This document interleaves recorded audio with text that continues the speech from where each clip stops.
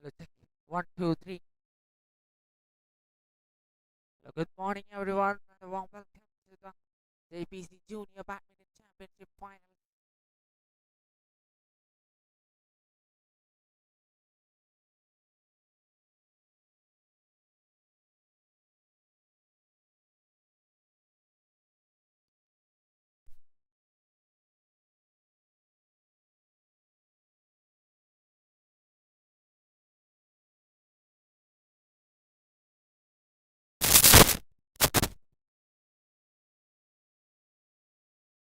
Good morning, everyone, and welcome to the Junior Badminton Championship Day 4, the finals happening at the Rajiv Gandhi Indoor Stadium, Kochi.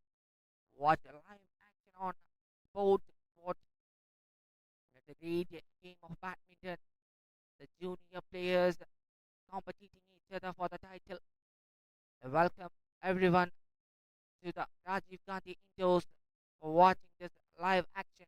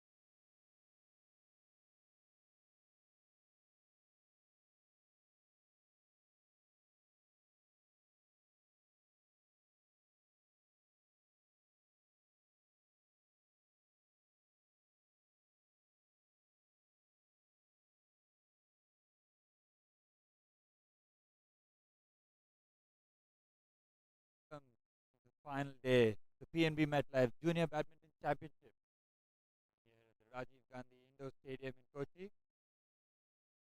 3 days of fantastic action. Now it's culminated to the final day. There will be crowned winners and unfortunately the runners up as well. Great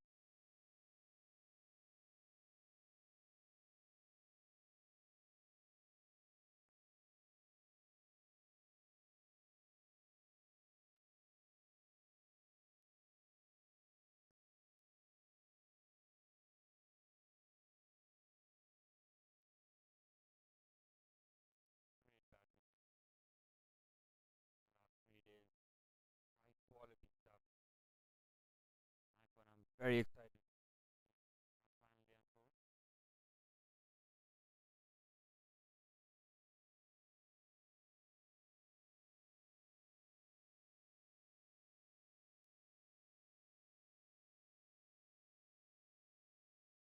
Final day unfolds. On all four courts here.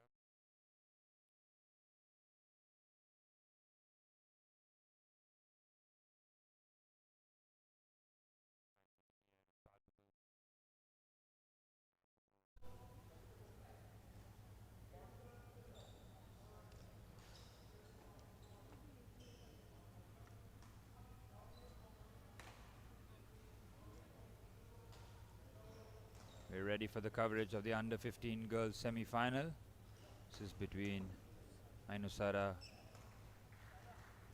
and Aksa Mary. Ainusara in blue, Aksa Mary in red.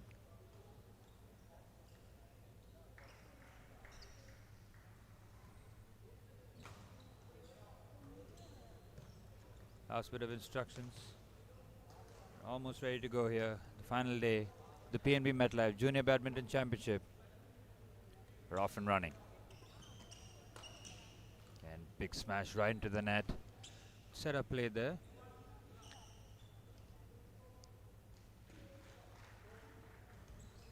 Mary serving. Excellent net play that.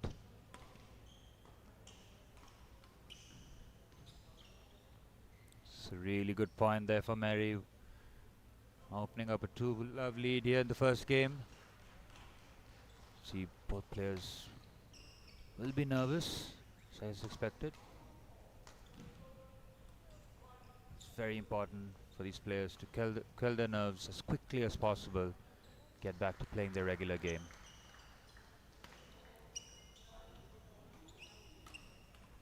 Very good pick up that. Very well played there by Mary.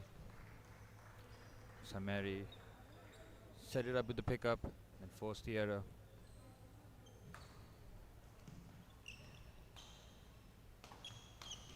And another smash right into the net. Ainusara just struggling in the early exchanges, really finding her range.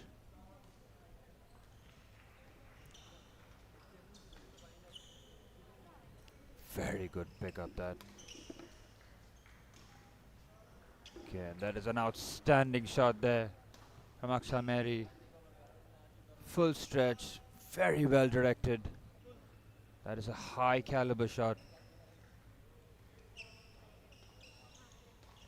Again, another point, quick point. Aksa Mary looks really comfortable on the court, full of confidence.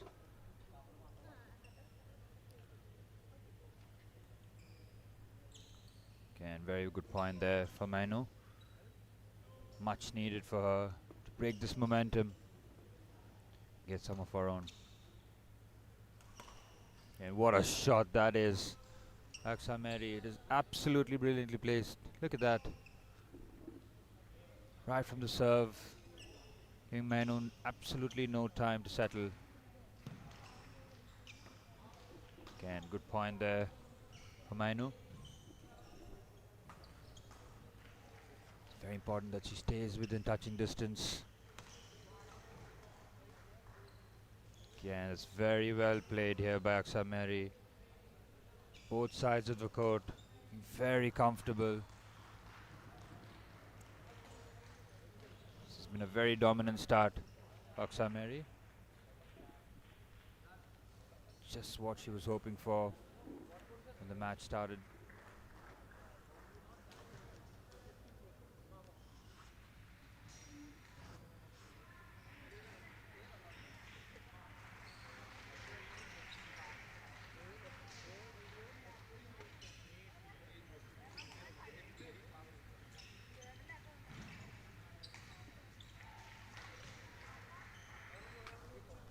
Again, we're back underway. Point there for Mainu. Oh, the 4-point deficit, she serves at 4-8. Very good pickup there by Mainu. And that is an outstanding drop shot. Mainu Sara. The disguise on that. Absolutely wrong footing. Aksa Mary. Now the deficit down to just 3 points. Again, back-to-back points here for Mainu Sara. See her confidence coming right back up. Reminder to those watching that the semi-finals and the finals will play to 15 points. Big smash, very good pick up there. She gets a little lucky. But it's 3 points in a row for Mainu Sara. She now serves at 7-8. It's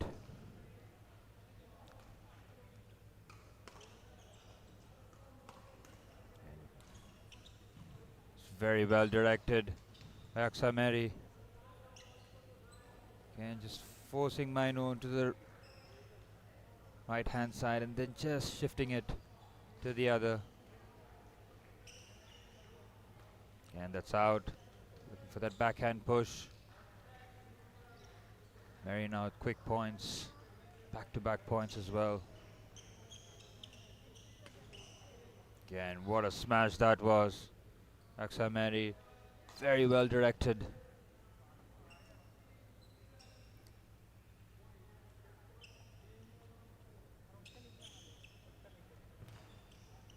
Again, brilliant smash. Mainu Sara absolutely nailing that. Very well directed. Plenty of power.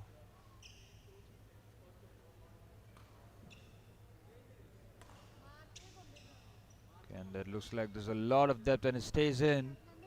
What a shot that was. These shots are very, very underrated. The ones that provide plenty of depth. It's all about placement. See the fighting spirit of Mainu Sara. Not letting go. She's been fighting deficit all game. Again, very well played. This is a very well worked point. Mainu Sara.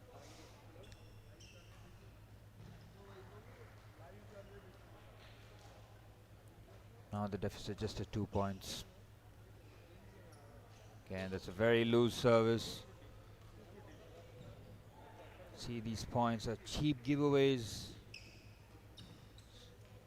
What a pickup that was. Again, this is excellent badminton. Mainu Sara is convinced that stayed in. The call was decisive. As Aksa Mary now looks to serve for the first game. And she does that. She does it very well as she takes the first game, 15-10.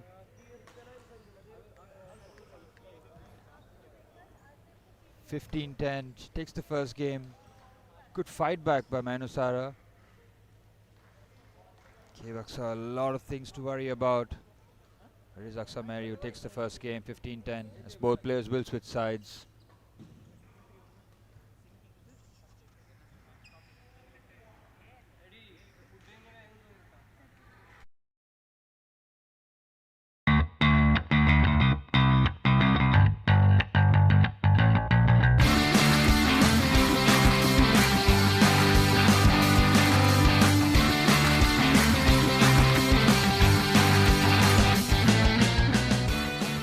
Basic movements are very, very important. How to get it from...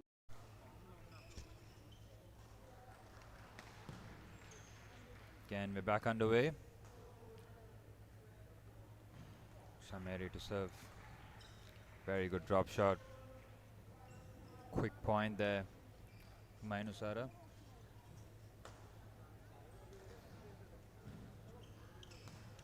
And very well played. Good setup. All comes from the serve. Then unleashes a fierce smash. And that's a little bit of a loose serve. Sameri pouncing on that. Quick points here in the second game so far. Again, we're back level here.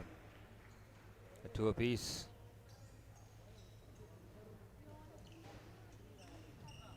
Standing net play by both players.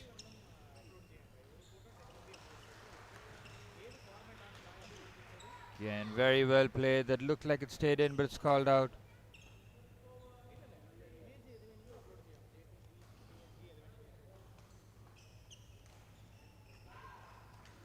Very good pick up there by Minus. Again, very good point. All comes from that pickup. It's all about the setup play, how your previous shot goes. That keeps you in position for the next.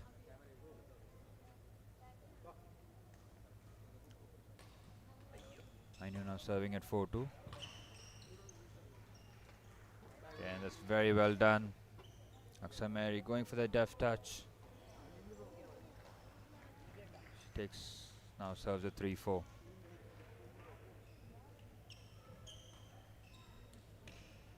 Good disguise there. Again, good point there for Aksameri.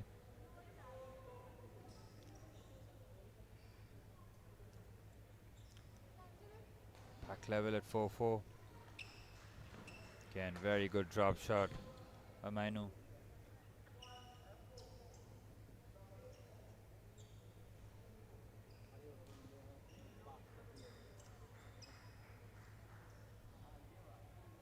Mainu now serving at 5-4. Again, that stays in. Good depth on that forehand.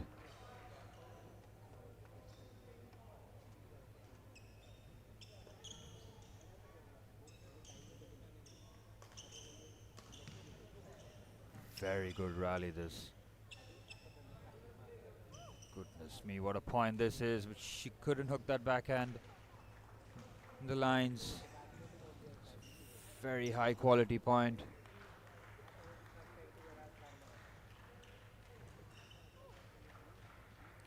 And that stays in. Very good depth on that shot by Aksameri. Again, very well directed by Manu. Just a flick of the wrist. Change of direction, so critical. Again, that's a brilliant forehand. Doesn't make the line though. Just outside. Again, good point there. Aksameri, quick point. Quick exchange there.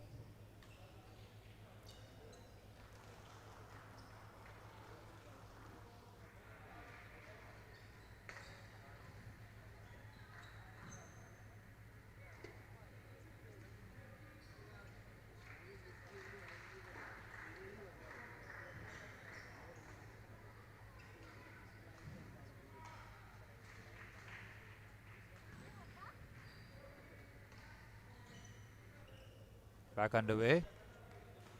Aksameri serving at 8-7. Again, what a smash that was. Perfectly executed right in the corner. No chance there for Aksameri to pick that up. Back level here at 8-8. And very good drop shot. Completely wrong footing. Manu there.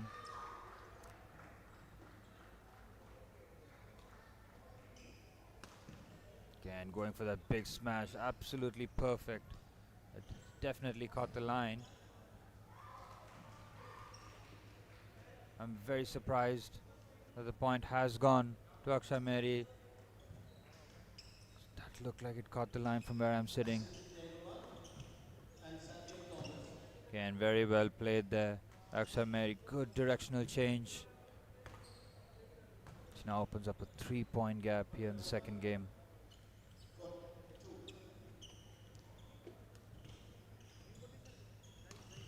Again, very well directed smash around the head. Very good power, good placement. Mainu now serves at 9-11. Again, back-to-back points here. Much needed for Mainu.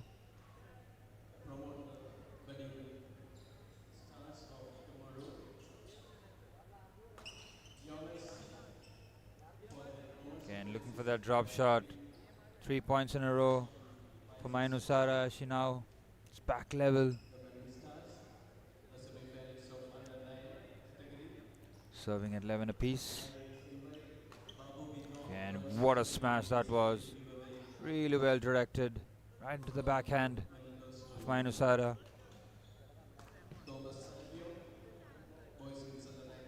Sameri now serving at 12-11. Again, what an out.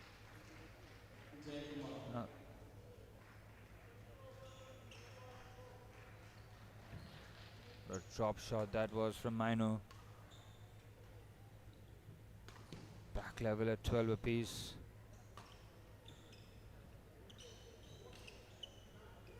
Both players engaging at the net really well.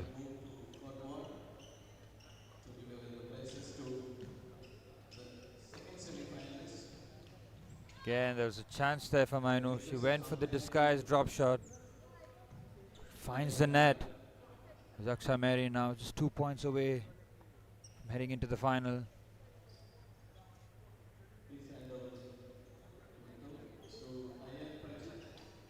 And both players engaging at the net. Good point there for Mainu Sara. This match so tight. Margin for error declining with every point.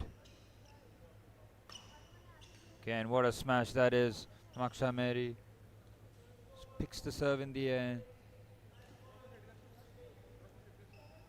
Now Mary will serve for the match.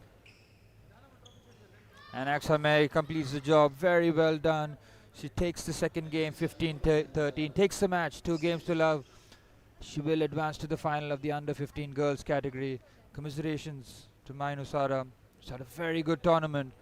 Just falls short in the semi-final hurdle.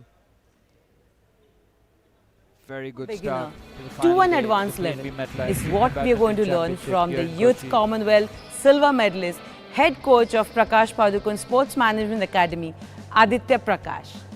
Hi Aditya. Hi. Aditya, there are 3 different stages to a footwork, you know, to getting the movement right, because kids really can't do what is called back running. So how do you do that from a basic to an advanced? Yeah, there are a lot of techniques involved. So we start off with the very basic techniques, and also it depends on the age of the children also. But broadly speaking, shadows, yes, is a must in badminton, because unless you have the right footwork, it becomes easier for you. But if in case you don't develop the right footwork, then you seem to put more energy on yourself, put more stress on yourself, and then so it's basically you have to be light on your foot. That is what we say, be light on Be your light feet. on your feet, and do not exert more pressure. Okay, just be light on your feet, or you can say, like, say, be on your toes when you are moving. So basically shadows is more to build your alertness, also your reaction time. Yeah. So that is for the advanced players, and for the beginners and intermediate is different. So maybe probably I'll just demonstrate and show it to you. That's the best thing. For the beginner level children, the first step for them is to learn to move front and back, which is only the half court. So there are few things which you need to remember here. For the right handers, your right leg is forward, and for the left handers, it is the left leg which is forward. And also one important thing is the racket readiness position and the place where you start off from. So you start off from the center, okay, move forward, again come to the center, a split second wait at the center, and then you move back. So at the back also, one aspect which is really important is when you play the stroke, your right leg actually comes forward. Okay, this is the one thing which you have to make it a point to follow. So now I am going to show how it is done. So you start off from the center. Okay, this is your readiness position, and then you move forward first, 1, 2, 3, and back to the center, a split second stop and then move back, 1, 2, your right leg forward and then again center and pause. Now we are going to do the same thing but on the backhand side, where you need to really correctly change the grip from forehand to backhand, and then when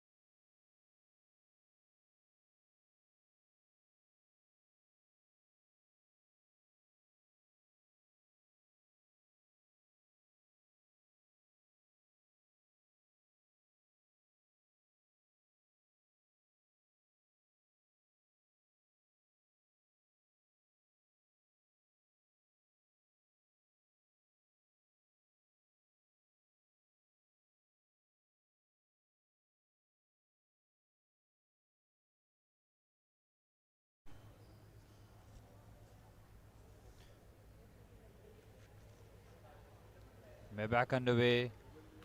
This is the under 9 girls semi-final. This match is between Nidhi Nair and TM Sanvika. Nidhi Nair in orange, TM Sanvika in blue.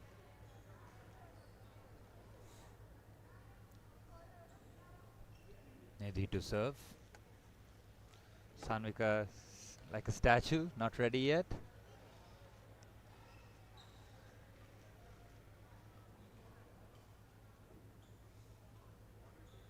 Now Nidhi will serve. Again, there's very good depth on that forehand from Nidhi. Sanvika backpedaling, making contact. Couldn't get that back into play.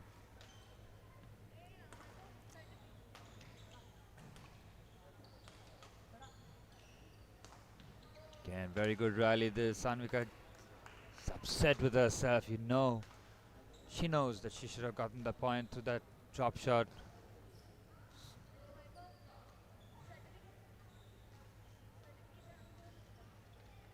Nidhi serving a 2-love. Very good drop shot there. Nidhi at full stretch. Couldn't lift that over the net.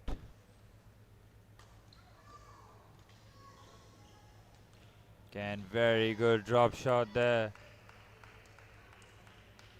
Point was very well set up by Nidhi. Then the drop shot to finish it.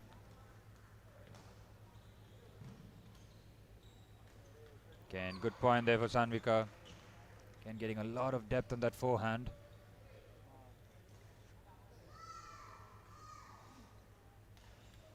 Sanvika now serving at 2-3. What a shot that is. Nidhi with the change of direction. Sliced forehand. And back-to-back points there for Nidhi Nair.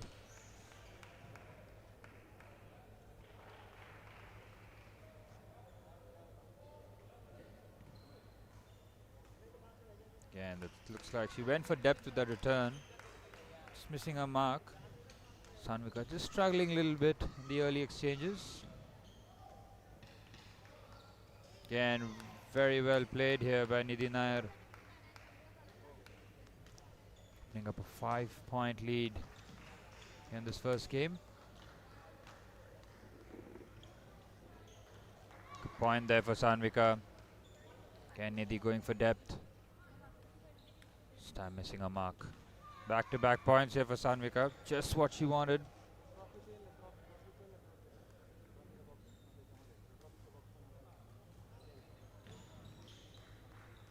And that stays in.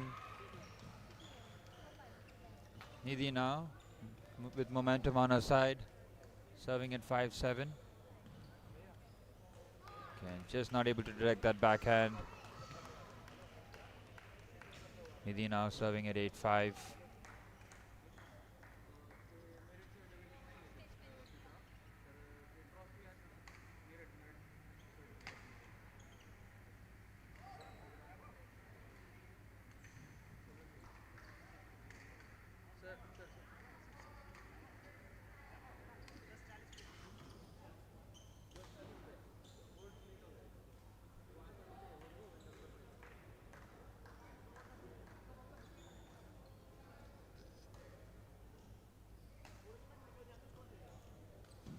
Back underway. Nidhi serving here at 8-5. An excellent drop shot there by Nidhi. Sanvika full stretch. Unable to make contact. Again, very well played here by Nidhi. The setup is excellent. The finish emphatic.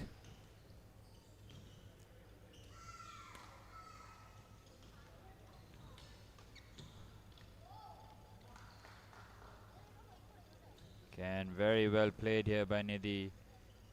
See Sanvika just struggling with the depth of the shots that Nidhi has been playing.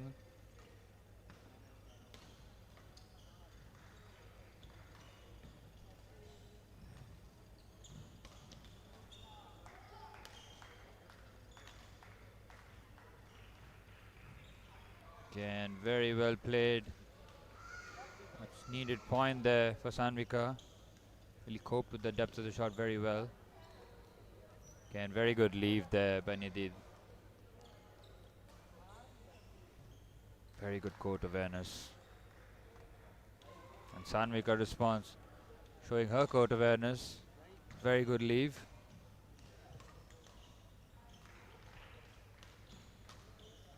Very good smash there by Sanvika. Generating plenty of power in that. Again, good shot there. Very good point there for Nidhi. Nidhi now serving at 13-8. 2 points away from the first game. Again.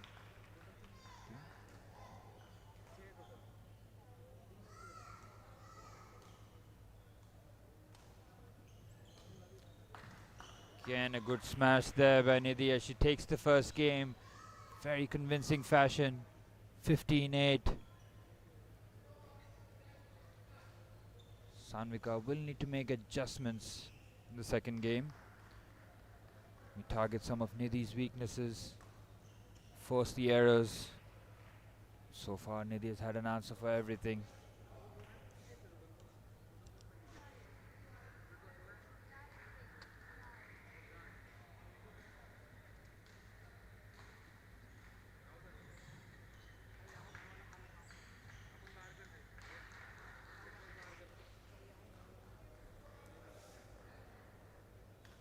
Back underway with the action here. Nidhi Nair serving. Again, early point there for Nidhi.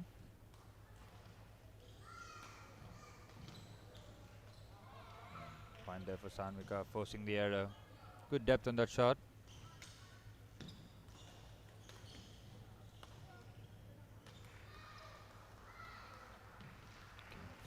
Very good rally this. Tried to hook that back in. Just missing a mark. Nidhi now serving a 2-1. Back-to-back points here for Nidhi.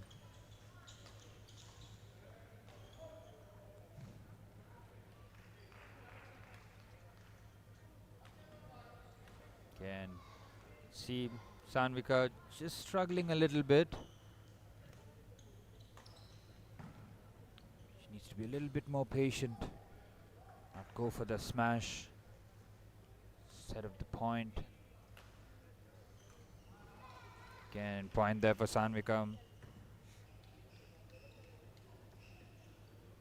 Cutting the deficit down to 2 points.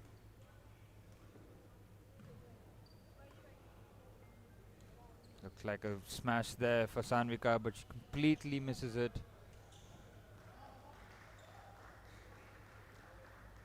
Nidhi now serving at 5-2. It's called out.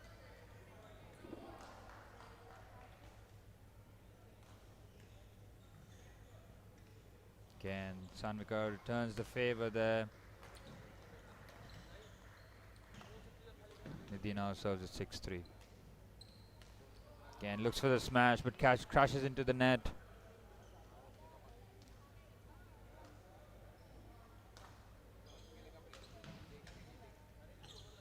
Again, another point just given away from the serve.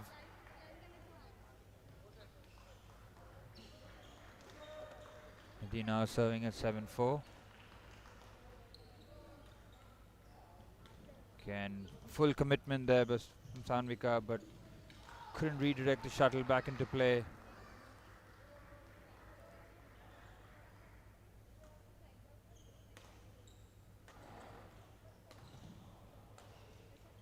Nidhi looks very comfortable and confident on court. Sanvika just struggling a little bit. Confidence. Just to clear her head as quickly as possible. Just focus on the next point. Nothing too far ahead.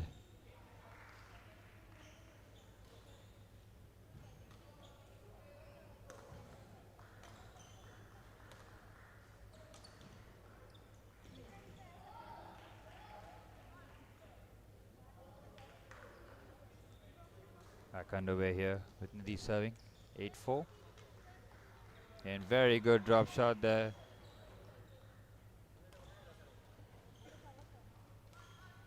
Sanvika will be looking for the next point. Again, very well directed. That forehand was pinpoint. Nidhi.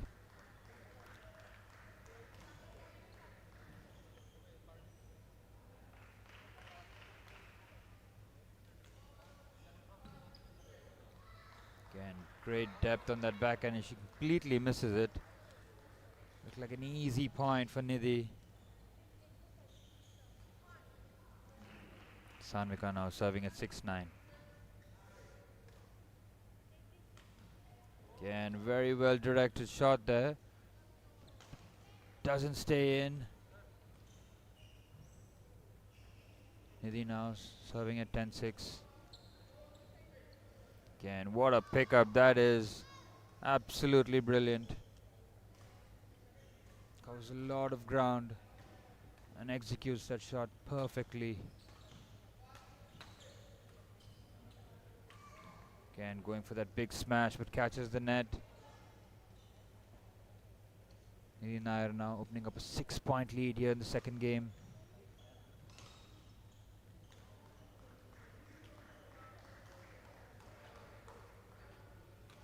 Yeah, it should be an easy smash, but she gets a little too carried away there. Completely misses her mark.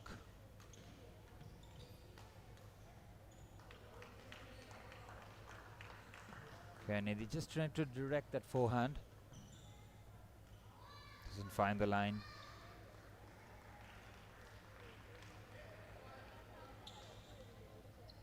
Again, very good pickup. Sanvika going for that direction change. Once again, not finding it, as Nidhi now will serve for the match.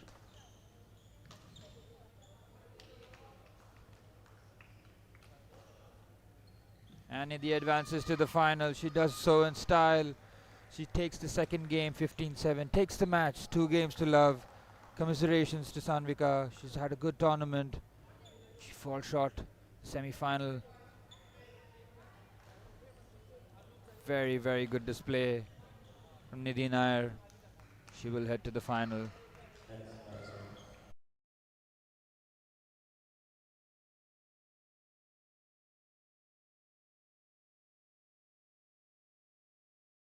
Executing the stroke also, you will play with the backhand grip, a backhand lift.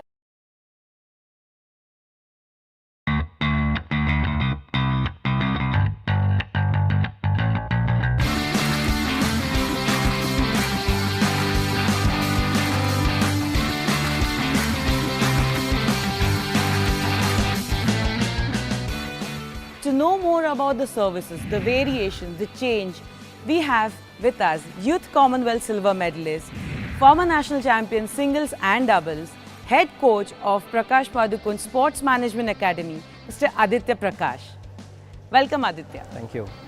Aditya, with the game pattern changing, the services have evolved. Earlier, we used to have the high service, the low service, and there was a parallel service, which is no more now. Why is the change? The change, I think, like as you said, previously the game was a bit more of a technical game. It was more of accuracy and consistency. So it was not much of a attacking game then. But now I think for the past a decade, it has changed. So the players are more aggressive now. The pace has increased. So there is a lot of power involved. So I think the change is because of that, and also sometimes maybe you can also say the scoring system Yes, which has which is highly changed, Yeah, yes. so that also plays an important role, because previously it was a 15 points format where the side over. Yeah, the side over where you were getting points only in your service. But So now you make a mistake and the opponent gets a point. yeah. So I think that also plays a major role, and also what happens like now at certain international levels where you have the AC, there is drift. So then doing a high service, sometimes you don't have that much control. If the because- AC vents are right behind the baseline, it pushes the shuttle forward. Yes, so maybe because of that, but also sometimes the women's singles still use the forehand high Yes, service for to a change great is what we extent. see. Yeah. So, but I think it's mainly if you serve high, you give the opponent a chance to attack at the first stroke itself. So then instead of you giving a chance and you getting more defensive at the start, probably you serve low, which is not a very high risk involved.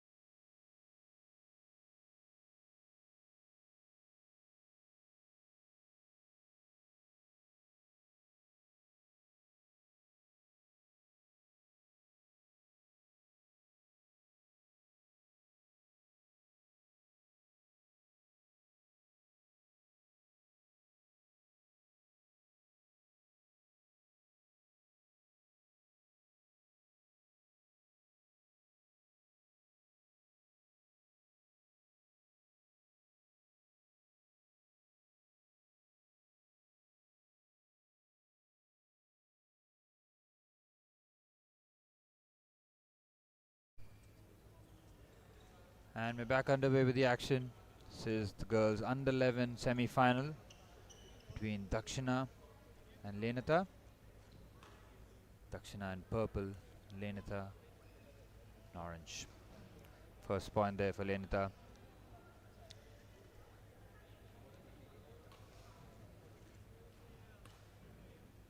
Very high serve there. Again, going for that pickup. Very well set up there by Lenita.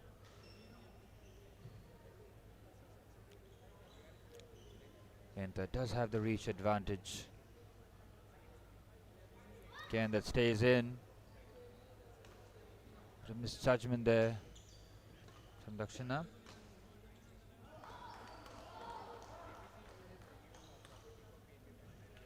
Again, going for that smash. Very well executed. Dakshina gets her first point of the semi-final.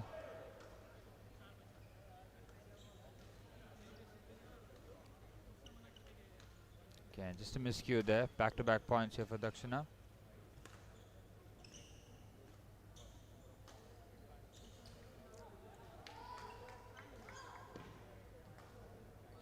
Again, very well played there.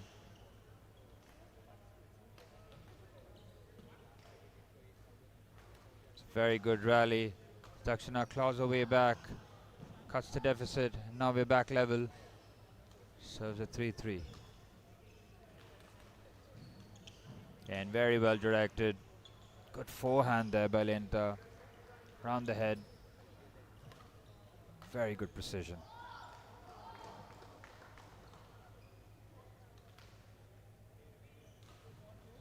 Again, that's a serve that just goes out. Dakshina serving at 4-4. Again, looks like it just caught the tape of the net and would go in. Falls back into her own court. And a miscue there from Dakshina.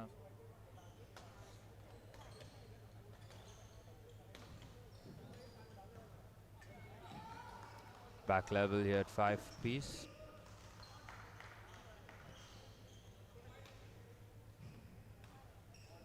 Again, very good leave here. Few sloppy points in the early exchanges.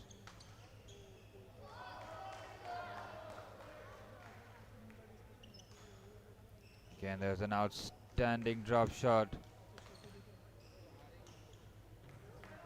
Completely flat-footing Dakshina.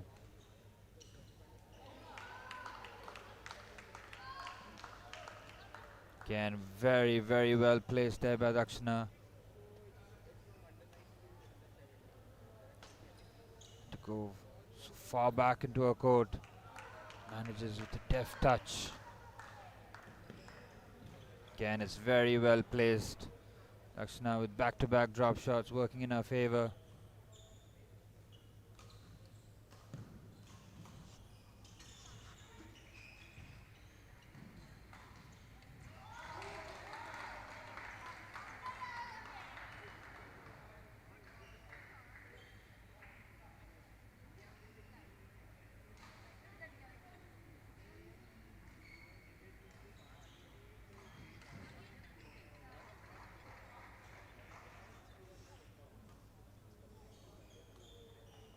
Back underway with Dakshina serving at 8-6.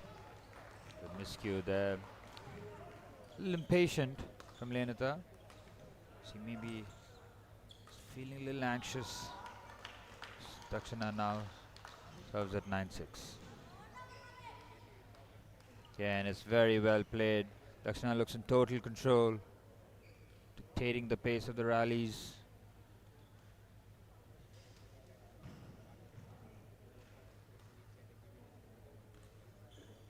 And another point goes Dakshina's way. Lenita just needs to focus on the next point. Force an error from Dakshina. And once again, just not making the right amount of contact.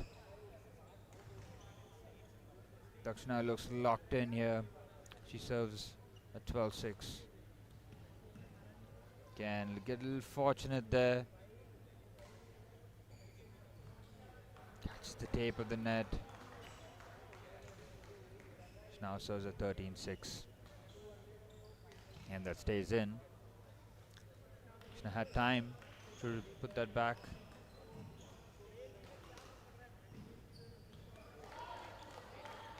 Again, a very good drop shot there by Lenita. Cuts the deficit down to 5 points now.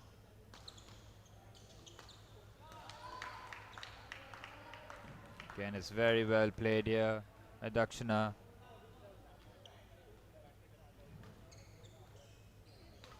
Very proactive badminton, you can see. Very strange decision that. Just convinced Dakshina had that point, but it's Lenita serving at 9:13 and a very good smash right down the middle. Lenita now serving at 10:13. Good depth on that serve. Again, it's very well placed there. Outstanding backhand, Dakshina. She now will serve for the first game. Again, it's called out, and Dakshina takes the first game, 15-10. Very convincing fashion. She's been in total control. It's been a bit of a struggle for Lenita. She will need to make necessary adjustments. Force some errors from Dakshina. Get some smashes herself. Get the confidence going here in the second game.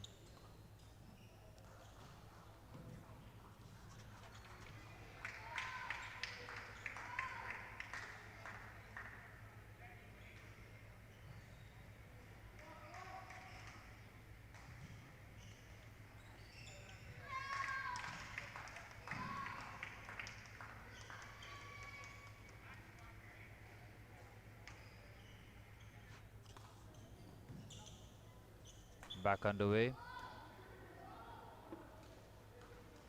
Dakshina to serve.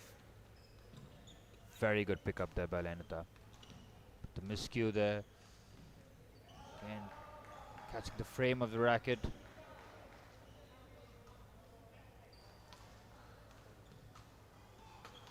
Good pickup there by Lenita. She should smash this, but she completely misses it. Fortunate point there for Dakshina, but she wouldn't care.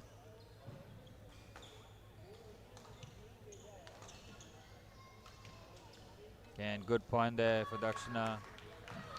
Very good forehand.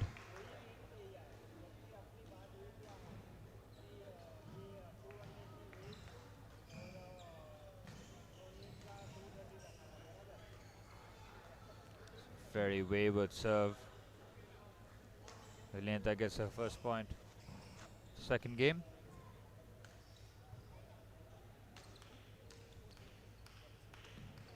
Again, that's a good return, but doesn't stay in the line. Back-to-back points for Lenita.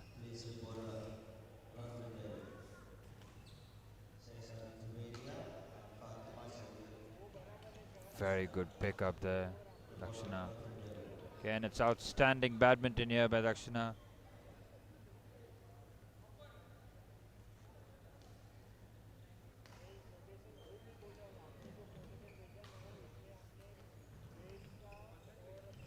Lenita just going for that drop shot. Couldn't clear the net.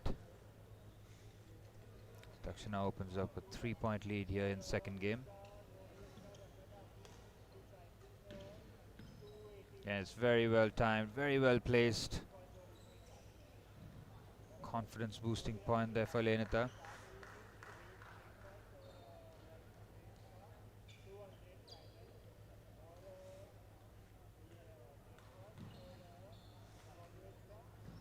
And back-to-back points here for Lenita.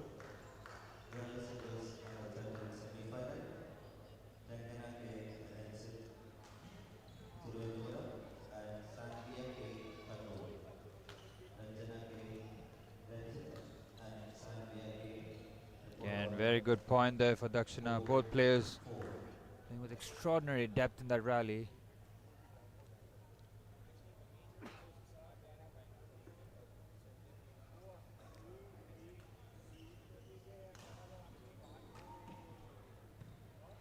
Another point there for Dakshina.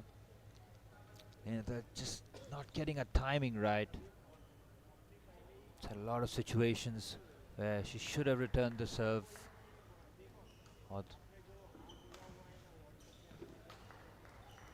Very good pickup. Again, very good point there. Lenita, very well done.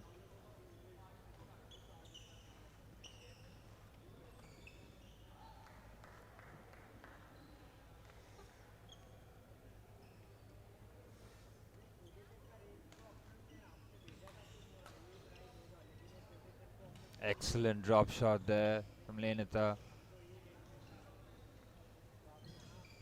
Dakshina's at full stretch there.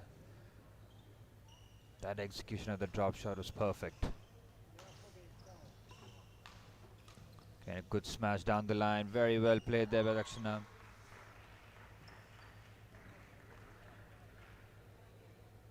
Again, this forehand smash is such a lethal weapon. If you get it right, it's an unstoppable shot.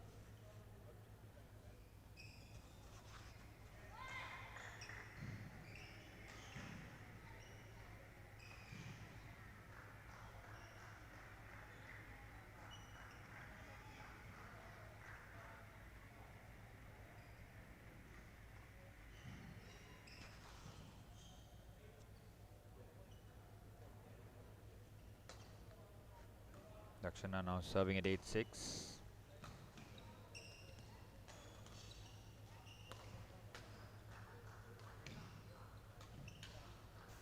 Very good rally this. What a pickup that is. Stays in. Very good point there for Lenita. She had to work very, very hard at that point. High quality rally.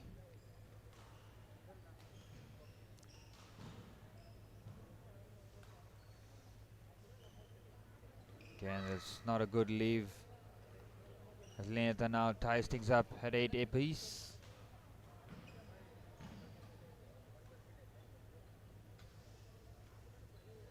Lenita now serving at 8.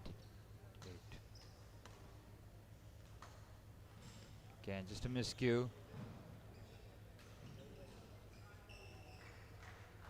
Dakshina now takes the lead, serving at 9-8. Should be out, and it is. The quick points here for Dakshina. Again, an outstanding drop shot there. She places it absolutely perfectly. Lenita had no chance.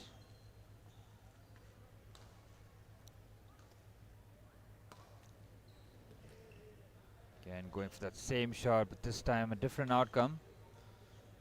So it crashes into the net. Lenita now cutting the deficit down to 2 points. She serves at 9-11. Again, a lot of depth in that forehand. Very well played. Again, good point. Another response immediately.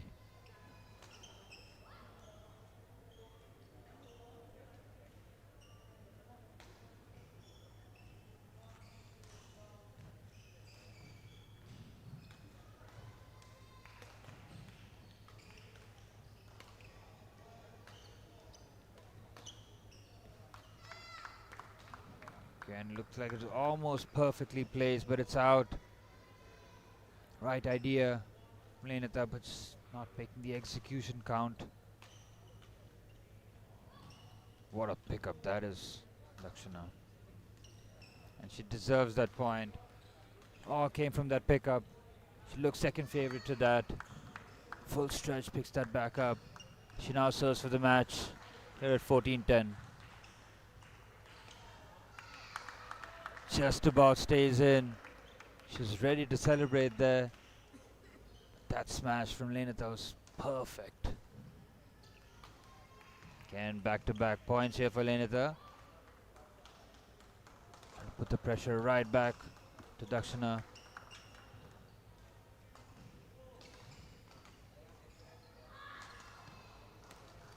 What a smash that is. She plays that absolutely perfectly, and the power.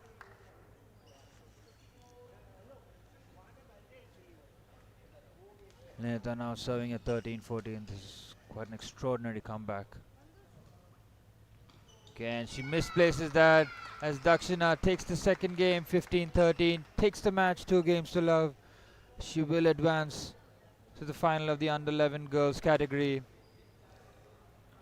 Good effort from Lenita, but she eventually falls short.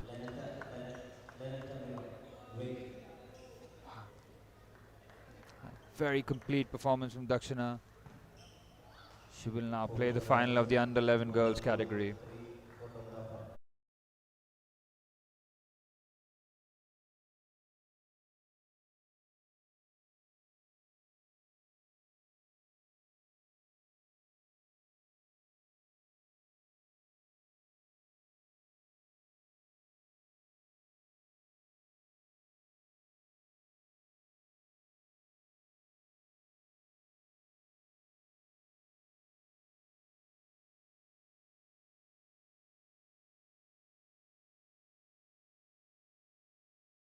Chances to attack also at the beginning. So I think that is a main change which has And a taken. big change, Aditya, as we were discussing earlier, the backhand serve that has come into singles. Yes, yes, yeah. So that, like I said, it is mainly because you don't want to give the opponent a chance to dominate the rally at the start. So you just want to keep the shuttle down, okay, as far as possible, force the opponent to lift, and then so that you can smash and So you are create attacking an from the opening. point Yes, exactly. This is what we've learnt about the service from Aditya Prakash, and sure he's going to show us more with his racket on the court. Let's go and see that. Hi everyone. Today we are going to learn to do a backhand low service, which is the first thing you teach to a beginner level child, because the shuttle and the racket are almost close to each other. So this is how you do a backhand low service. So while I am doing the backhand low service, there are few points which you need to know. Like the first one is you need to hold a backhand grip, okay, and then for right-handers, preferably the right leg is forward, and for left-handers it is the left leg which is forward, and you hold the shuttle with these 2 fingers, okay, which is the index finger and the thumb finger. So just hold the shuttle light, and remember the rule which says 1.15 meters from the ground, which is almost your waist level. So your stance is pretty much away from the line, because you should not touch the line while serving. So this is your stance, okay, the shuttle and the racket in close proximity.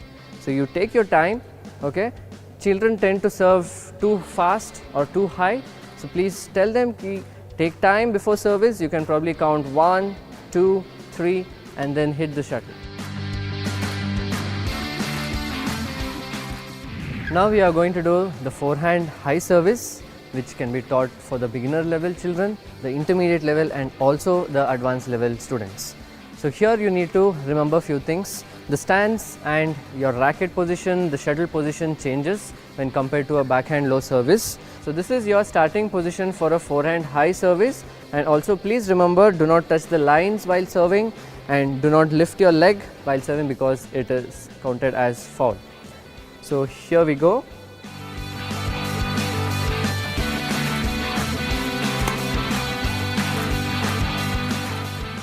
So it is really important for you to shift and transfer the body weight to the front leg, okay. Right now the body weight is on the right, so you just drop the shuttle, okay. Do not move your hand front or towards the side. You just drop the shuttle just before contact and give the shuttle the height. I'm sure now that you have learned the easier way to serve. You've learned the do's, the don'ts. The don'ts are very easy. Don't drag your foot, don't step on the line, no lifting your leg. The hand swing has to be in one motion. So very easy things to learn, right? Hope you've already subscribed to our channel PNB MetLife JBC Bootcamp. Like, share and comment. And keep watching this space for more tips and techniques on badminton. मिलकर life आगे बढ़ाएं।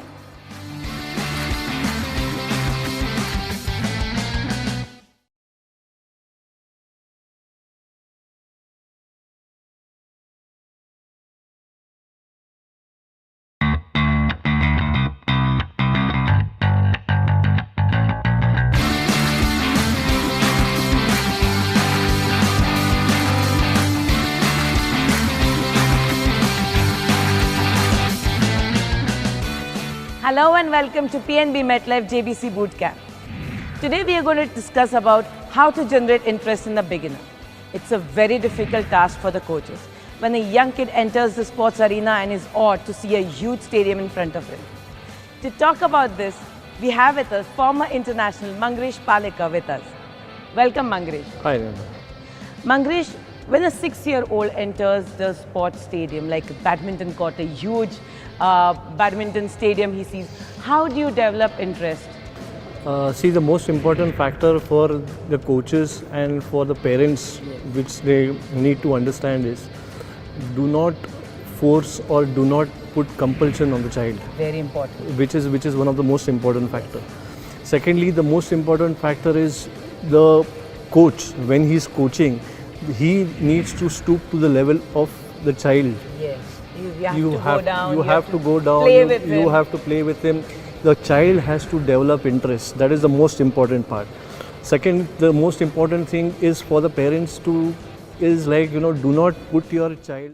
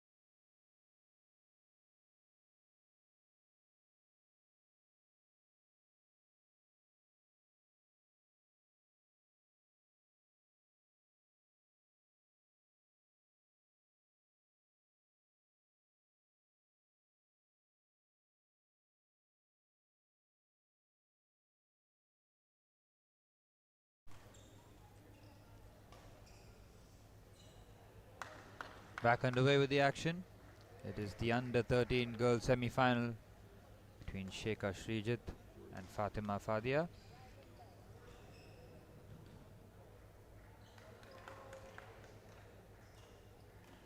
Just about ready to go here.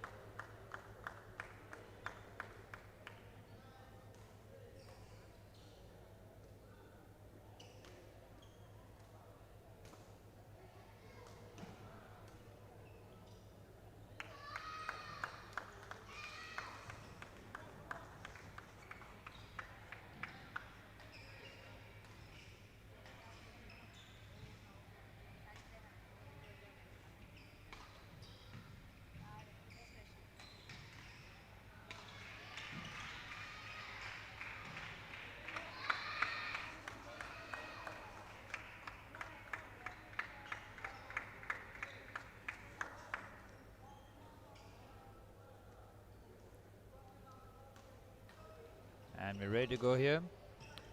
Fatima will serve. Ashika will receive. And quick point there for Sheikha. Fatima to advance to the net.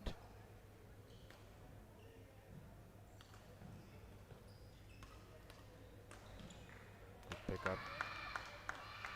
And Sheikha having to backpedal. It's a very strange shot there from Fatima. Like she was in total control of that point.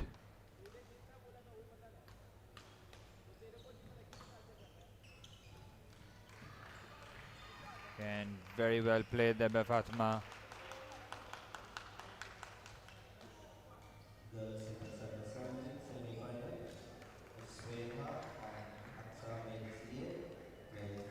Again, very well played.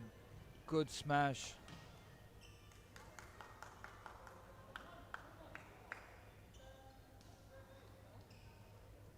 Fatima now serving at 2 each.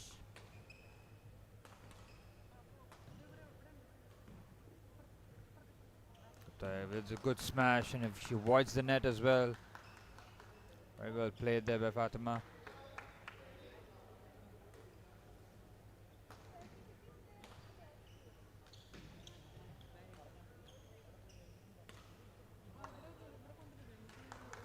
Again, a lot of depth there. Very good forehand. Goes for the smash. Again, very well played there by Fatima Fadia. Does really well. The backhand push.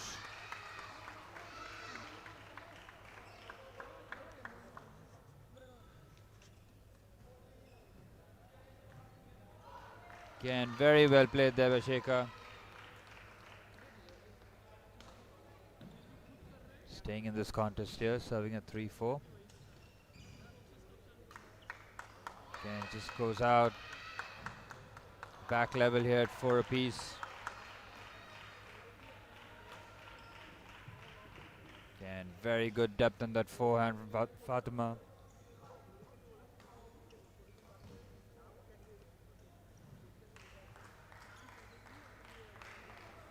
Another point there for Fatima. Back-to-back points.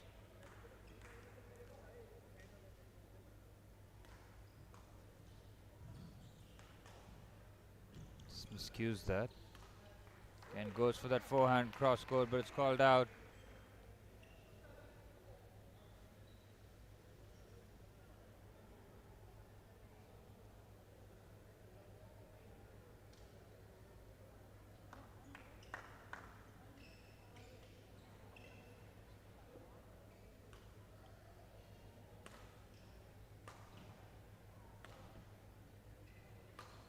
Good smash, very good pickup.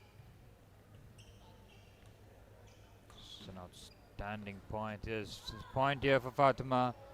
Really good effort there by Sheikha during the point.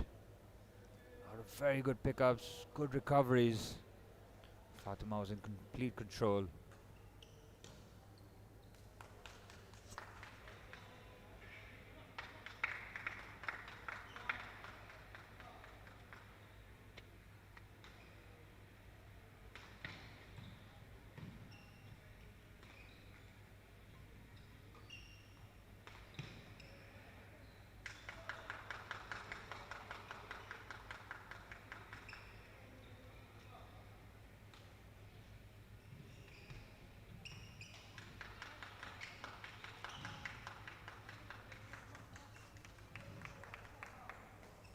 Back underway here with Fatima serving at 8-4.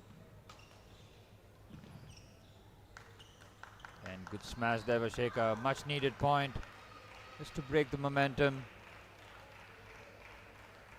She now cuts the deficit down to 3 points. And it's a wayward smash. She's disappointed with herself.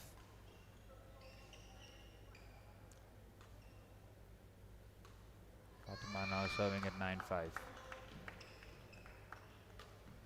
Again, a very good smash there. Fatima now opens up a 5-point lead here.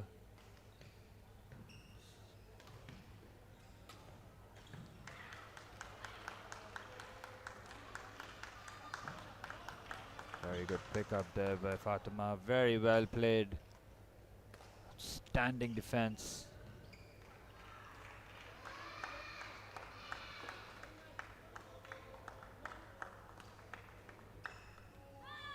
And what a shot that is. It is absolutely brilliantly timed, brilliantly placed.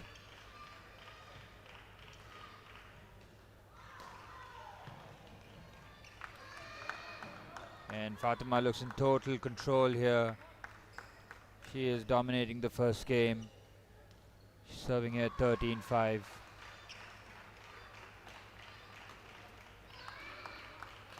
And goes for that smash, very well executed. Fatma's really enjoying herself on the court. She plays very high quality badminton.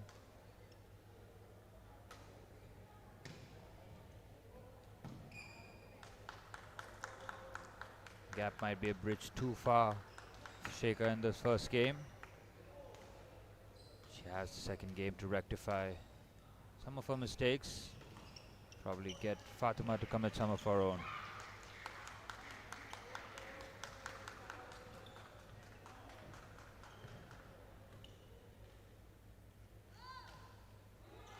And it's just called out. A very marginal call that.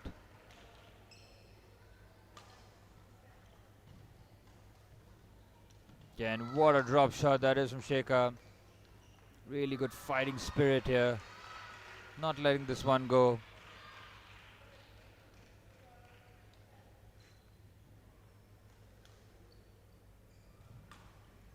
Again, you can see Fatima just trying to end the point as quickly as possible to wrap up the first game.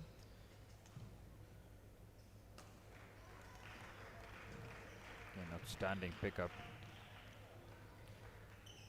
Goes for depth and succeeds as Fatima picks up the first game. Very convincing fashion. Takes the first game 15-8. Very commanding display.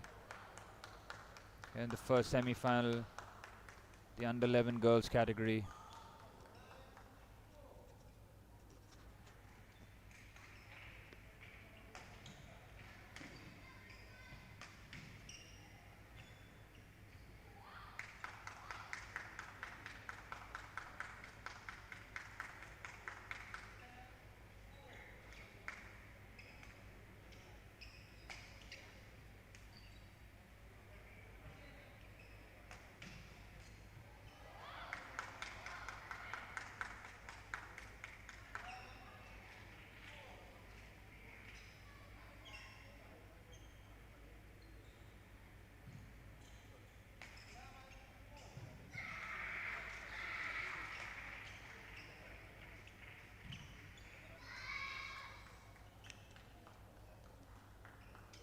Back underway with the action. Next match on court 2, Fadia to serve. girls singles under 17 semi-final. Swega is representing India. Very good pickup there by Fatima. And Very well played. Satyajit Ernakulam.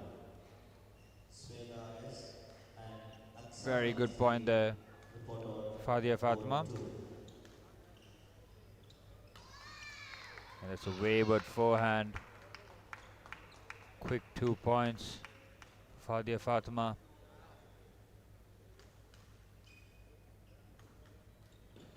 Good disguise on that forehand. Very good pickup though. Then goes for the forehand smash and she executes it absolutely perfectly. Right in the corner.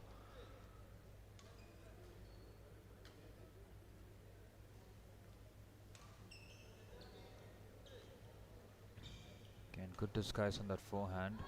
This time very wavered. Fadia Fatima now races to a 4-love lead here in the second game. Girls singles under 17 semi-final. Again, that stays in. Just misjudges that. And Neha Sehaj Fadia Fatima now is up a 5-point lead.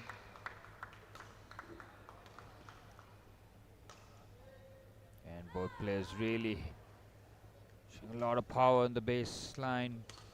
Fadia now opening up a 6-point lead. Shekhar needs to do something here to stop the momentum.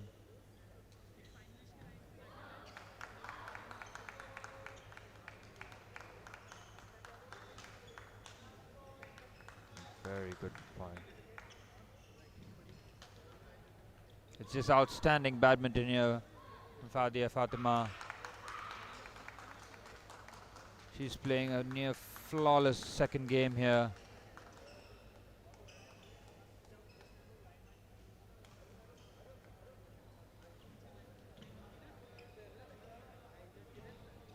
Again, getting so much depth.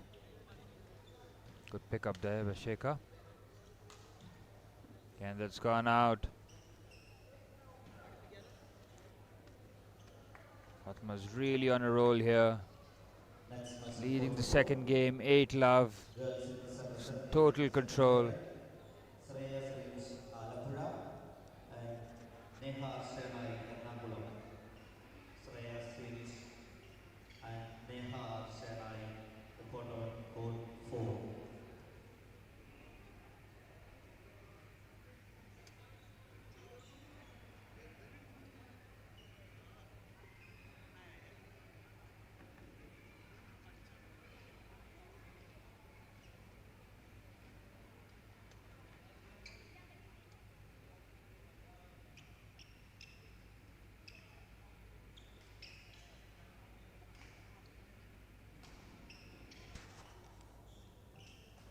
Next match boys singles under 15. Fatima now serving at 8-love. Stays in. Another point there for Fatima. Ernakulam and Fetipino Kottayam get ready. Again, a lot of height on that serve. And good play there by Shekhar. She opens her account of the second game. Better late than never. Again, good depth on the forehand from Fadia. She goes backpedaling there. Not enough power to return that.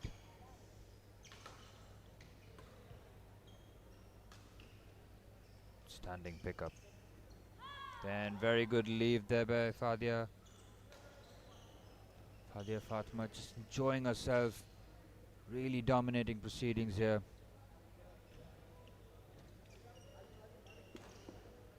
Good pick up there by Shekhar. It's outstanding badminton here from Fadia Fatima. She's really putting on a show.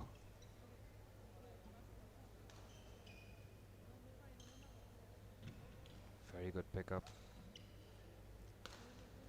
Goes for the smash and she nails it. So much power. Fatima now leads 13-1. Again looking for the disguised forehand. As Fatima now will serve for the match.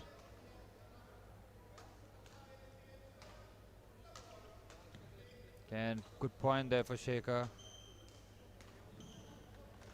She just might be delaying the inevitable. Again, an outstanding smash right down the middle. It's a near perfect game from Fadia Fatima. She takes the game 15-2, takes the match 2 games to love. She will move to the final of the under 13 girls final. Boys singles under 15 semi-final. Commiserations to Shekhar. Been a very tough morning for her. She will learn. She will come back a stronger player. So we'll be back with the action very shortly. In different sports, because what is happening is nowadays you are seeing the parents, like, you know, they are putting their child in one sport, like, you know, football, polo, like, you know, cricket, badminton. Yeah. So one sport, and the concentration of one sport is not there. So the most important thing for parents and for the coaches is, like, they need to first stick to one sport. Most importantly, they need to believe and have trust and faith in the coaches. Very important. Very, very important. Secondly, they want quick results. So they keep switching on and they keep shifting those things. The most important thing is we have to understand that it is, after all, a child. The children have got a psychology. How much ever you try to inculcate whatever skills and knowledge you have, as a coach you possess, to a certain extent they can. So you need to go to their level to make them understand, to make them to develop interest. That's how you... And also I believe, Mangaresh, there are, children are different. You know, so every child has to be treated differently. Absolutely. So if I have put my kid and my friend has put her kid, I cannot expect the same results in both the kids. Yes. One of the most important factor which what happens is we need to stop comparing the children. Exactly. We need to first stop comparing. The thing is, okay, my child has reached to this level, my child has reached to the state level. Yes. So why not? Then what happens is, then if he has done this, why can't you? Yeah. So that's how the pressure starts. Exactly. That's how the pressure, and once the pressure builds up, then you cannot perform. That is the most And important also, factor. I think for a beginner, we start with a 6-year-old kid. Yes. Between 6 to 7, and those, you start with those children, but we do not give them drills which will give them high intensity type of. Just we get them to use a shuttle. Shuttle, We just introduce it's them like to a shuttle racket. throwing. It's Yes. basically We it's called throw a shuttle. shuttles Yeah, basically at them, it's so they exactly. get to hit Correct, them. correct. That's a very good piece of advice, Mangresh. Thank you so much. So now that you know that what beginners have to go through, parents, you have to do the bit for your kids. You have to trust the coaches. You have to give a lot of time to your kids.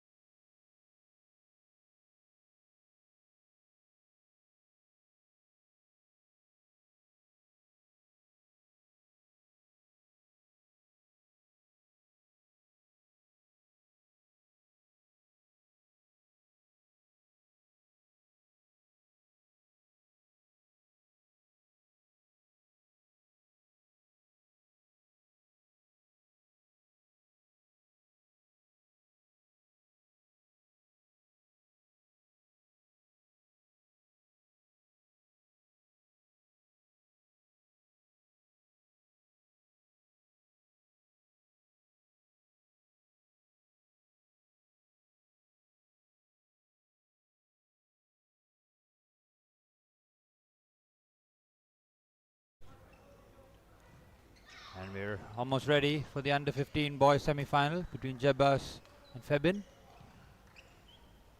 Jebas in blue, Febin in black. Again, quick point there for Jebas.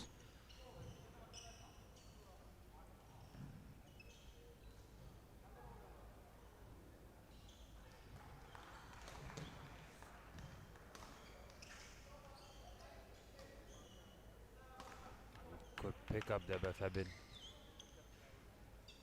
Again, very good judgment there, Jebas.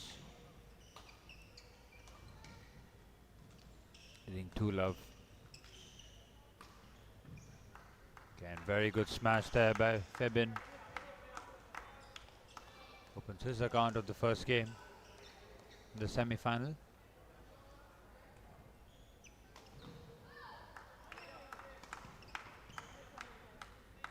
And goes for that directional change. Miscues it a little bit. Back level here, 2-all. Again, very good play there by Jebas. Very proactive badminton there.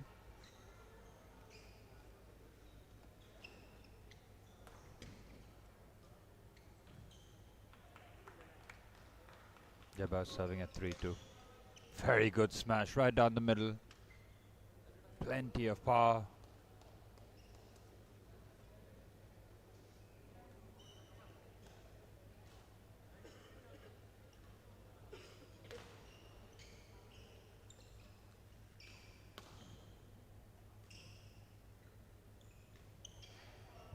Great depth there. Very well played there by Febin. Set up the point very well. Forcing Jebas back and then with the smash.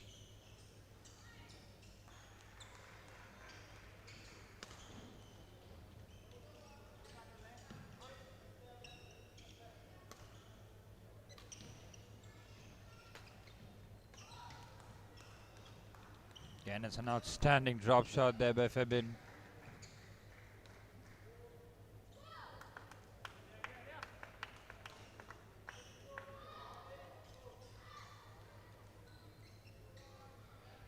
Again, Jabba's getting a little lucky there.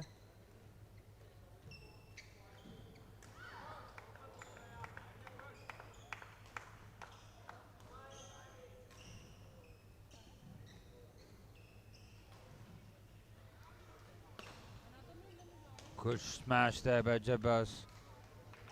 Goodness me, the amount of power he generates.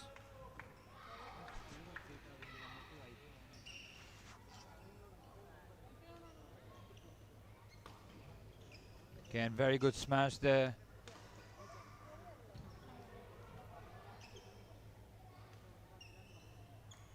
Febin now.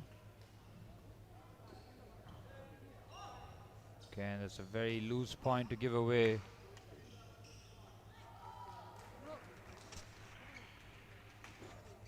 Again, another point there for Febin.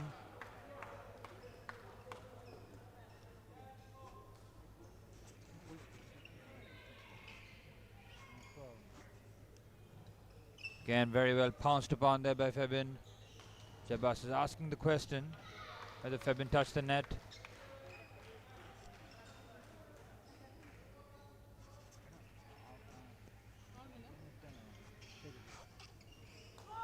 Again, that's called out. Good judgment there by Jabbas. Leads 8-7 here in the first game. Both players just a bit tentative, you can see. It is the semi-final after all. The nerves hit an all-time high. It's how you combat these nerves. Play with confidence. Let your training and your dedication take you through the game.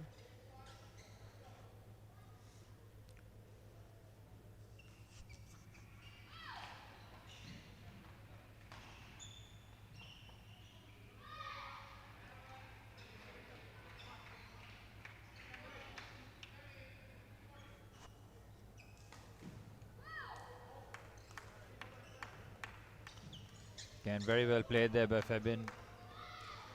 Just pouncing on that shuttle. Backhand there. Again, what a smash that was from Jabbas. He generates so much power. Pick up from Febin shouldn't be forgotten there. The way he adjusted his body and flicked his wrist. Could get that over the net would be a different story. Again, Jabbas going for that disguised forehand. Doesn't clear the net. Back level here at 9-all.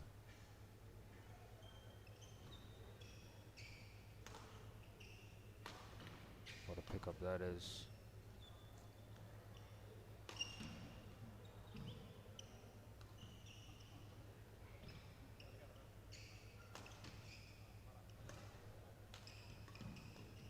My word, what a rally. This is scintillating badminton. What a rally that was. Both players playing out of their skin in that point. What a spectacle this is going to be. Jabbas now leads 10-9.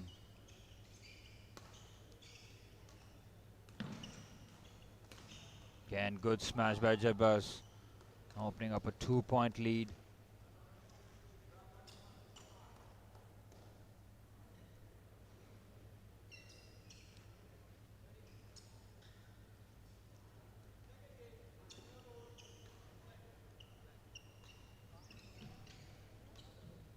Again, you can see Febin going for that disguised forehand. Trying to change direction at the last moment.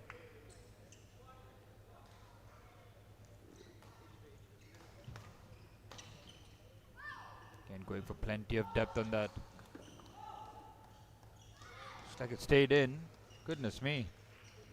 It's just been a very, very marginal call from where I was sitting. Looked out. Obviously, the official has a better view than I do. This time it's called out. Febin now serving at 10-13.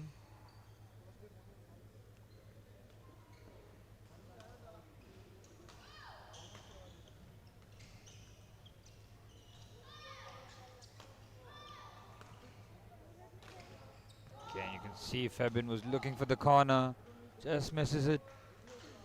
As Jebas now will serve for the first game as he leads 14-10. And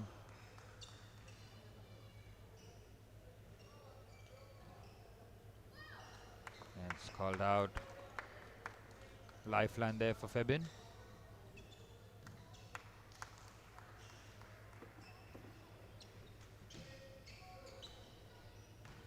Good pick up there by Febin. Again, both players engaging at the net. And Jebas takes the first game, 15-11. He has looked the better player. The scoreline reflects that. A lot of work for Febin to do in the second game.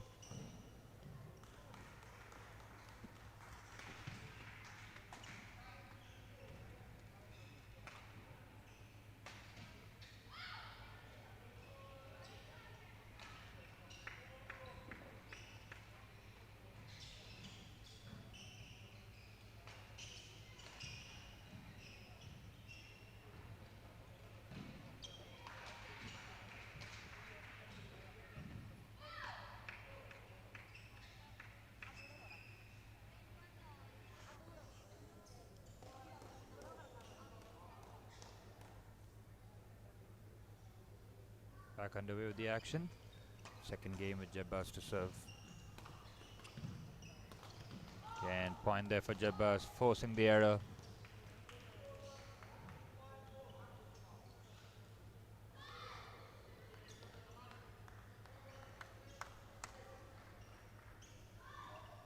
And both players engaging at the net this time. Febin gets the better of Jebas, that exchange.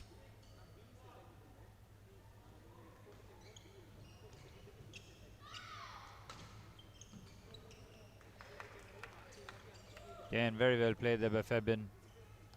Could pick up, then engaging at the net.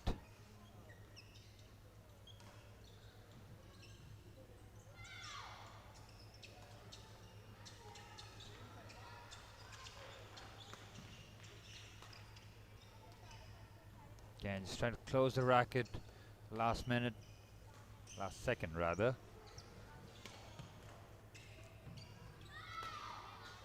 Jebas now serving at 2-all. Again, very well played. What a pickup that was, Febin. And both players engaging at the net. Febin gets to the lead here.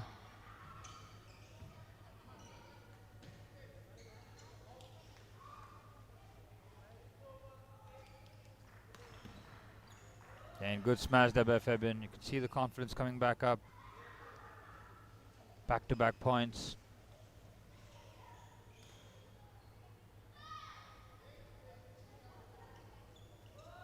Another point there, 3 on the bounce.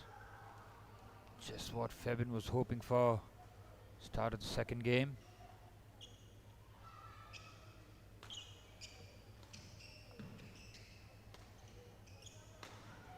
Good shot there. Very good smash from Jebas. He generates so much power with those smashes.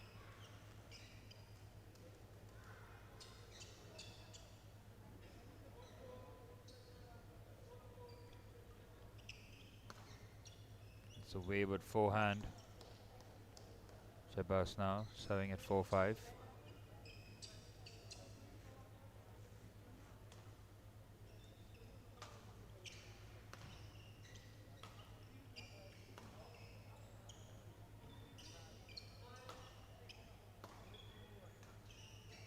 And it's a very good leave. Very good court awareness there. Jebas.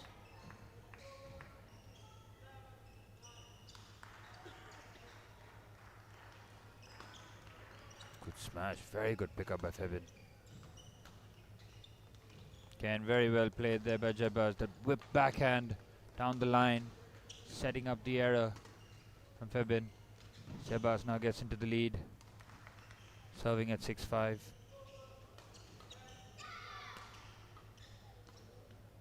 It looks like a wayward forehand, and it is. This looks rushed here, Febin. Jebas plays with such intensity and pace. Can unsettle players.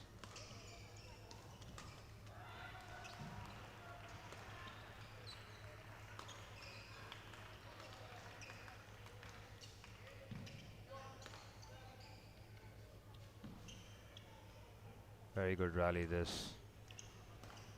Febin looks to set up the smash, does really well. It's a very good leave as well.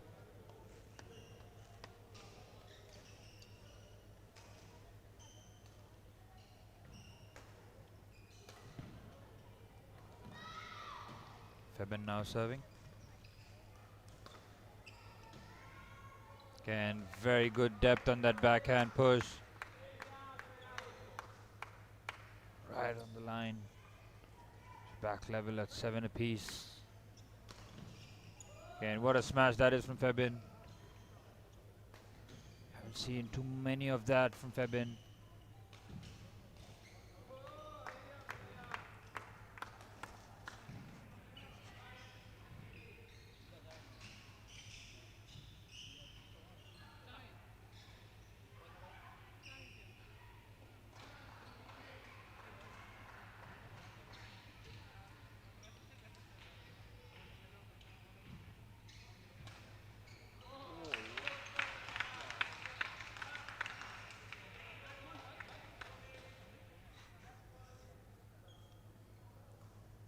Back underway here with Febin to serve at 8-7. And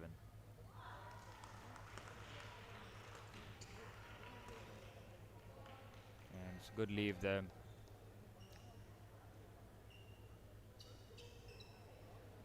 Jabba serving at 8-8. Again, not very well judged there by Febin. Very good depth on the backhand from Jabas.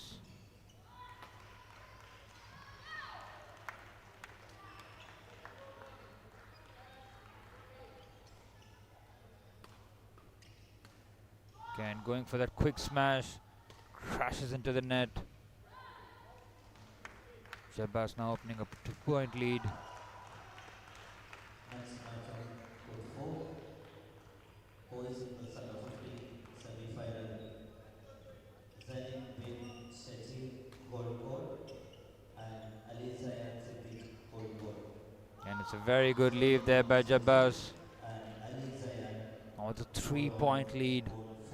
serving at 11-8.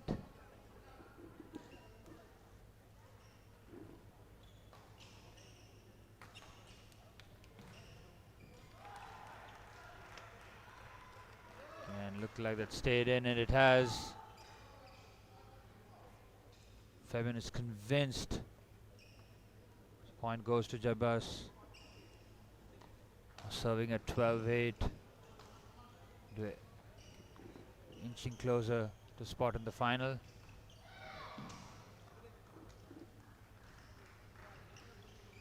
And both players engaging at the net. Boys plus under 17 semi-final.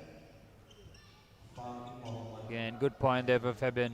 Ayush Rasid. Much needed point for him. So he looks to claw his way back into this contest. A lot of work still to be done.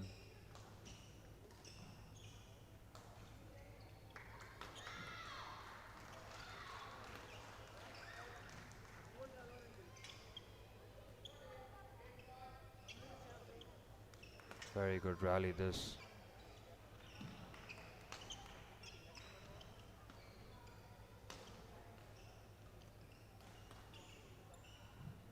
Excellent point there for Febin. Really worked very, very hard for that. The gap now is 2 points. Febin serving at 10-12.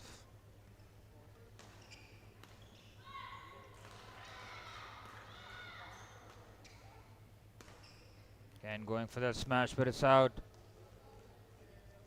Jabas now just 2 points away, making his way into the final.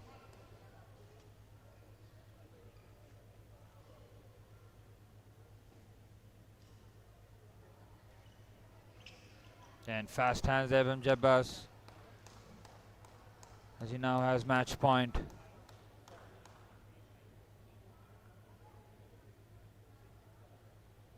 Febin needs to just focus on the next point, not think too far ahead.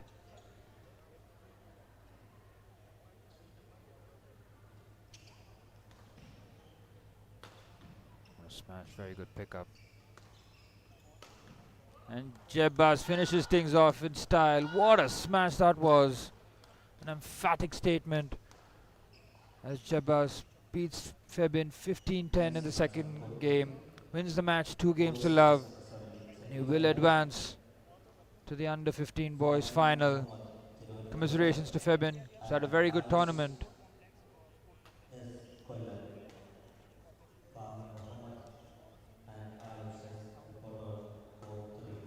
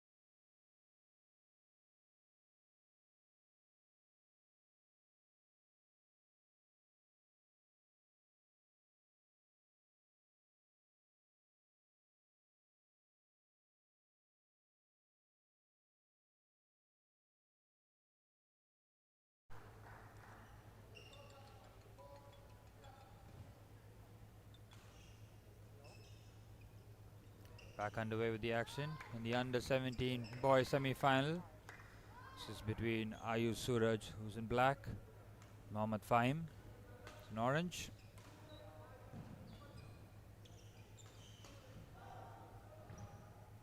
Ayush to serve.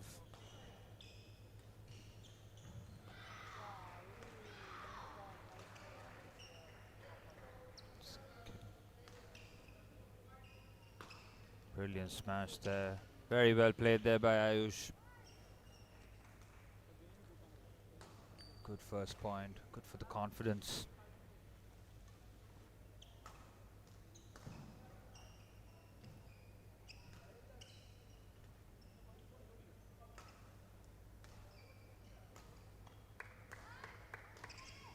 Again, big smash there. Very well played there by Ayush. 17.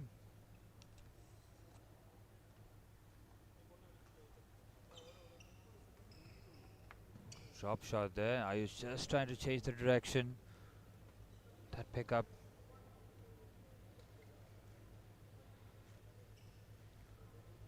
Fahim now.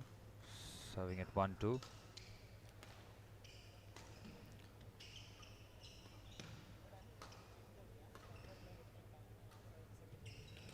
Outstanding pickup there. And going for that whip backhand, but catches the net.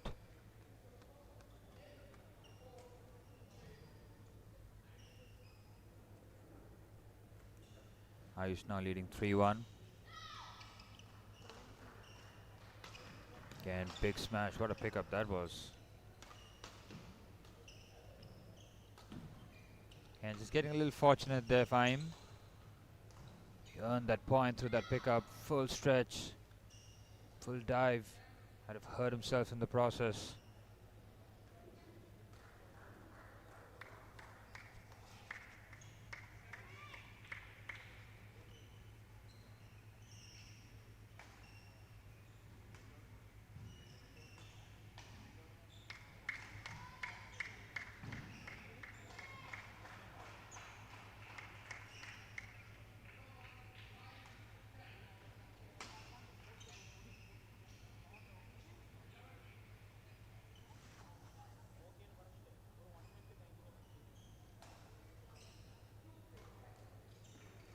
Fahim now, serving at 2-3.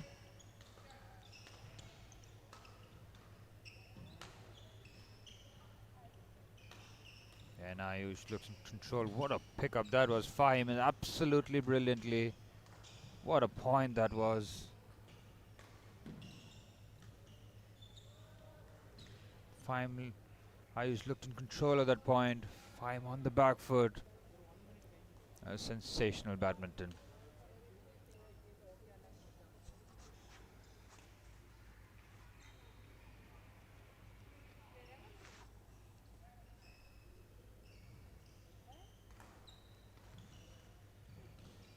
Good leave there by Ayush.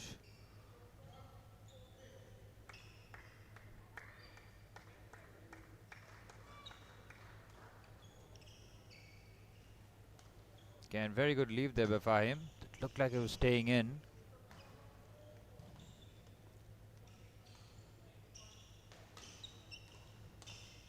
And just crashes into the net. That quick smash.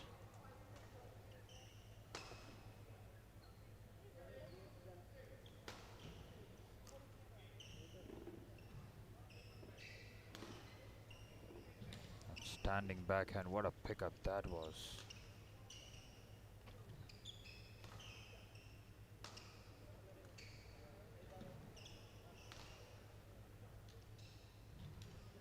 Standing rally this. And very well played. It's a high quality rally that. Some of Fahim's defense has been top notch. Suraj Ayush serving at 6-4.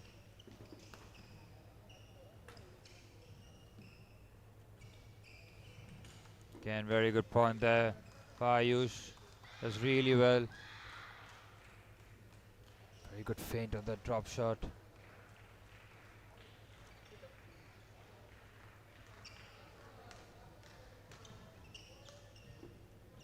Next match on An excellent drop shot there. boys Ayush. semi-final. See, Fahim has been throwing himself around, trying to retrieve these drop shots.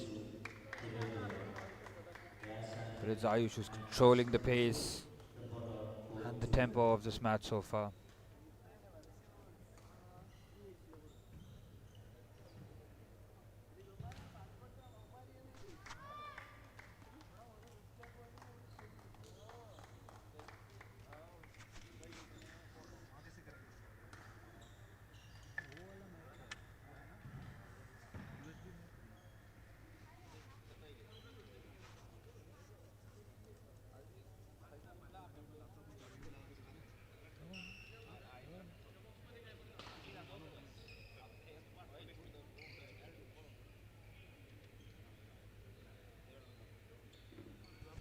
Time are back underway.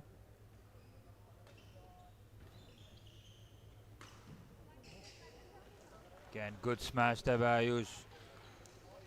Tremendous power. Now serves at 9-4.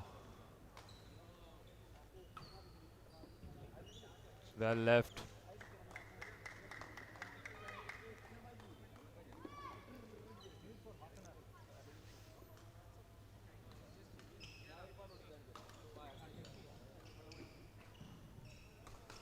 Again, big smash by Ayush. What a shot that was. Now leads 10-5.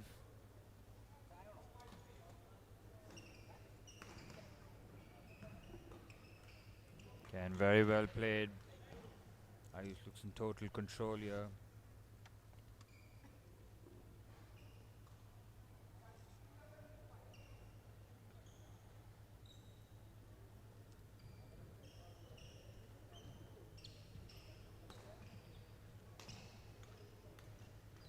It's time for that directed forehand. Doesn't time it as well or place it. So Ayush now opens up a 7-point lead, serving at 12-5.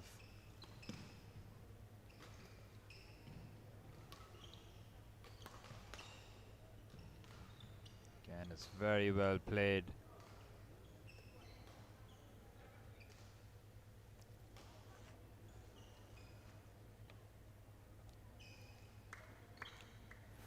Fahim now, serving at 6-12.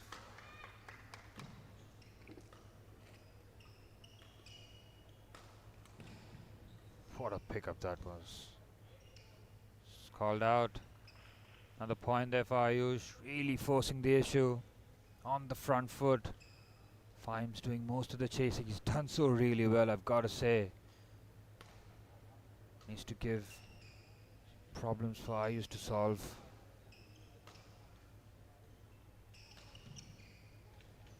Again, very well played here. What a rally that was. Both players engaging at the net.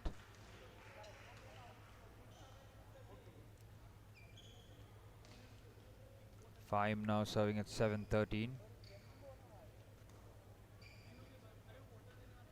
Yeah, it's a very, very strange shot.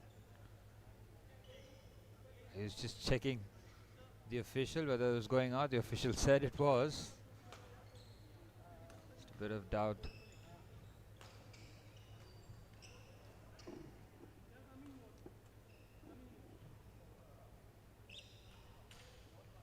And this is outstanding badminton.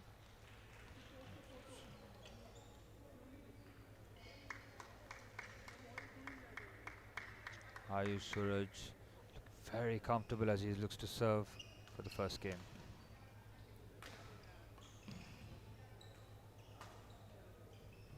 Outstanding drop shot by Fahim. Does really well. He's got absolutely no margin for error here. It's a difficult shot in a difficult situation.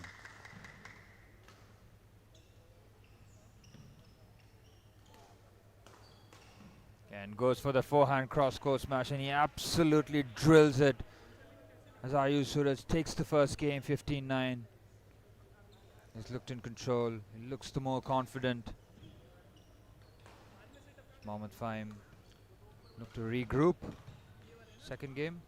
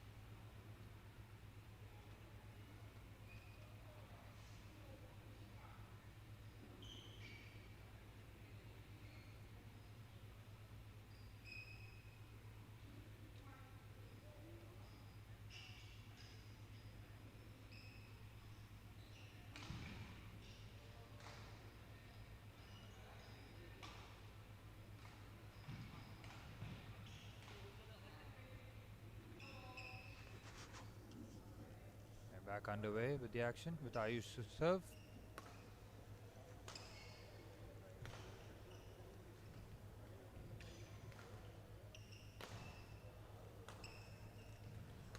Could rally this first up.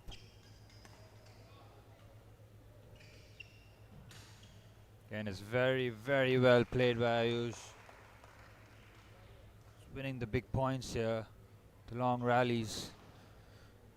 Huge confidence boost. Win those rallies.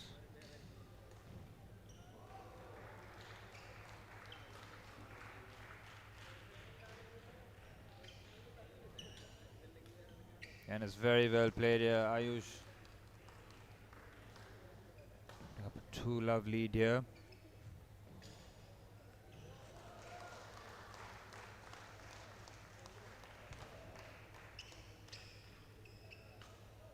And it's out.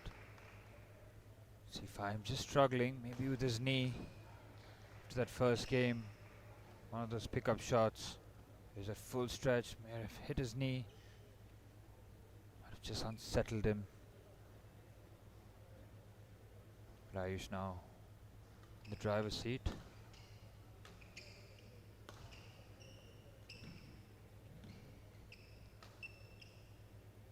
Depth in the return. What a smash that was from Suraj. Ayush. My goodness me, look at Fahim just throwing himself around. What a point that was. Ayush Suraj. See, Fahim is on his haunches, struggling.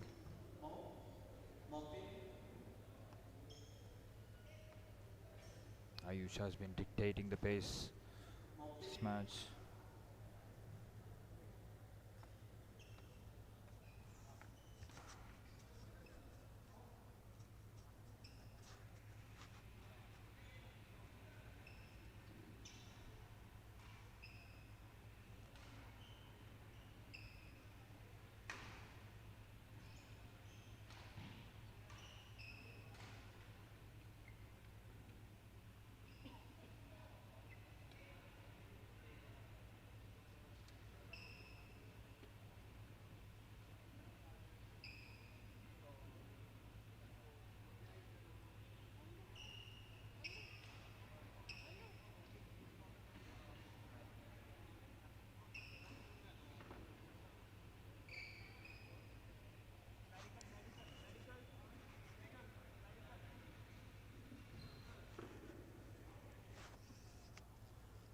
It's a medical stoppage here from Mohammad Fahim.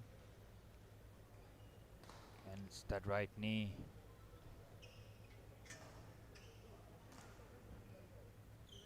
It's going to be sore in the morning tomorrow for sure.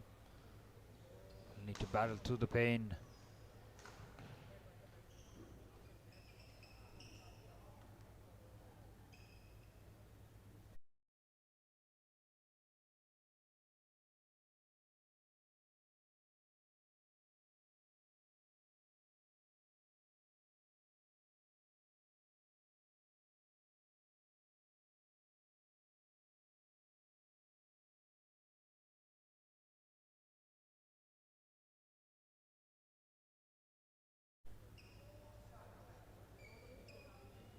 Back underway. Quick medical timeout.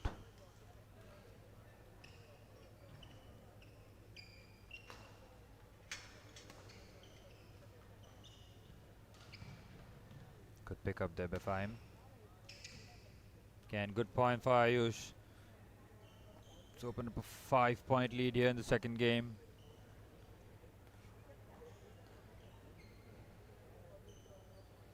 Hardly broken any sweat here, Ayush, especially in the second game. What a pickup that was.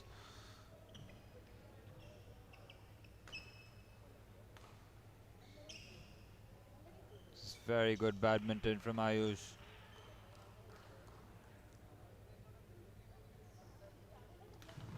Now leads 6-love.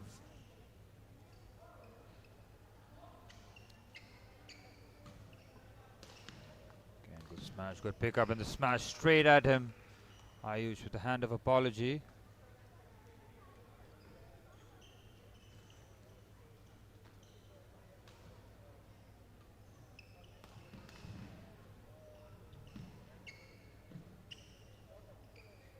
very well played.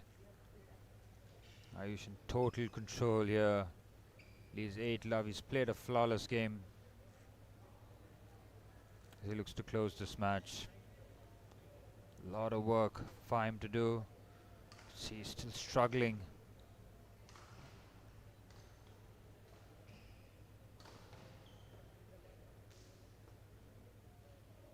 Again, could be that knee troubling, might be another issue. Does look in discomfort.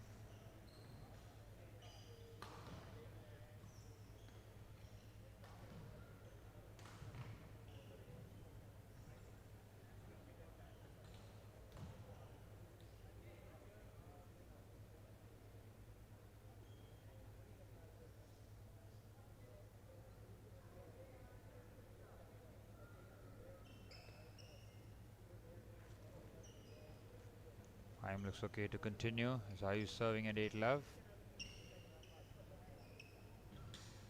And good change of direction there by Ayush.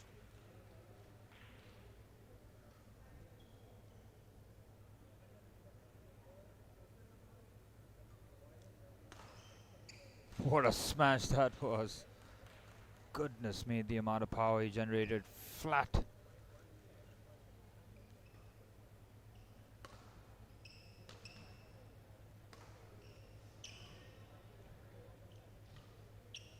Pick up there from Fahim. And the first point for Fahim here in the second game. He's had to wait a very long time for it.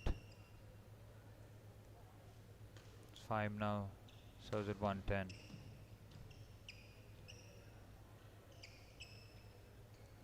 And both players playing at the net. Very good play. Fahim picks up the point.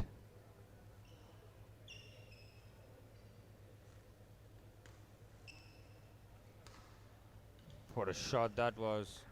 Brilliant smash going cross court.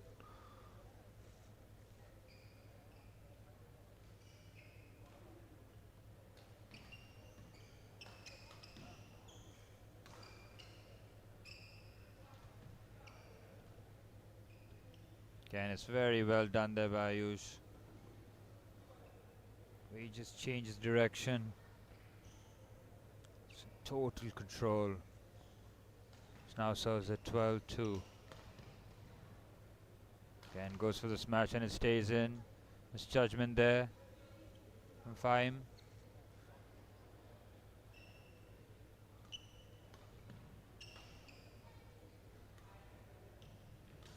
Very good pick up that by Fahim. Again, very good play there by Fahim. Much needed point for a confidence boost.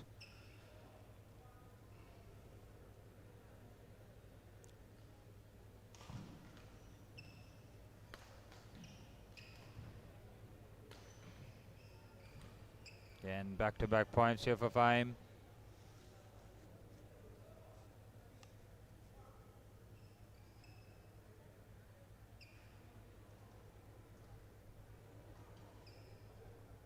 Again, just nonchalantly done there, but doesn't stay in. As Ayush now will serve for the match.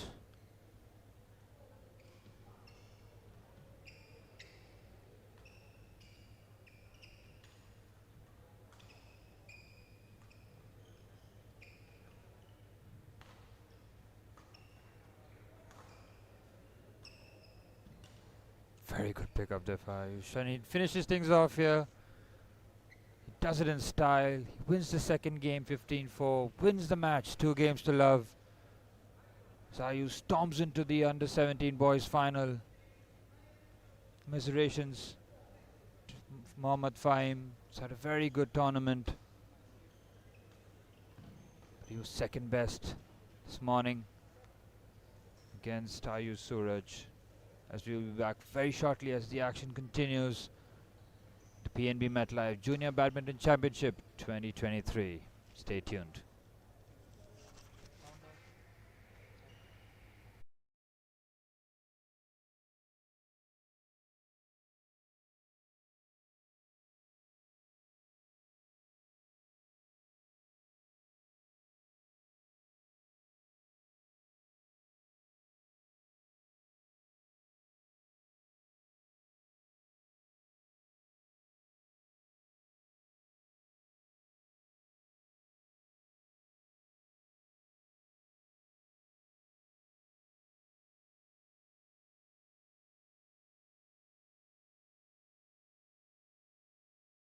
Do not push them. That is the basic step to go ahead as a beginner. I'm sure you have subscribed to our channel PNB MetLife JBC Bootcamp. Like, comment and share. And keep watching this space for more tips and techniques on badminton. मिलकर life आगे बढ़ाएं.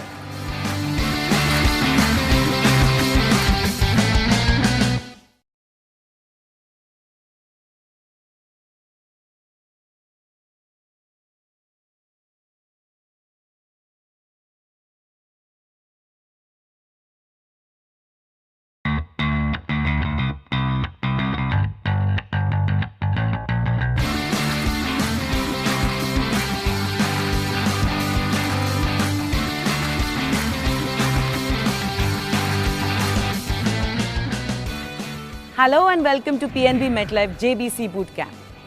With the pace of the game changing so much, with badminton becoming a really aggressive game, we are seeing very less deceptive players these days. But when a deceptive player gets on the court, he's bound to be a winner. But the question arises, can deception be taught to a player or is it very natural to any player? But to find out answer on this, we have none other than former national champion, chief national coach, my favorite, Vimal Kumar. Welcome Vimal, welcome to PNB MetLife Bootcamp. I need to know more about deceptive strokes. It is said that deceptive strokes cannot be taught. It comes natural to a player. Is that true? It is true, because in modern badminton, of course, the relevance of it is slowly disappearing. But if you look at it in the 80s and in the early 70s and 50s, for Indians, the deceptive strokes come very naturally because we have supple wrists, and so that's always has been our plus point. But then the deceptive strokes relevance really made the impact at the world level by Prakash. Yes. He is the one who started. Yeah, because when he won the All England Championships, the strokes which he used and other things, it was a big eye opener, because at a faster pace he was playing deceptive strokes. But again, developing deceptive strokes, it happens when the child initially takes on to the game. When they are taught the fundamentals, lots of the children, they come in for fun, they try flashy strokes. Yes. So the tendency of our coaches, and it is very normal that we curb that instinct. So in my opinion, that should not be done. Because at 7, 8, 9 years, when they're trying out different things, it is okay. You keep sticking on with the fundamentals. You have to teach them the correct fundamentals, basics. But when they are trying out tricky shots and such things, we should not restrict them. Let them play on. But then you have to give them the inputs when you should be using that. Instead of making them stop using it, if you can tell them at what stage you should be doing it, how you take the shuttle early at the net, those times you try these shots. So the child will keep that in mind and then continue playing that stroke, and he gets it easy with him. Exactly. So there are a lot of deceptive strokes, especially on the baseline. Then there are a few on the net. So what are those? No, basically from the back of the court, from the forehand side, and then your overhead areas, the deceptive clears. In that same action, you play a downward half smashes, and in that same action you jump and play an attacking clear, and the same action you play a deceptive stroke as well.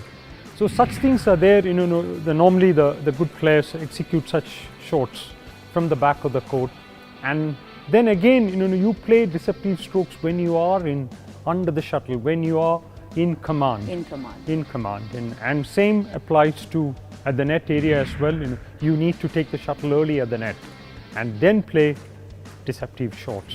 So now that we've learned that deceptive stroke cannot be taught, it has to be inborn, natural. So if your small child is playing those flashy strokes on court, don't stop him. Let him experiment. He's going to become a great deceptive player. Subscribe to PNB MetLife JBC Bootcamp channel right now and get more videos on strategies, techniques, nutrition and a lot more. What are you waiting for? Do it now. Training should be harder than the game.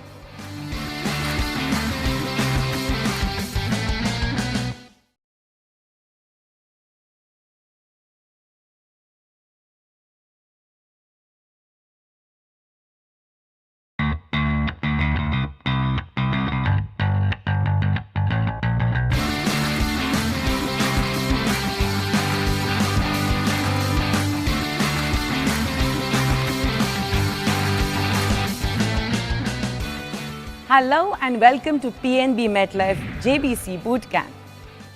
Badminton is a very easy game. No, it is the fastest game in the world. So such a demanding game definitely comes with a lot of pain and injuries. So the most important factor that remains is the latest training techniques of how to prevent injuries, and if injuries do happen, what is the recovery process? I am wanting to know it as much as you want to know. So to get the facts right, we have with us Dr. Manish Sharma. What are the quick recovery process, I would ask? Because you have a very short period. You have a period of 3 hours. Yeah. And then you have to get on the court again for a big match. Yeah. So in the 3 hours, what is the quick recovery process? Icing? There are some recovery process which you're going to do. First is like you pointed out, icing, ice bath or ice massage. Yeah, ice bath, because most of the big players do sit in a ice tub immediately after. Yeah. So the ice bath temperature should remain between 2 degree to 10 degree centigrade Celsius, and you should remain. You can have like ice bath. Then you can go for a contrast bath, like a warm water bath. Warm water bath. So okay, it also so helps. Okay. So first is your ice bath or ice massage, which helps in, like you can put a ice bag over the muscle or joint which is sore. The hugely used muscle, like the shoulder and the knee, leg, yeah. or the hamstring and quads. So you can put on that, or you can take a ice bath or the contrast bath. After 1 minute ice, you can go for a warm bath. So that also helps in recovery process. Then other thing is tissue massage.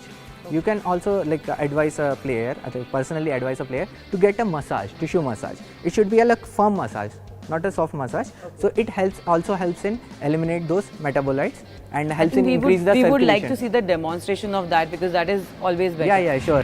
I'm talking about the deep tissue. So how to do the deep tissue massage?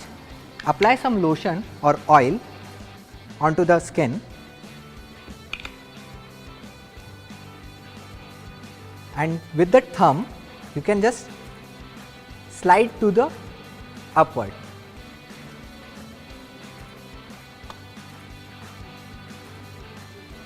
(10-15 times you should go up, and again another process is just clap your hand in a cupping position, and with a pressure, firm pressure, just go up towards the knee. For the thighs and quadriceps, you can use your elbow to release the pain and tightness. So now you know a very important fact, that is the recovery process that is needed in badminton. That's very, very important. So if you're watching this video, please like, comment and share, and keep watching more on badminton only on PNB MetLife JBC Bootcamp. Please subscribe to this channel.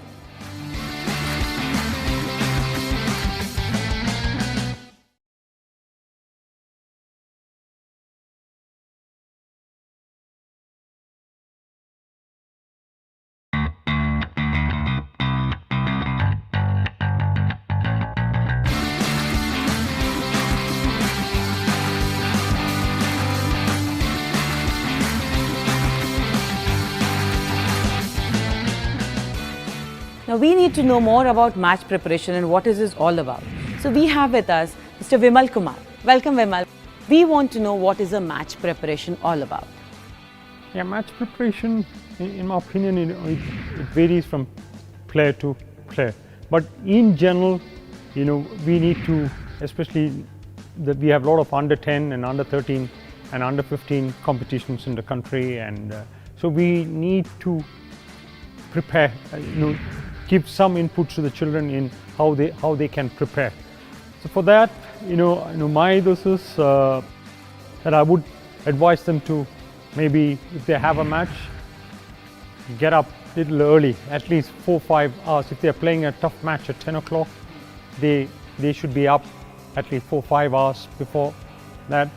Then have a little stretch, have their breakfast early, then come to the badminton hall at least an hour before your scheduled match. Then come in and then should be very focused. They should not indulge in talking to your friends and such things, which is a very common. But these things, we should try to make them understand, the children. So they develop the habit of getting into that focus zone, so you need space for yourself. This is at the high level also, it's the same. So they like to have time on their own, so they warm up, then being in that zone, not talking to too many people, you should give them space.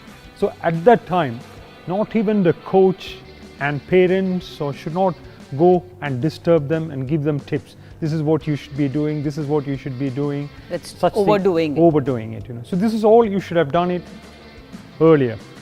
So you give the child the space to think for himself. It is very, very natural, you cannot avoid it. The pressure, whether it is exams, competitions like this, the tournaments, in any sport, that those butterflies do come. So you can't avoid that, but they can cope with it. Maybe giving them the courage to face it, not be scared. Because when you are scared of something, even in your training sessions, tough training, you try to avoid. Avoid it. So you can get your fear off that way, and face it. Look forward to something very difficult all the time, even in your training sessions. So that is one way of overcoming that fear.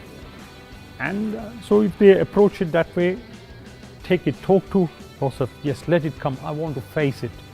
Let me see how I can.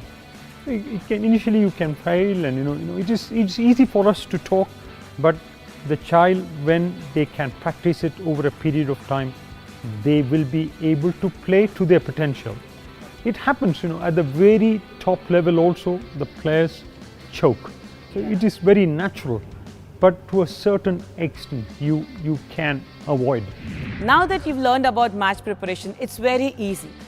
The thumb rules: get up early, have your breakfast on time, stretch a bit, eat as per your matches 2 to 3 hours before that, and once you come on the court, complete focus only on your game. Yes, those are the basic thumb rules of a match preparation. Hope you've already subscribed to our channel PNB MetLife JBC Bootcamp. Like, share and comment. And keep watching this space for more tips and techniques on badminton. मिलकर life आगे बढ़ाएं।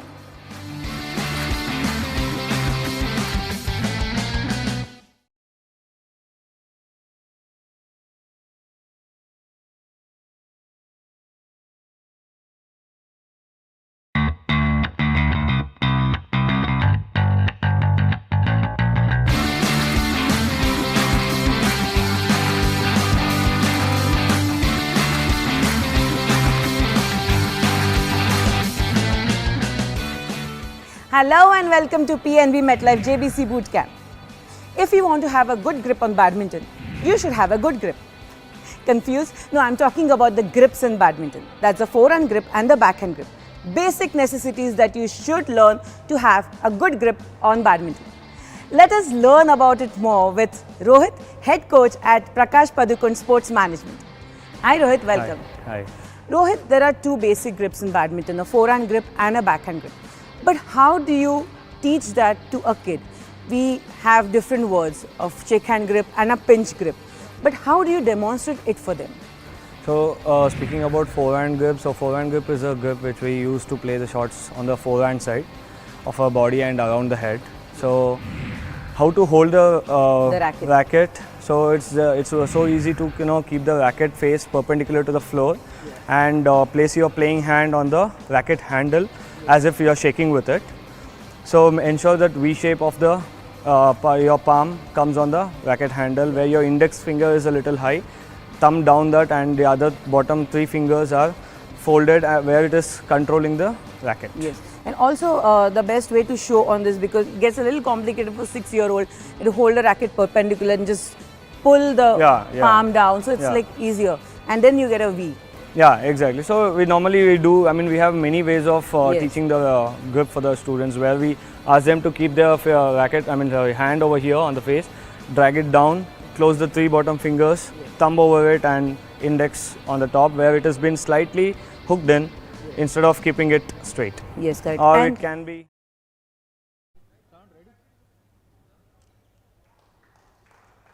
We're back underway with the action. This is the under 11 final between Shivan and Pranav. Shivan to serve. And the first point, just a little bit lucky there for Pranav.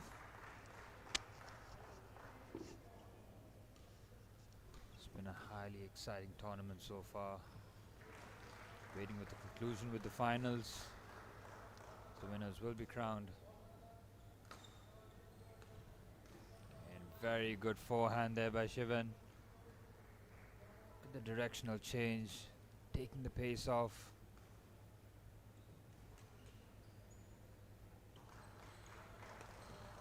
That's a wayward forehand.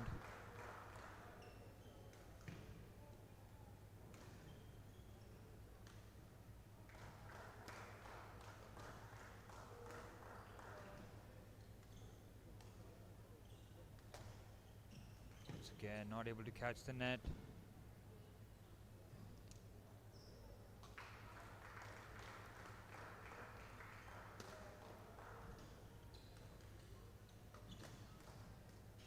Good depth there once again. Just trying to close that forehand in the last second. Done that on a couple of occasions. What's the same outcome? It's Pranav now serving at 4-2. This time it's Pranav's error. Just gives the point to Shivan.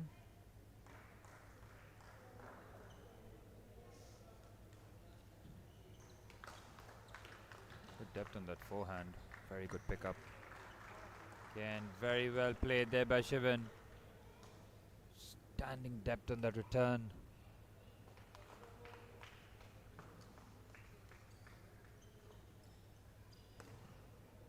Once again, his forehand. Just not finding his mark. You can see he's off balance a little bit as well.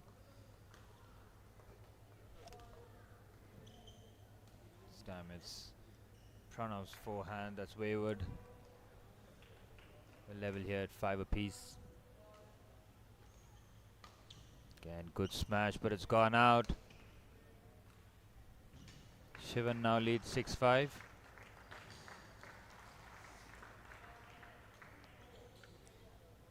Again, very, very well played there by Shivan. Deft backhand drop shot.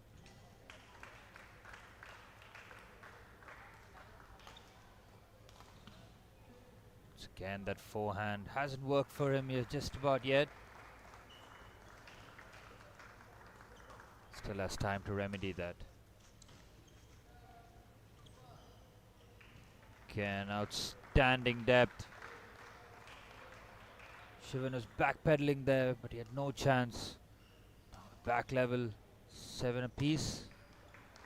And you can see that forehand just not working for Shivan. That angle. Points have been conceded. Have to change his approach. Maybe opt for the backhand, cross court maybe, or even down the line. As an athlete, what do you do when one of your top shots isn't working? You keep trusting it, keep playing it till you get it right. You make the adjustment, especially in a final.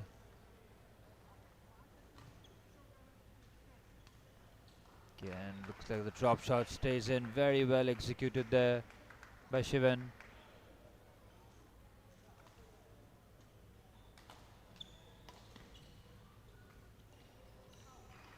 Again, very well played there by Shivan. Pranav with full stretch, not able to pick that up.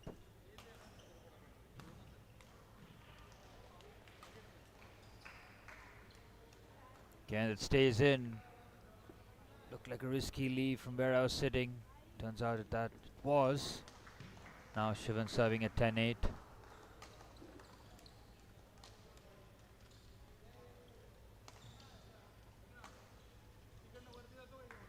Great change of direction. An easy point there. Very well played there by Pranav.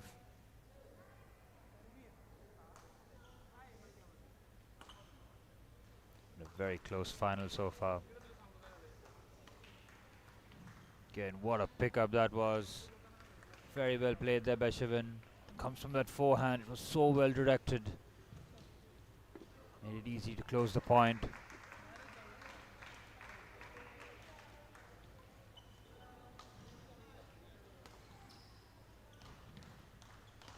Again, that depth, and this time the forehand finds its mark. Very well placed by Shivan.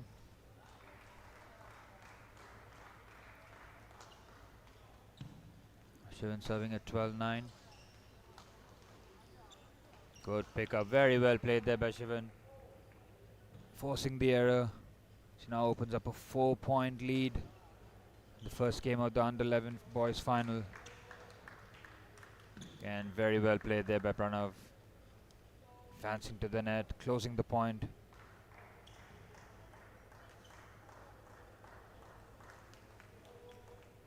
Pranav serving at 10-13.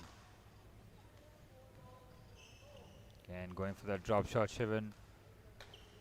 Just catches the tape of the net, doesn't go over it.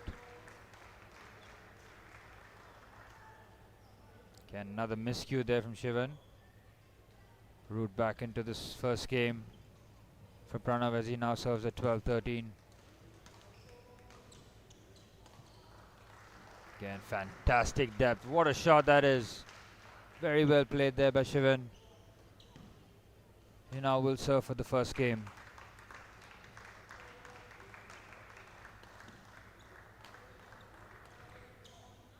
Just going for that directed forehand. Just missing his mark. Pranav now serving at 13-14. What a pickup.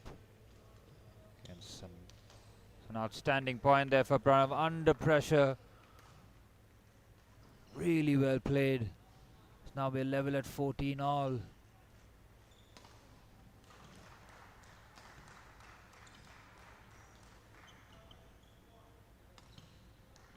Outstanding pickup. And Shivan takes the first game. Goodness me, what a game this has been.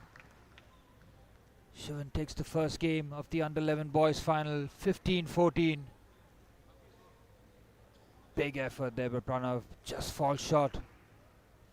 Can remedy the situation in the second game.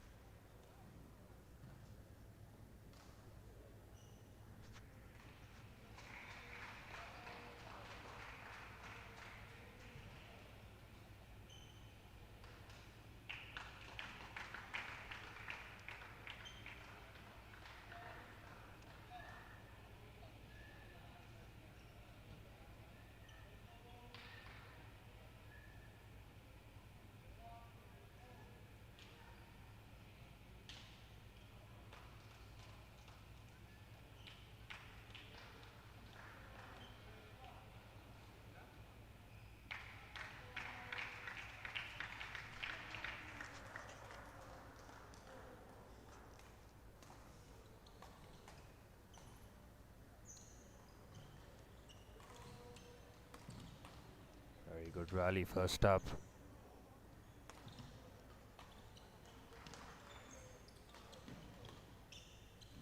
It's an outstanding point, and Shivan just drills that forehand down the line. Perfectly executed. He picks up the first point of the second game.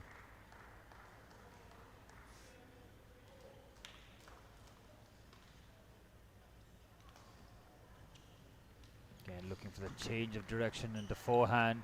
Just catches the tape of the net. Shivan just disappointed. Right idea.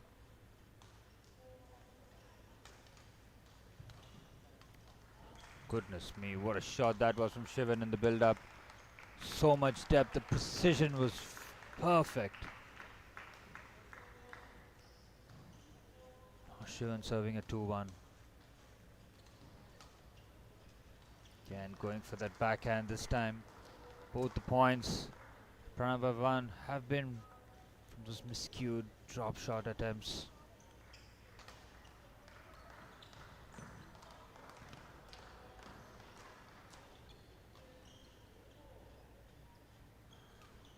Oh, look at that from Pranav. He'd be disappointed. He thought it was going out. Decided to play it at the last second.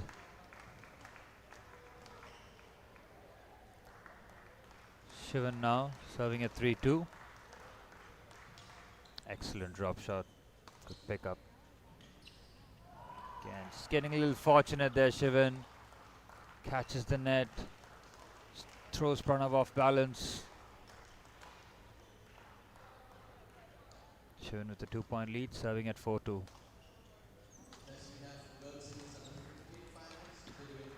Again, looks to direct it. He does it very, very well, Shivan. second, just turning his racket, taking the pace off, focusing on the direction. Shivan now serving at 5-2.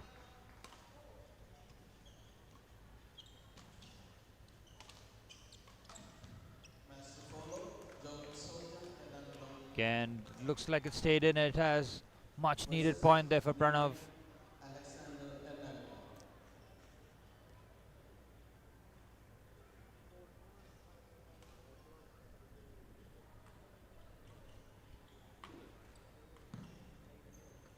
Again, Shivan looked in control of that point, but an unforced error.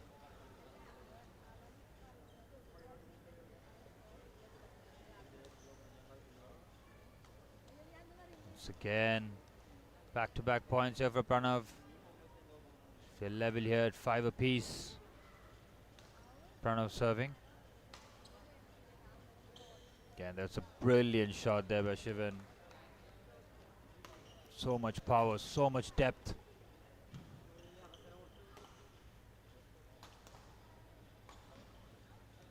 Again, it looks like it's out, and it is.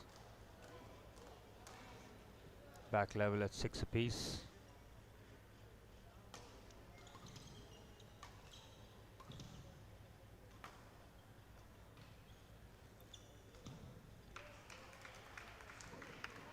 Bit of confusion there.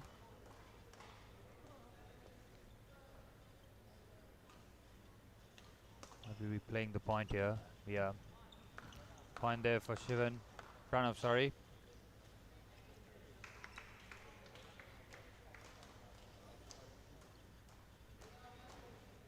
Stays in there.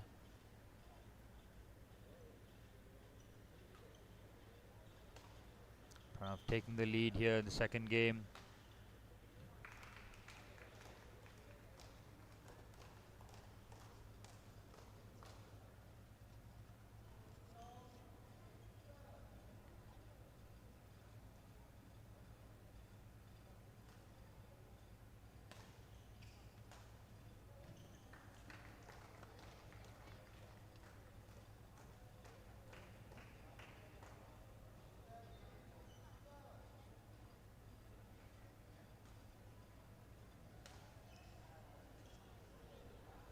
Pranav serving at 8-6.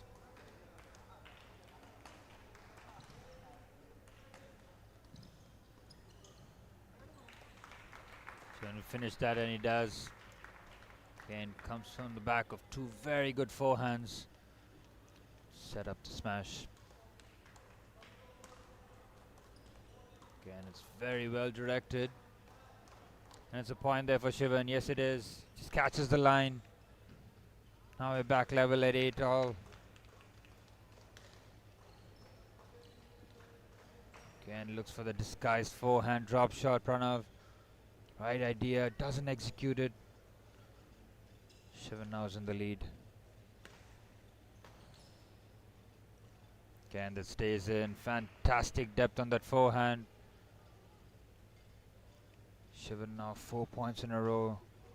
Serving at 10-8. No, that's an outstanding point for Pranav. Really good drop shot. Very good pickup by Shivan. Full stretch. Point well won by Pranav.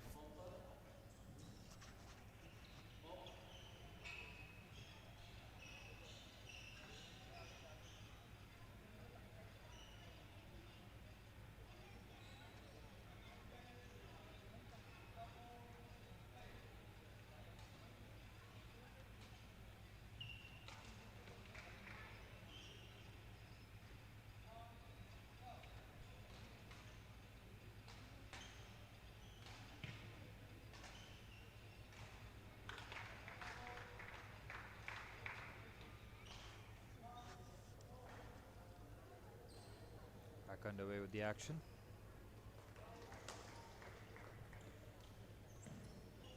Backhand push there. Again, very well directed. Crucial point for Shivan. He's 4 points away winning this final. Again, very well placed there by Shivan. Way he's come back into the second game. Down 6-8, now up 12-9. Standing badminton. This is a really good point. Very well played there by Pranav. Might have looked second favourite, but he turned things around there.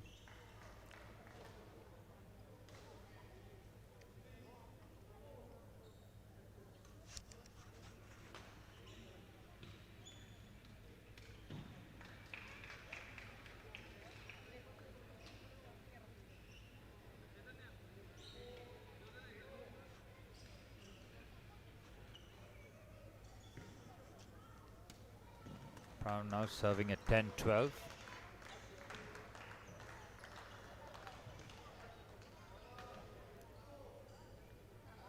Again, a little too casual with that drop shot. Not getting enough purchase on it.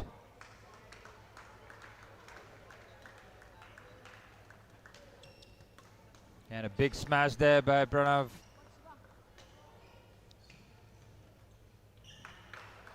Back level here, 12 all. It's been a very topsy-turvy game this.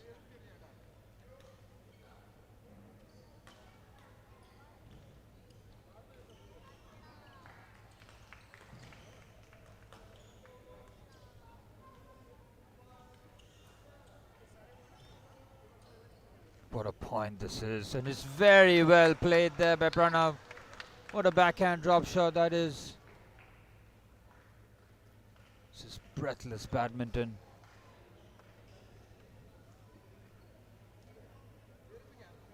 Pranav now serving at 13-12. Fantastic character shown by him. Again going for that drop shot, doesn't make it. Now Pranav who will serve for the second set.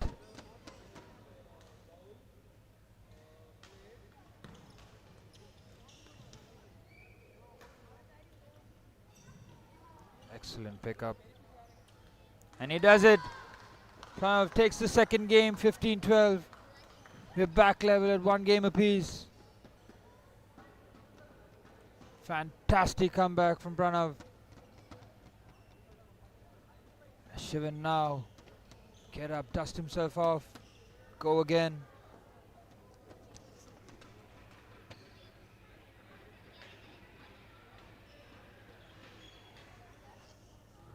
The atmosphere in the stadium is really heating up. Got a full crowd here.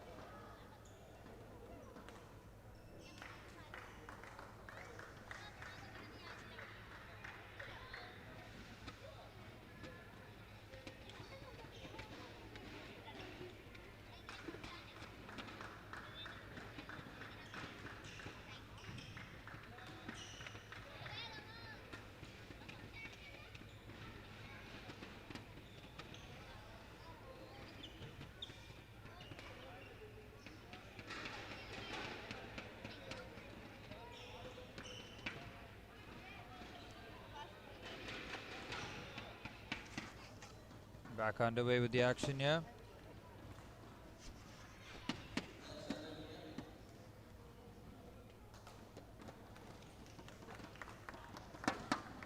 Again, very well directed there by Shivan.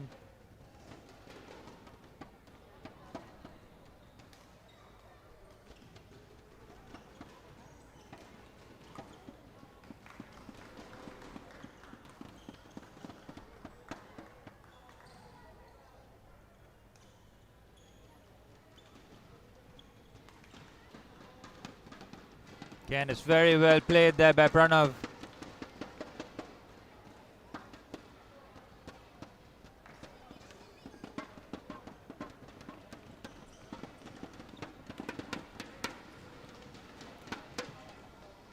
Pranav now serving at 1-2.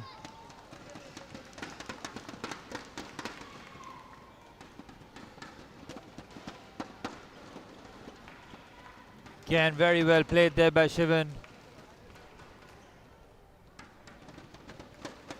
Very good backhand drop shot that.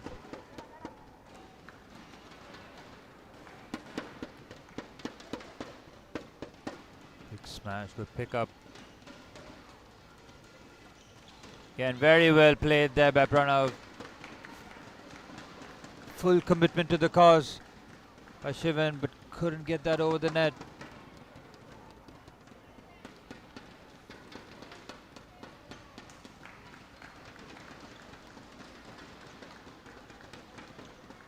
Again, it's very well directed there by Shivan. This time Pranav at full stretch.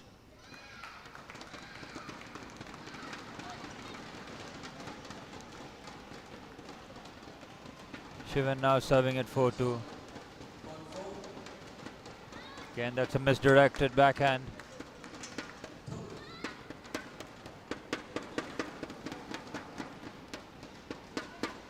Pranav now serving at 3-4. Again, that's called out. Back level here at 4 apiece.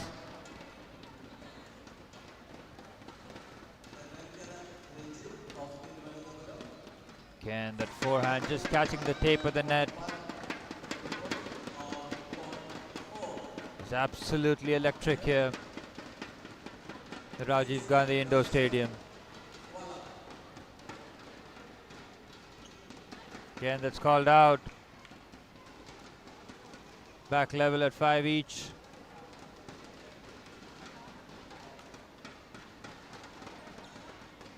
Real big game feel here.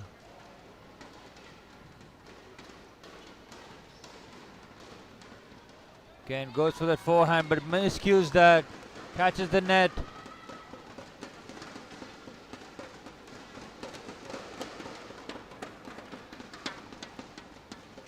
Crown now leading 6-5.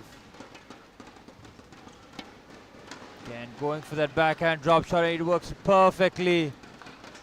Very well played there by Pranav.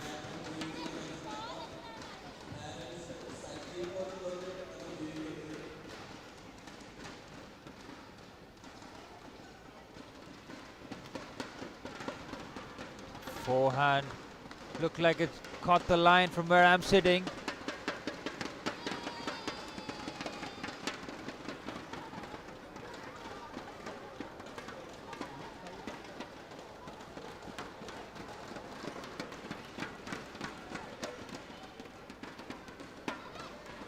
Incredible atmosphere here. Very noisy stadium.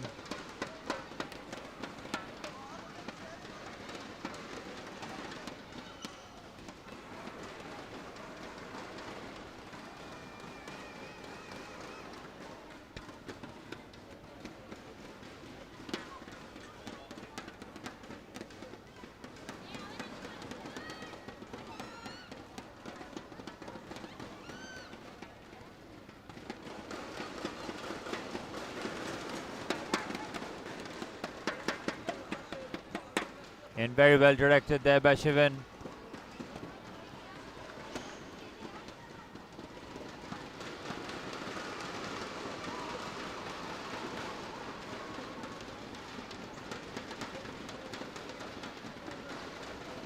Outstanding drop shot there by Shivan. Pranav at full stretch.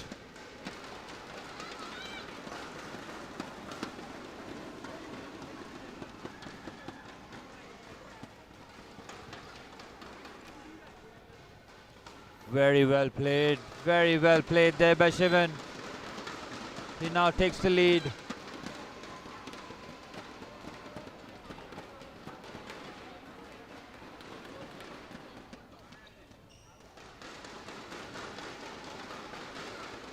And that's called out.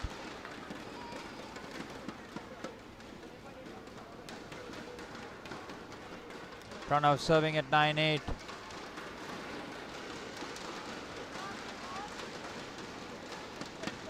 Again, that backhand just not clearing the net.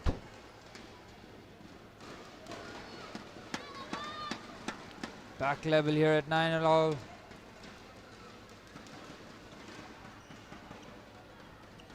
And should be the smash, but it's called out. Big chance there for Pranav. But his smash doesn't find the line. Shivan now serves at 10-9. Goes with the backhand, misses his mark. Shivan now opening up a 2-point lead here.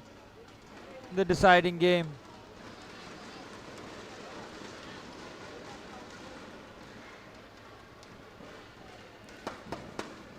Very good net play, a very good point there for Pranav.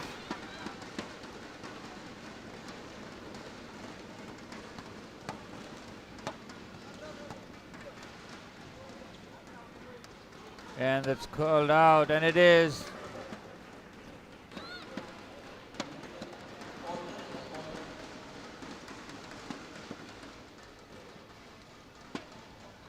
Very good pickup and the smash right down the middle. Very well done there by Pranav. 11-12 for Pranav.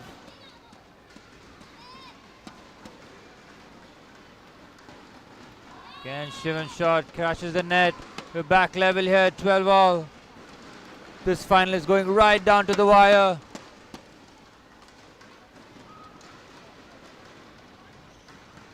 Again, stays in. What a shot that is from Shivan.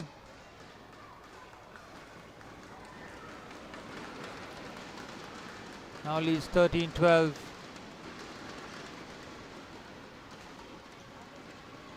Again, another point there for Pranav.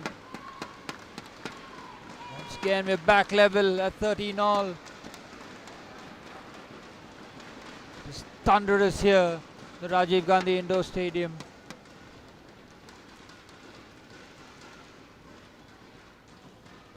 Yeah, and that's why it catches the net as Pranav will serve for the championship.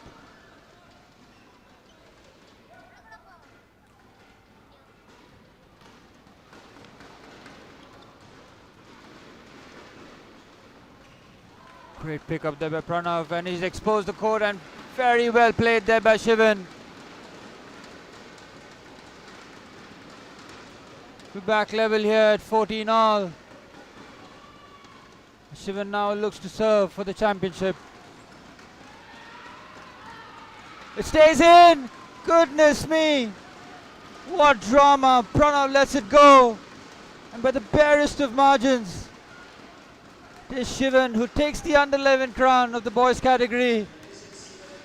What a match, what a performance. Commiserations to Pranav, who played an outstanding match. Fine margin separates,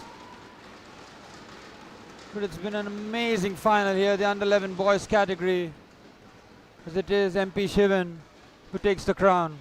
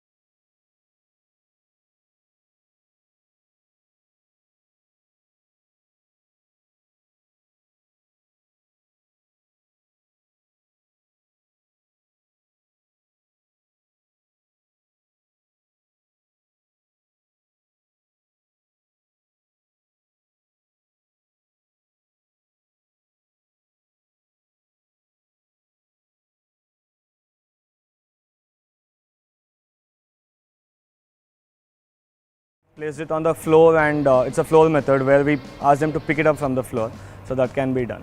And switching over to the backhand or the pinch grip. So yeah, it is very similar the same way.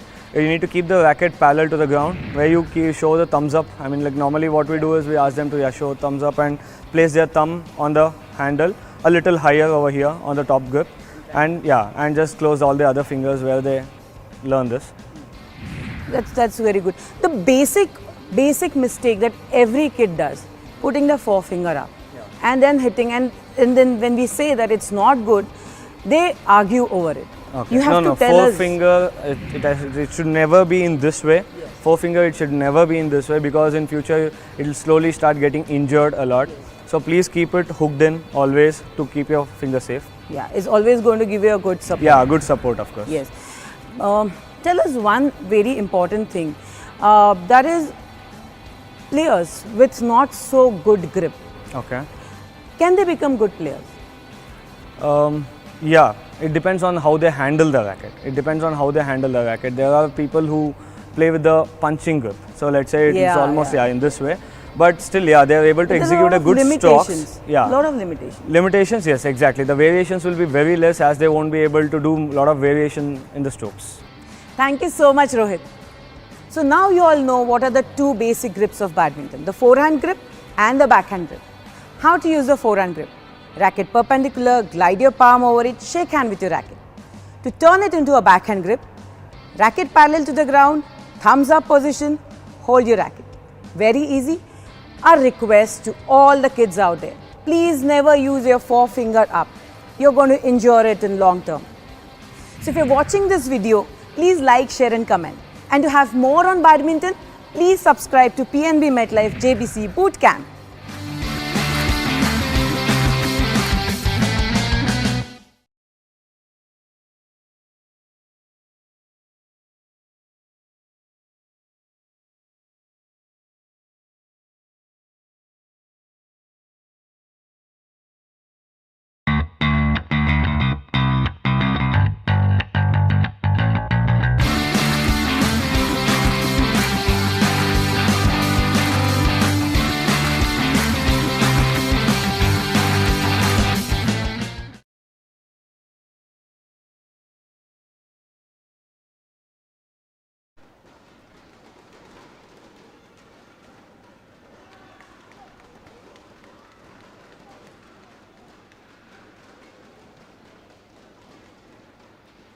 Back underway with the action here. It is the under 13 boys final. It's between Jovin Sojan and Alexander Nile. Alexander in red, Jovin in blue.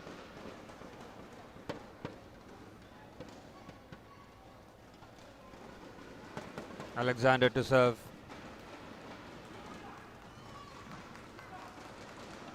Again, good smash there by Alexander.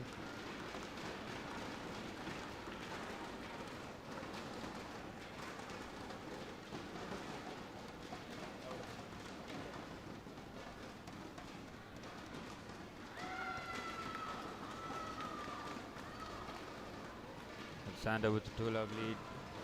Again, Jovin looks like it stayed in, surprisingly.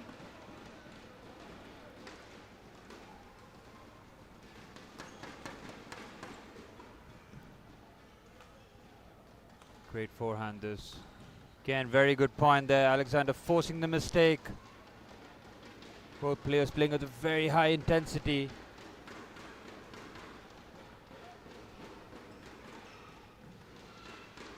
And point there for Alexander, does really well.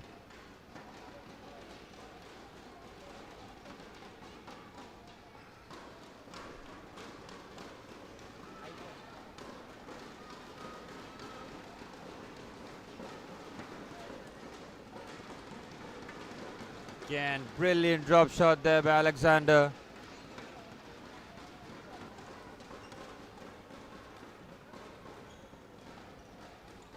This was a very well directed forehand there by Jovin. Now serves a 3-5. Very well directed forehand, just slices it. So Alexander just miscues. Again, very well directed forehand there. Jovin doing really well. tying things up at 5 apiece. And it's a very good leave there by Jovin.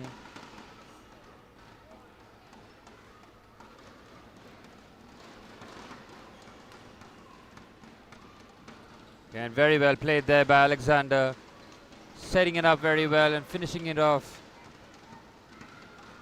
So we're back level at 6 apiece. Oh, that backhand looked very, very close. Point goes to Alexander now.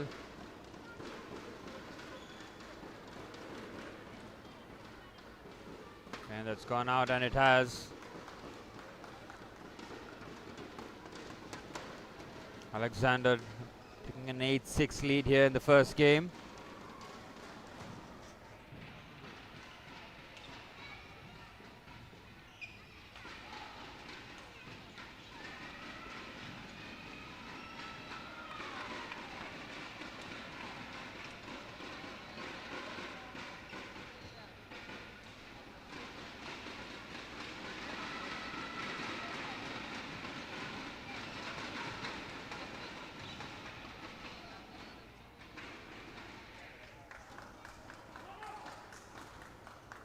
Back underway here with Alexander serving.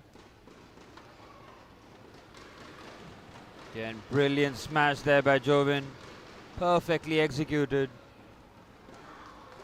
Serves now at 7-8. It's absolutely electrifying here. Rajiv Gandhi Indoor Stadium. Miscue there, and we're back level at 8 all.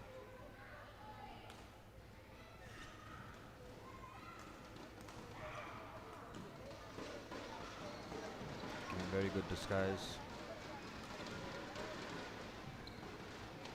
Brilliant drop shot there by Jovin. Alexander at full stretch. This is a high quality shot. Again, looked like it directed it well, but it's out. Jovin now leading 10-8.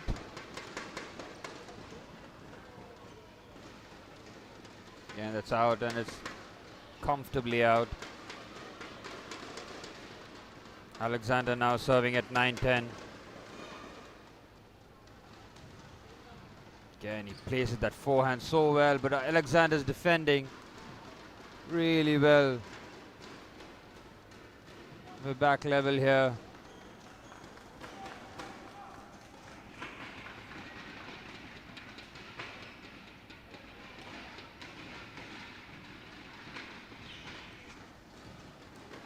Good pick up there by Alexander. Goes for the big smash, Jovin, but crashes into the net.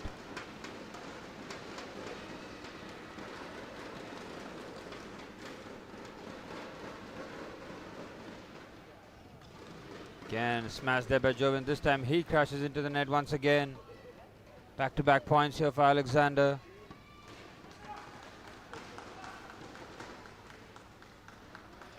Again, fantastic backhand push. Very good depth, very good placement. Jovin now serves at 11-12. Again, outstanding shot there by Alexander. Closes the face of his racket. Does really well to direct that. He now serves at 13-11. Again, brilliant smash there by Jovin. Good setup play. Outstanding finish.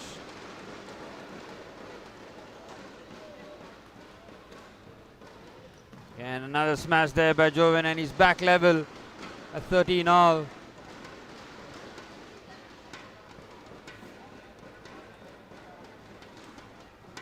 What a pickup that is. Good smash there. Very well played there by Alexander.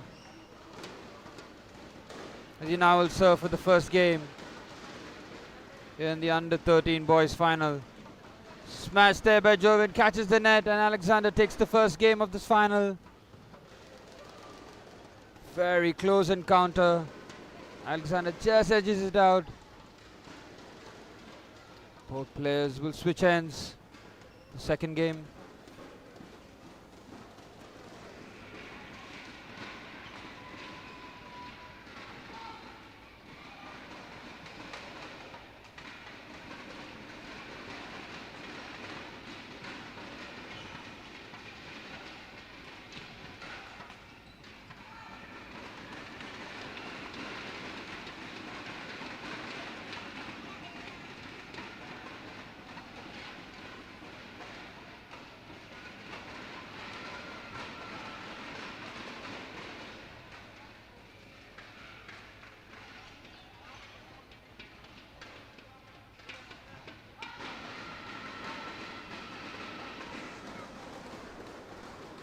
Back underway here with Alexander to serve.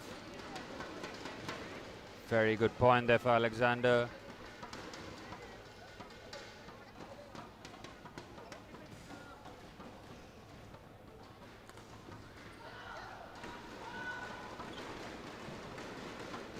And it's outstanding badminton. Wonderful change of direction from Alexander.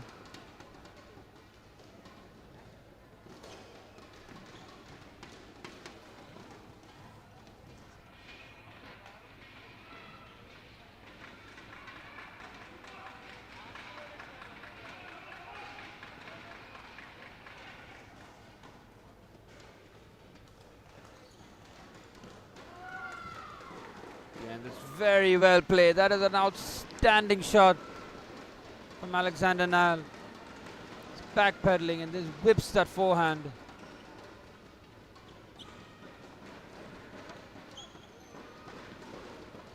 Good drop shot there by Jovin. Looks to advance, couldn't find the backhand. Right against the net. Alexander now has a 4-love lead here.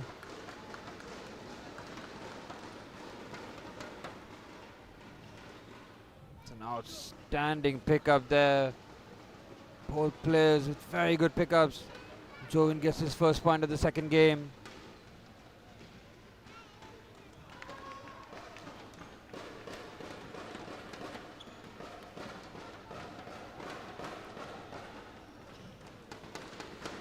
And goes for that backhand push and it stays in. Back-to-back points here for Jovin.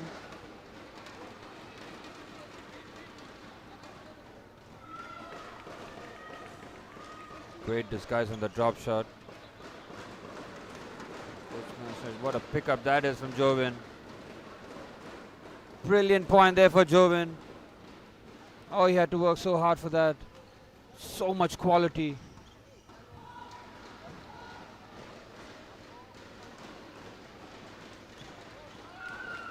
Again, he's got 4 points on the bounce here and we're back level.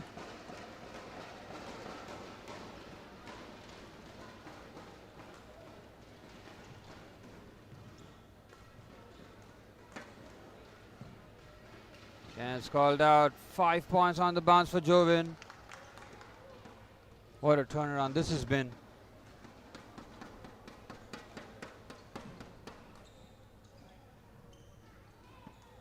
And it's very well played here by Alexander this time, forcing the error. Back level here at 5-all.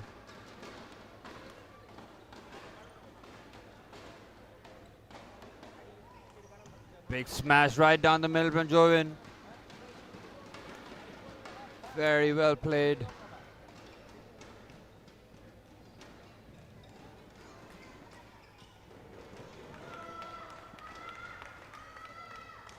Again, going for the smash. Very well executed by Alexander. This boy's going hammer and tongue, toe to toe. Point for point.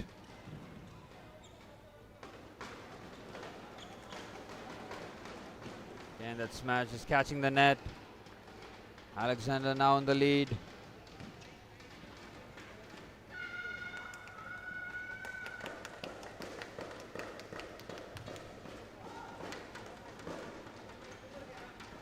Great disguise. Goes for the smash right down the middle. Very well played down the line. What a smash that was from Alexander Nile.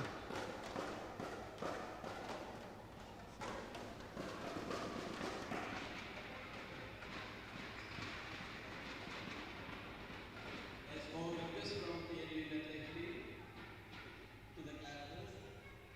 Please maintain silence for next 10 minutes. Please bear with us. They are having an interview downstairs. After 10 minutes, we will have a demonstration, after clap and all.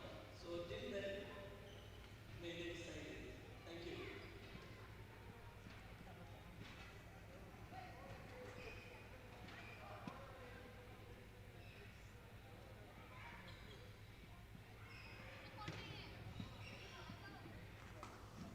Back underway with Alexander serving at 8-7. 6. What a drop shot that is. Very well played there by Jovin. deficit now just one. Joven serving at 7-8. Brilliant smash right. Just catches the line. It is so well placed.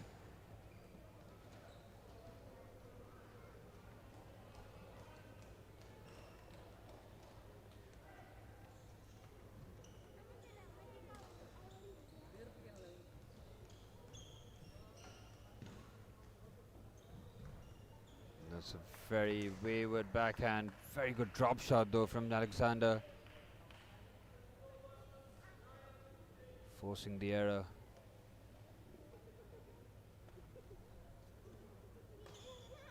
Again, that looks like it's out, and it is.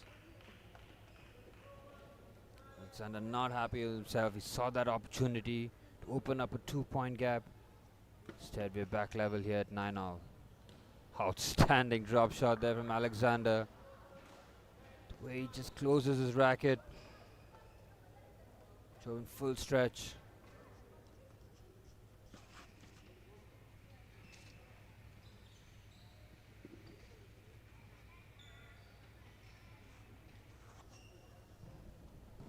And it's gone out. Another back-to-back points here for Alexander. Now leads 11-9.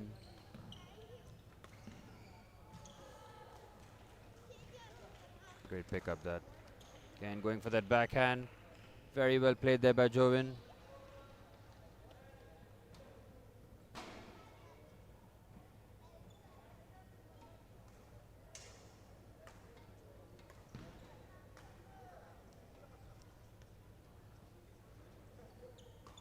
And going for the big smash, Alexander, but crashes into the net, and we're back level, 11-all.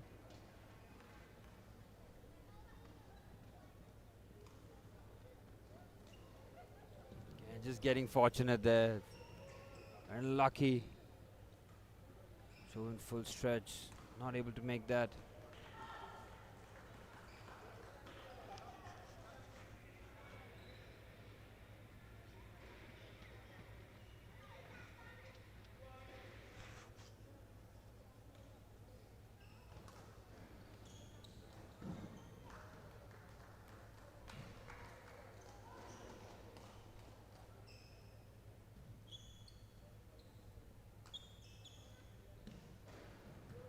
Very well played.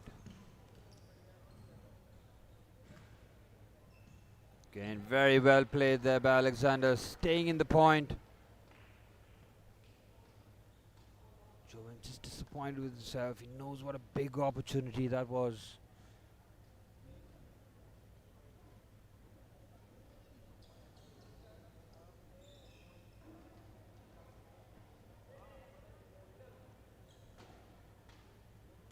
Alexander serving at 13-11 now.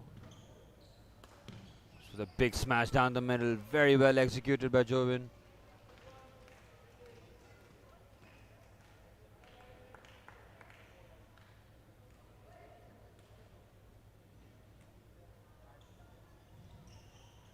And very well played there by Alexander. Both players engaging at the net.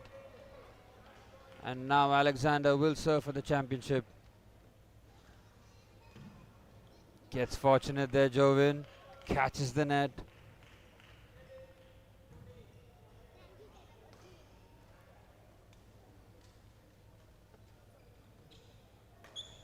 Goes for the big smash and it's out. The back level here at 14-all. Alexander squandered 2 match points here.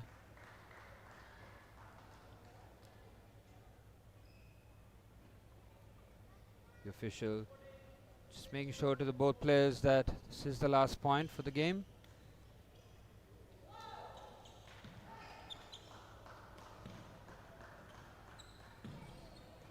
What a point this is.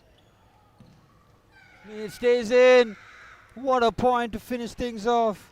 Sensational game of badminton as Alexander Nile clinches the under-13 boys crown. Brilliant badminton on display. So Alexander wins the match, 2 games to love.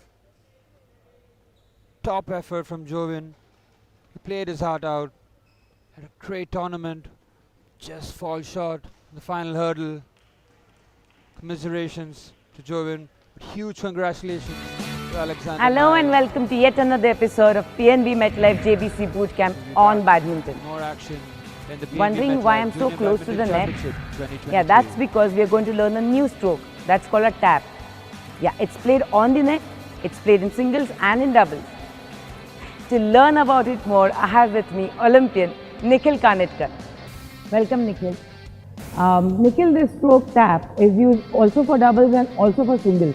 It's a very common stroke in badminton. So, how would you tell a singles player, how would you demonstrate that to him?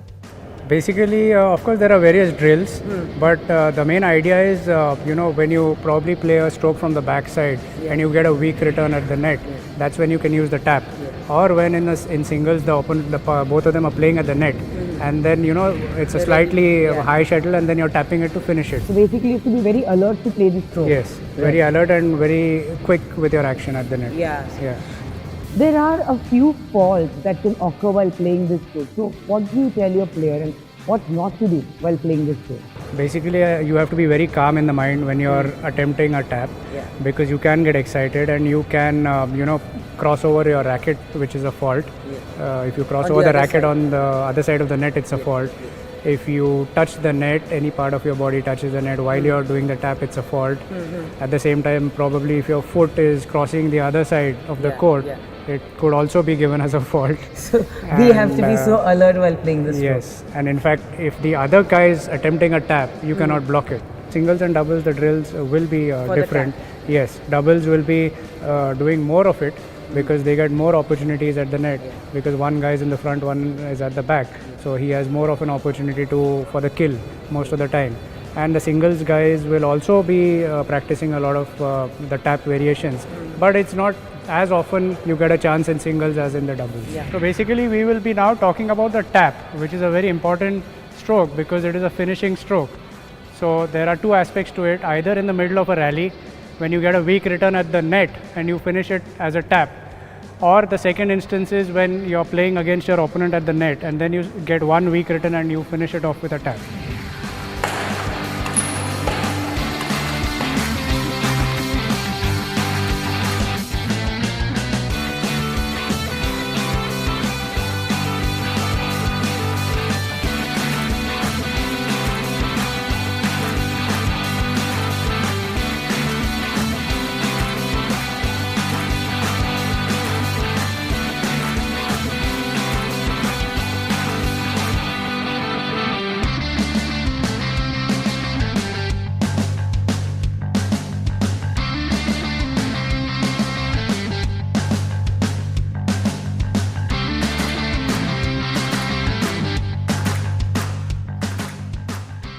I'm sure now you know how a tap is played, in singles differently and in doubles differently.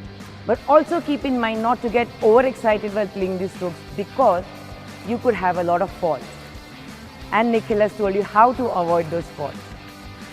So now to have more videos on tips, tricks, nutrition, a lot more of badminton, please subscribe to our channel PNB MetLife JBC Bootcamp right now.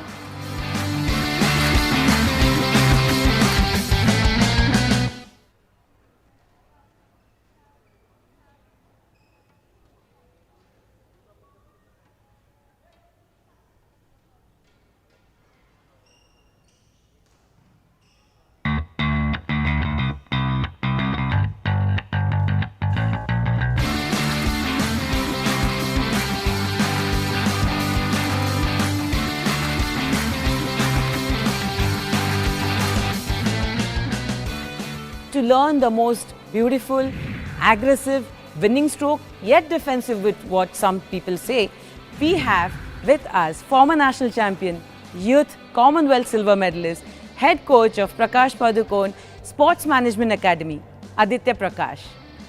Aditya, welcome to the show. Thank you. We want to learn what lift is about. Lift is a very aggressive stroke. It is also a defensive stroke because it makes it very difficult to lift when somebody is dribbling it. You have to wait for the shuttle to fall in a straight manner so that you can lift. So how do you do it?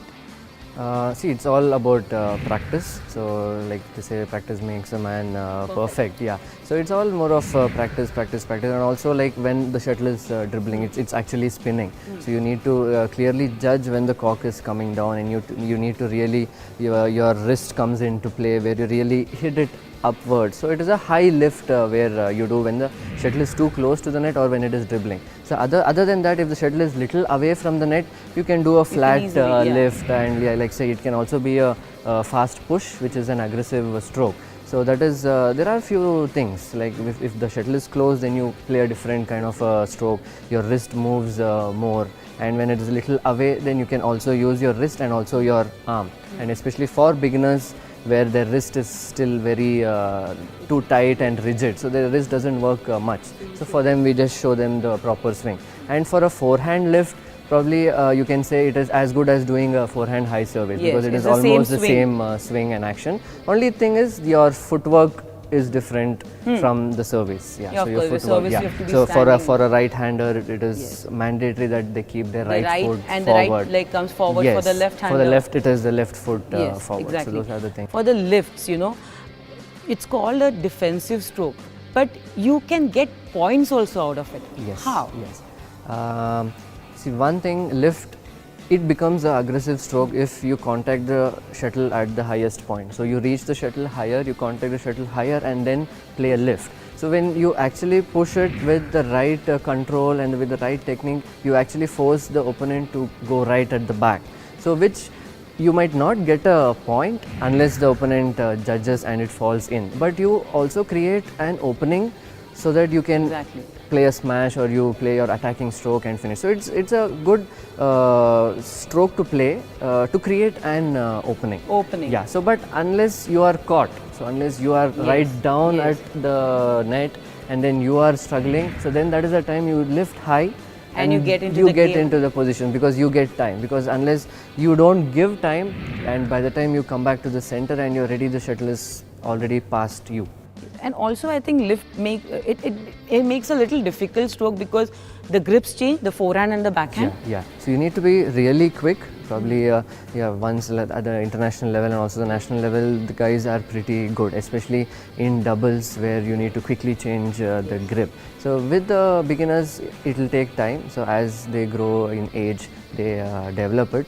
But yeah, it is also important for us as coaches to teach them to change the grip, because sometimes we come through players who don't change their grip from forehand. From forehand, they just play the same with the backhand. So they don't get enough push for the shot. Yes. So it's mandatory to inform them, or you tell them ki aisa khelna hai. This is the way you have to play. Then you will be able to do it much better than what you're doing right now. Now we are going to do lifts, which includes forehand lifts and backhand lifts. So what are the things you need to remember when you're doing your forehand lifts and backhand lifts? Of course, the grip change has to be done, the footwork, proper footwork towards the forehand corner and the backhand corner, and the stroke execution, and giving height in lifts and the trajectory of the lift. So we've learned a lot about the lift. What stroke it is? It's an aggressive stroke, yet it is a defensive stroke. It will get you back into the game. It's simple. The leg movement for the right-handers, the leg movement for the left-handers. The grip changes on the forehand and on the backhand. Simple instructions, right? Hope you've already subscribed to our channel PNB MetLife JBC Bootcamp. Like, share and comment. And keep watching this space for more tips and techniques on badminton. मिलकर life आगे बढ़ाएं।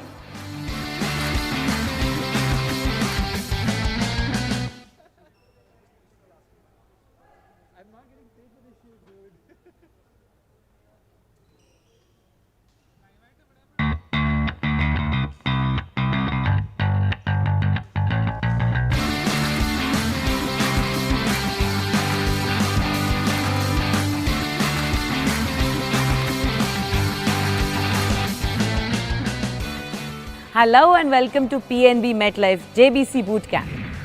Badminton now has become such an aggressive game. There are certain strokes that we have seen not there anymore. Badminton now becoming a deep game.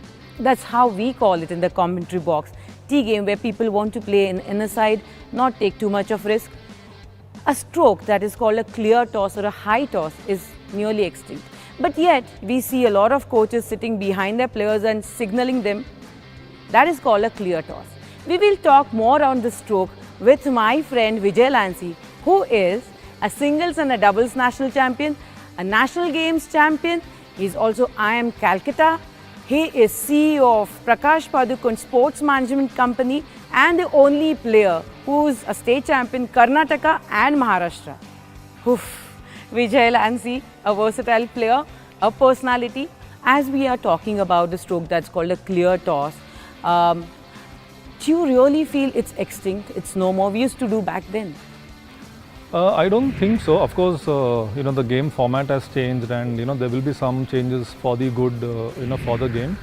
I think, especially for the children, it is a very important stroke, a clear toss. Primarily because it shows you the length of the court. When a child learns to hit a good clear or a good toss, he understands the depth of the court, which is very important in the formative years. A clear can be are of two types: a defensive high clear or an attacking clear, which you can see more in today's. When you get the proper length. Yeah, when you get a proper length. Yeah, and the length, of course, is very important. It has to fall at the rear court, not towards the center, because you could then catch it midway. A proper clear is important. In fact, a clear would never give you a point, but it would lead to a point. You could get back in the rally. Exactly. If you're caught. So, for example, when you're caught, a defensive high clear lets you come back into the game. Also, if you're playing against an attacking player, sometimes just to vary the rhythm, vary the pace of the rally, you give a high clear. So he really needs to wait and then go for a hit. The game speed gets a little lower. Exactly, you get back into the game. Yeah. It's a match strategy. It's a match strategy, exactly. And at times, somewhere midway during the game, you need these one or two rallies, just to sort of get your breath back. So you tend to give more height to your lifts and your clears. And also, I feel if you're playing against a real tall player, I think instead of giving flatter tosses, a higher toss would be better with a quick drop in a strategy. Yeah, surely. So against a tall player, of course, the shuttle has to go back, and typically, and these days, with the drift, and it's very difficult to hit an experienced player does that, but it's always safe to hit a high defensive clear to the rear court. So it always becomes difficult for an opponent to hit. Thank you so much, Vijay. So now we know that there are two types of tosses. One is a clear toss that's high, and one is a little attacking toss that you use against your opponent to displace him. So clear toss is some toss that you use to get yourself back into the rally. Now that you have a clear significance of what tosses are all about, I'm sure you're going to practice more hard. Subscribe to PNB MetLife JBC Bootcamp channel right now and get more videos on strategies, techniques, nutrition, and a lot more. What are you waiting for? Do it now. Training should be harder than the game.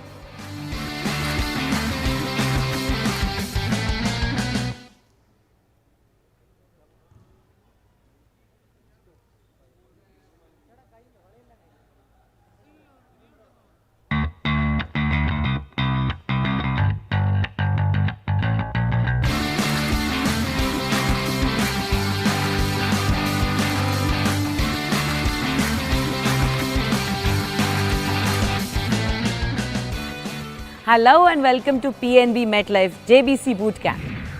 Badminton now has become such an aggressive game. There are certain strokes that we have seen not there anymore. Badminton now becoming a deep game.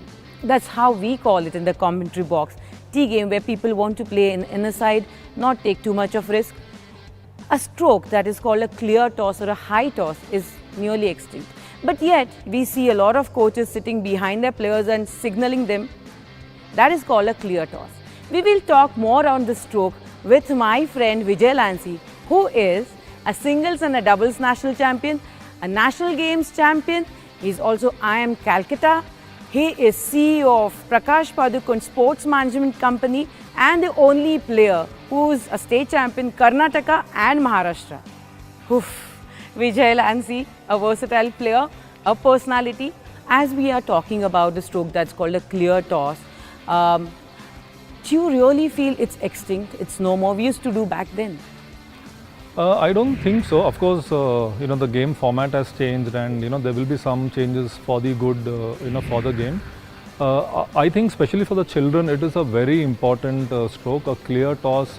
Primarily because it shows you the length of the court. When a child learns to hit a good clear or a good toss, he understands the depth of the court, which is very important in the formative years. A clear can be are of two types: a defensive high clear or an attacking clear, which you can see more in today's. When you get the proper length. Yeah, when you get a proper length. Yeah, and the length, of course, is very important. It has to fall at the rear court, not towards the center, because you could then catch it midway. A proper clear is important. In fact, a clear would never give you a point, but it would lead to a point. Yeah. You could get back in the rally. Exactly. Rather, if you're caught. So, for example, when you're caught, a defensive high clear lets you come back into the game. Also, if you're playing against an attacking player, sometimes just to vary the rhythm, vary the pace of the rally, you give a high clear. So he really needs to wait and then go for a hit. The game speed gets a little lower. Exactly, you get back into the game. Yeah. It's a match strategy. It's a match strategy, exactly. And at times somewhere midway during the game, you need these one or two rallies, just to sort of get your breath back. So you tend to give more height to your lifts and your clears. And also, I feel if you're playing against a real top.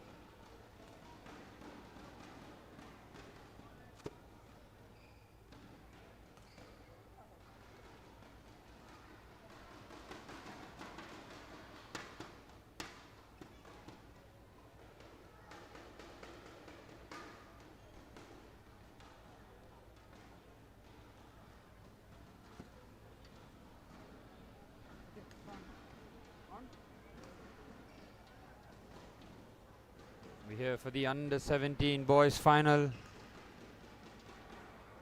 This is between Ayush Suraj and Anthony.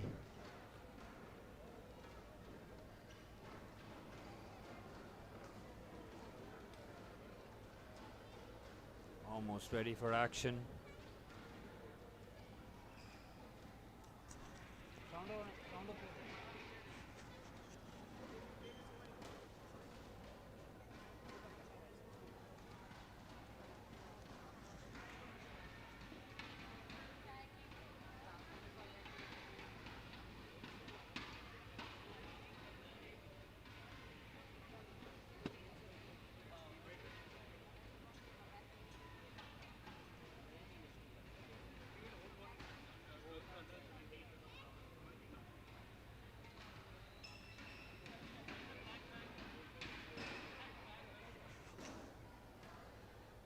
We are ready to begin here.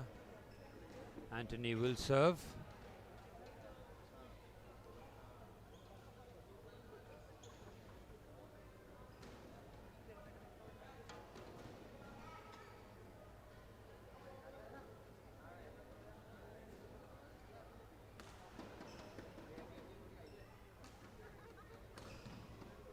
Let's pick up that.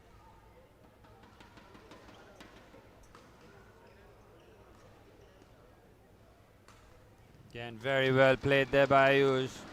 Picks up the first point. Some style.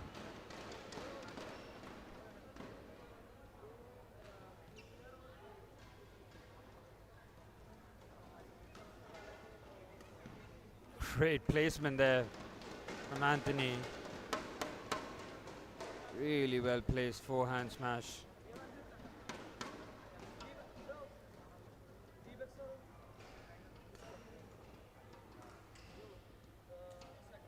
Again, good rally there. Back-to-back points here for Anthony.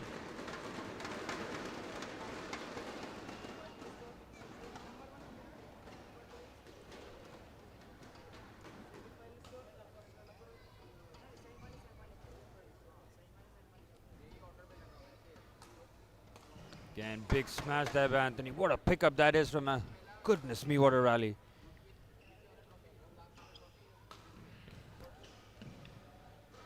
Again, it's very well played. This is an outstanding rally by both players. Goodness me, if this is just a preview what we're going to see in this match. And what a smash by Anthony. Completely wrong footing Ayush.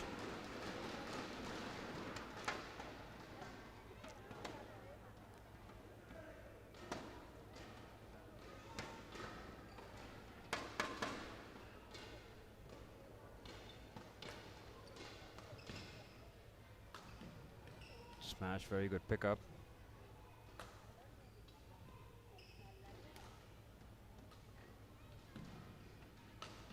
Outstanding badminton by both players. My goodness me, what a smash that was from Ayush.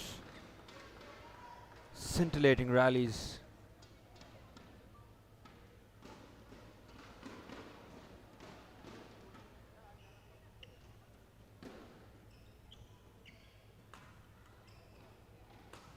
Again, good smash, very good pickup.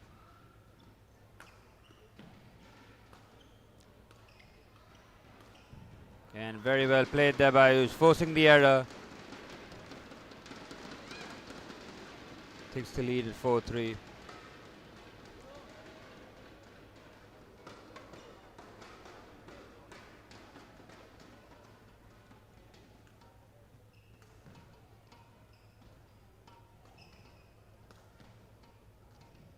And Ayush going for that disguised forehand.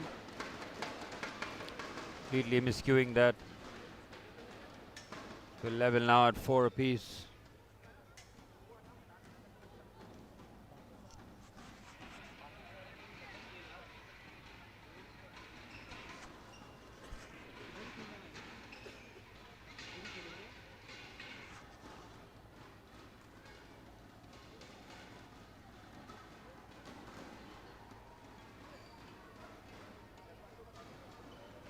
Anthony now serving at 4-all.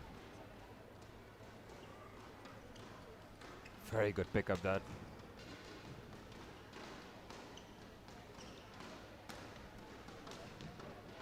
All player. I think instead of giving Really flatter is tosses, a sensational higher toss would be badminton. better with a quick Both drop players in a strategy. full of Yeah, quality, surely, surely. high So quality against action this. a tall player, of course, the shuttle Ayush has picking to up that go back, point. and typically, Very and good these days, touch. you know.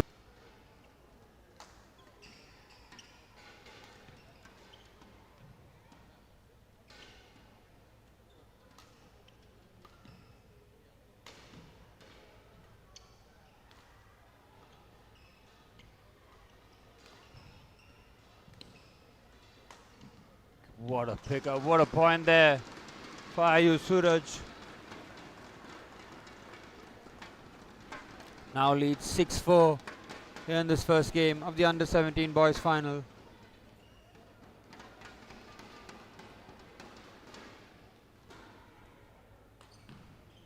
Very well played once again. Back-to-back points for Ayush Suraj.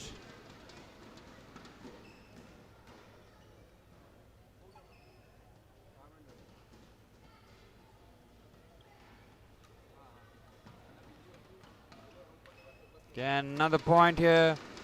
Momentum on Ayush's side. She now has a 4-point lead in this final against Yash Anthony.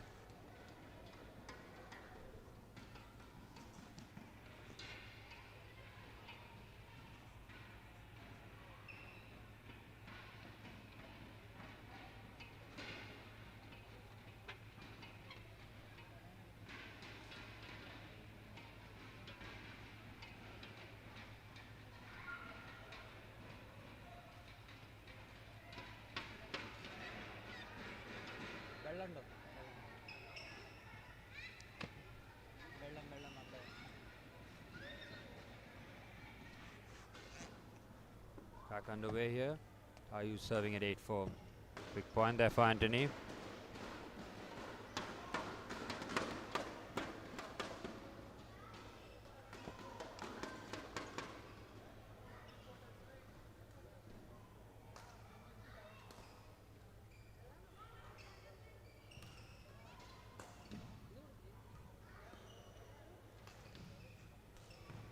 Again, just getting fortunate there. Very important point there for Anthony. Closing the gap to just 2 points now.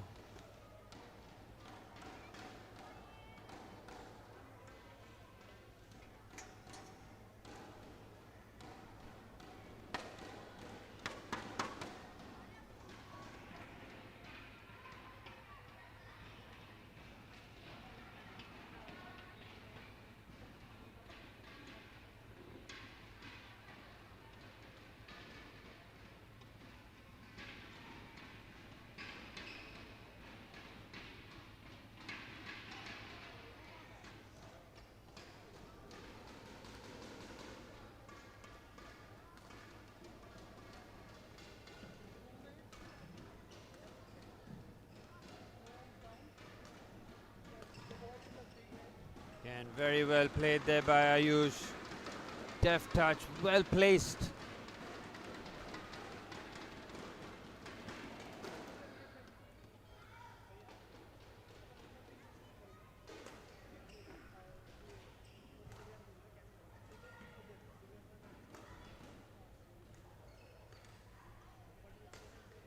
Again, good point there for Ayush. Once again, building momentum. Leading 10-6 here in the first game.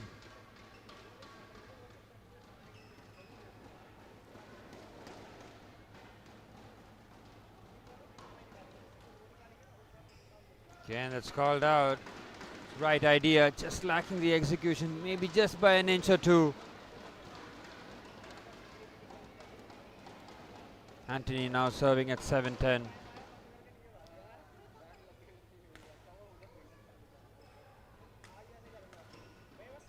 And smash once again, right down the middle. No chance for Ayush.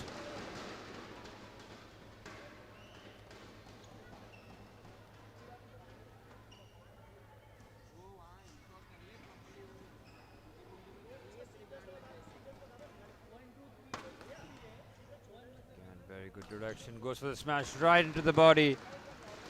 Very well placed. Tremendous amount of power. Ayush now has a 3-point lead, serving at 11-8.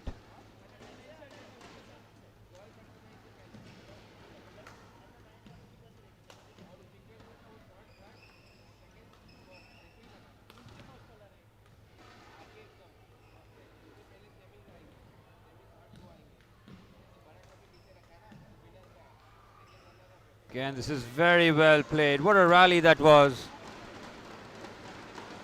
Anthony putting so much effort into that point. Ayush now with a 4-point lead. So he leads 12-8 here in the first game of the Under-17 Boys Final.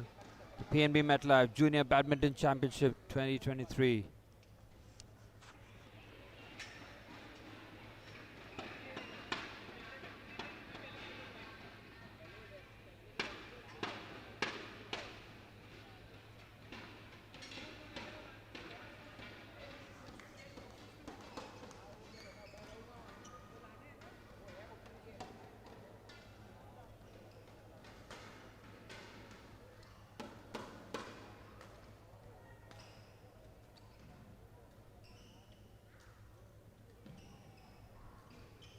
And brilliant disguise on the drop shot.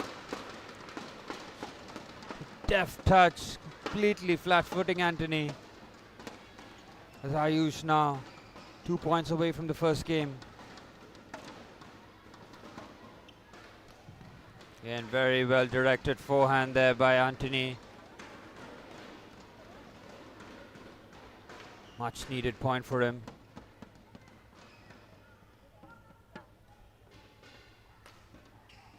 Again, big smash there by Ayush. He will serve for the first game.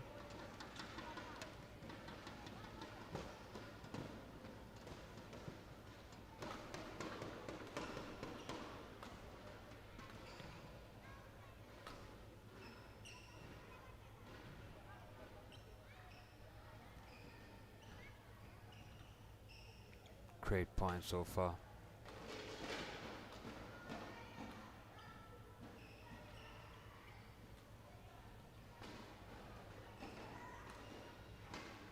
It's gone out and Ayush takes the first game, 15-9.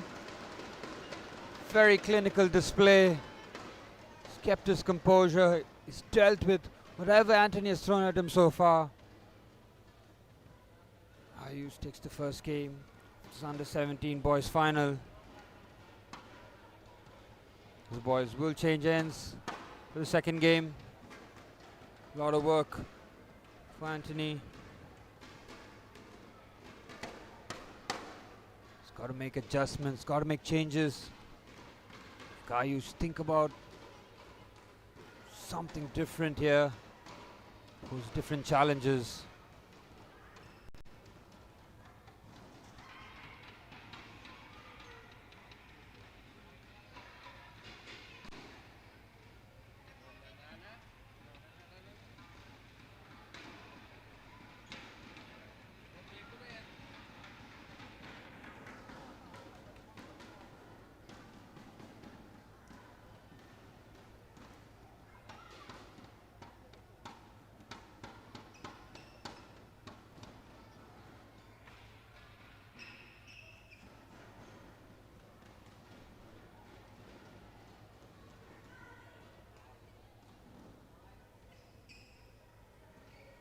Back underway here.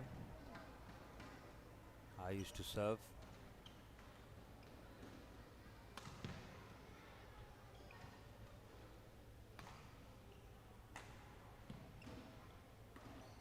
Good big backhand. Brilliant smash there by Anthony. Right down this.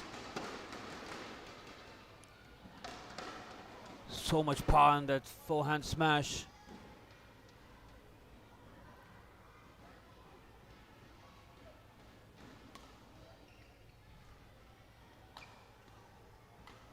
Again, Anthony going for the smash. This time crashes into the net. The back level at 1-all.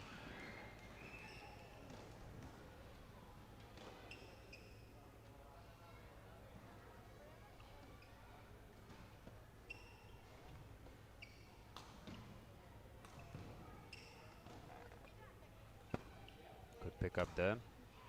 Well directed smash. Good pick up once again and gets another point. Forces the error. Very well played there by Ayush on that point.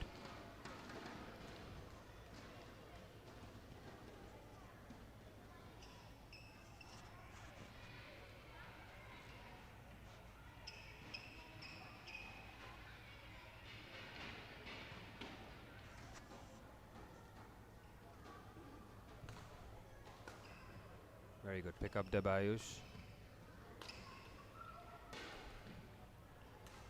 Again goes for the cross-court smash. Very well played. Well picked up by Anthony the first time. Second time he had absolutely no chance.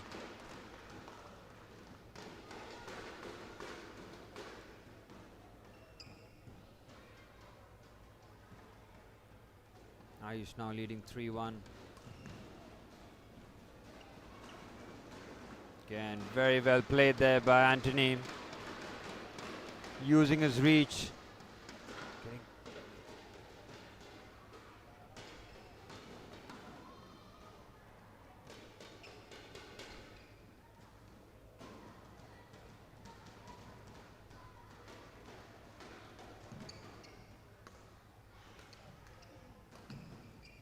Very good pickup, very good defending here by Ayush. My goodness me.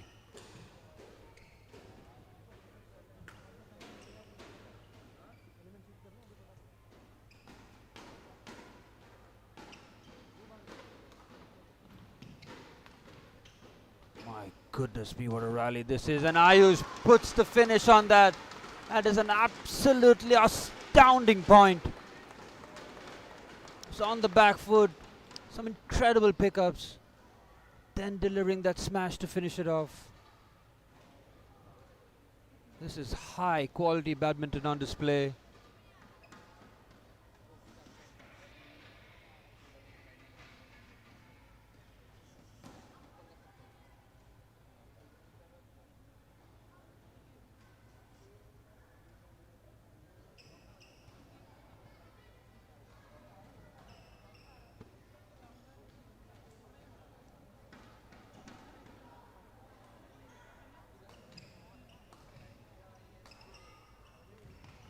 Just miscues that forehand.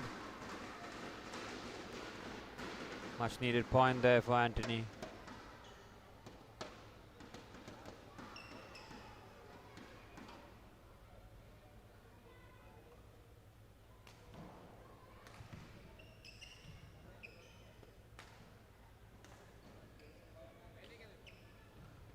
Very good drop shot, very good pickup.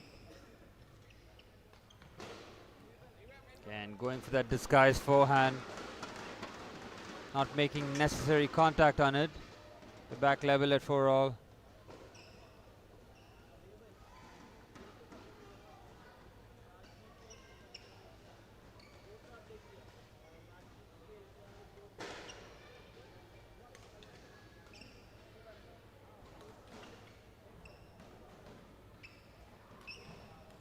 Again, good shot there from Anthony.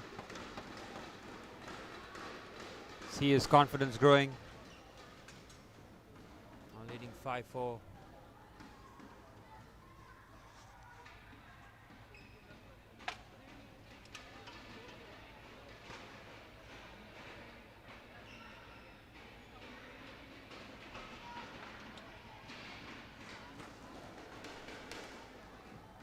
Again, that goes out. Another point there for Anthony. Serving at 6-4.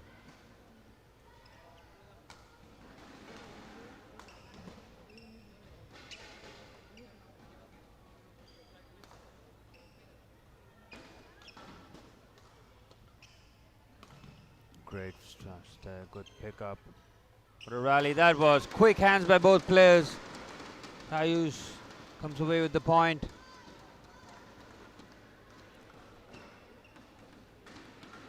Second game much more evenly matched.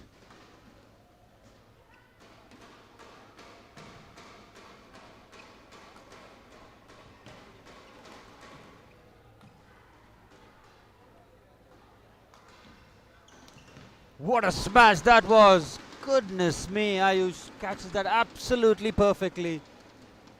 The pace, the direction. It's a high quality smash.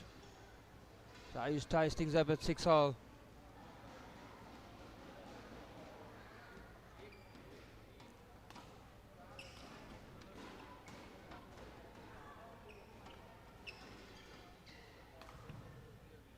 Good pick up there by Anthony.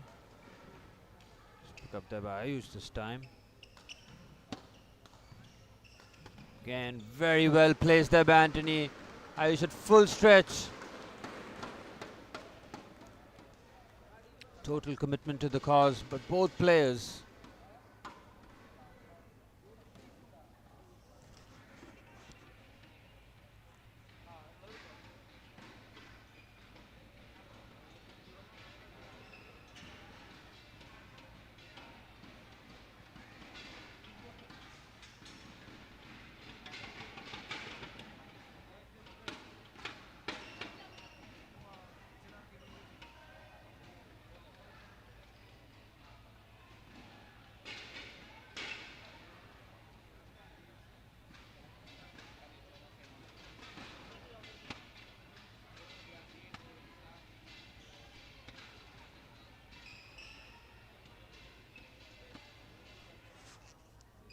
Back underway here.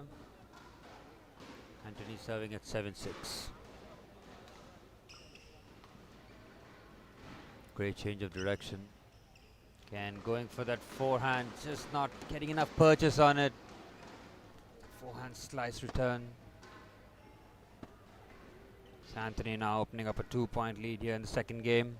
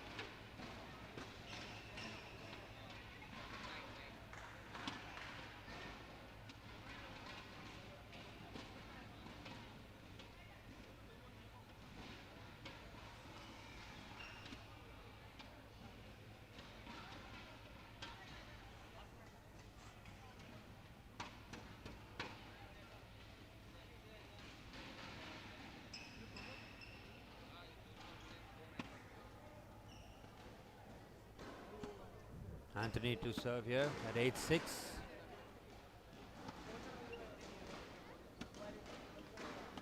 Good whip backhand there by Anthony.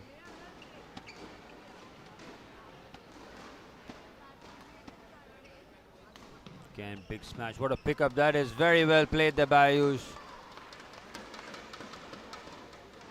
Aggressively approaching the net for the smash.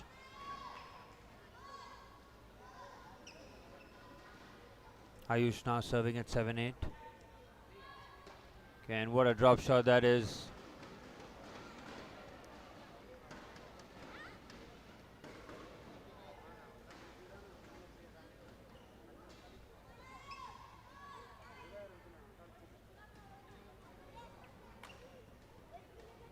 Great change of direction. What a backhand that was. Does it so smoothly.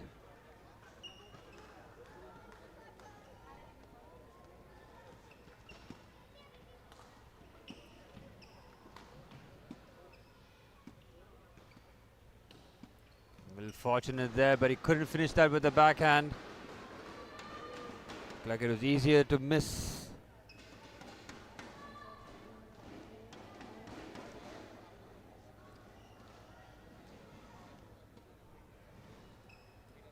Anthony now serving at 10-8. Okay, and that's a very good leave there by Anthony. Very good judgment. Anthony now serving at 11-8.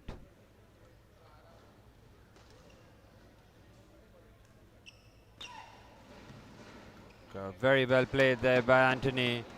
Fancying forward. Being very aggressive in that point. Now opens up a 4-point lead here in the second game.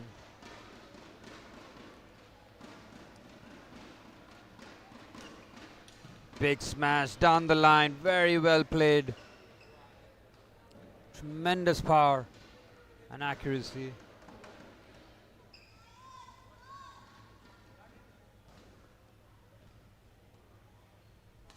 What a smash that is from Ayush. This time going cross court with that forehand.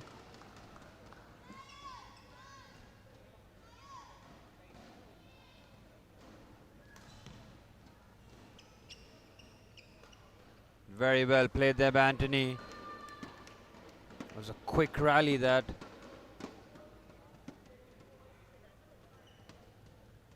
And Anthony now will serve for the second game. Great pickup by Ayush.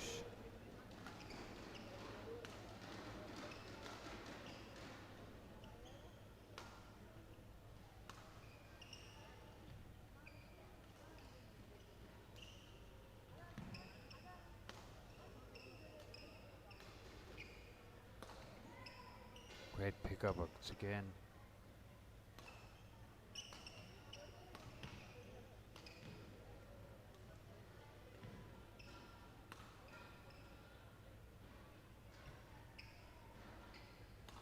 What a rally this is, and Anthony picks up the second game, 15-9. What a response this has been. Level here at 1 game apiece. We will need a third and deciding game to determine who's going to win this under-17 boys category final. Both players have played scintillating badminton throughout the tournament, finals especially. High pressure environment, full crowd in attendance. This is what sport is all about.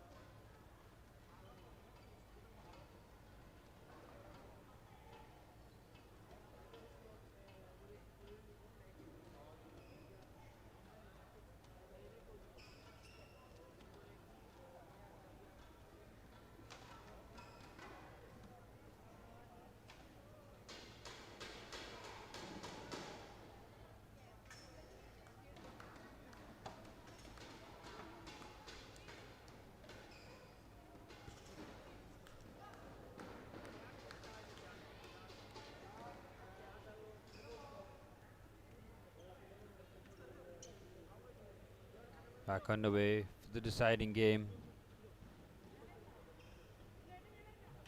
Really well played there by Anthony. Picks up the first point. The third game.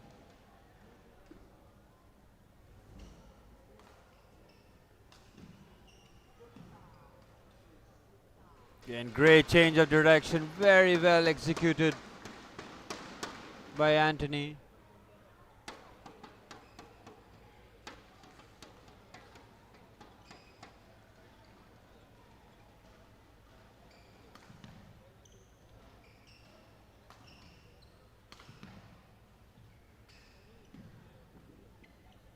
Great backhand push. Very good return there. Again, very well played there by Ayush. Had control of that point. Anthony was scrambling.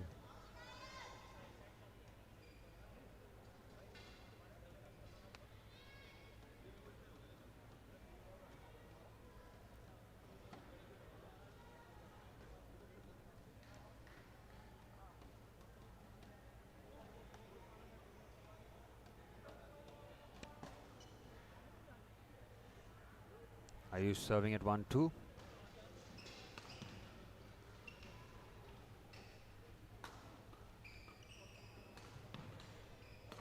Big smash down the middle. This is outstanding defense by Ayush. But it stays in. Very well played there by Anthony. Huge credit to Ayush staying in the point. Quick reflexes. Anthony now leading 3-1.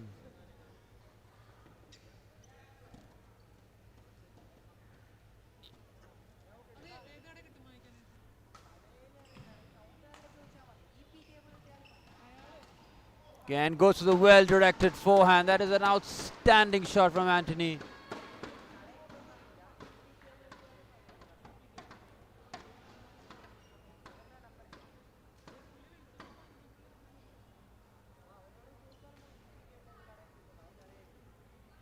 Anthony now showing at 4-1.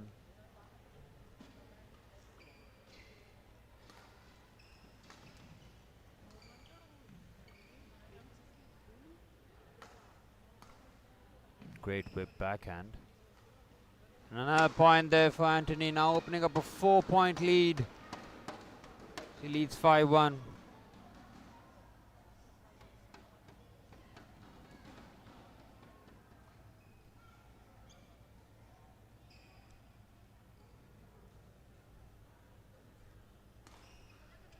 Very good pickup there by Ayush. And nice smash there by Ayush. Down the middle. Anthony got there but couldn't make contact.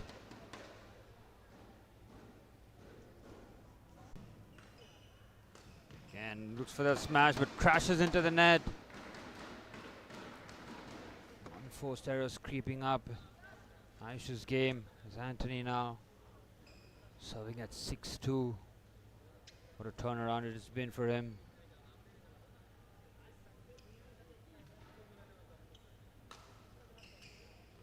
Great change of directions, miscuing that forehand.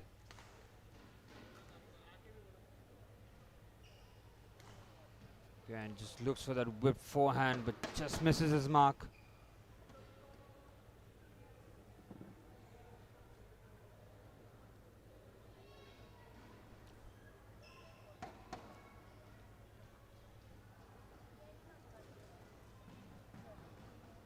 Ayush now serving at 3-6. Back-to-back points here for Ayush.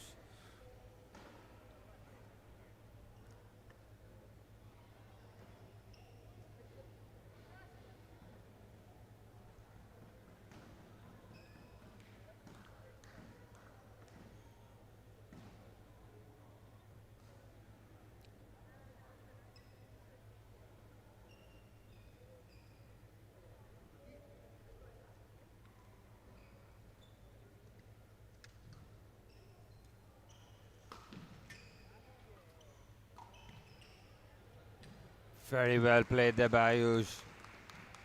3 points on the bounce. Anthony's cushion has evaporated very quickly.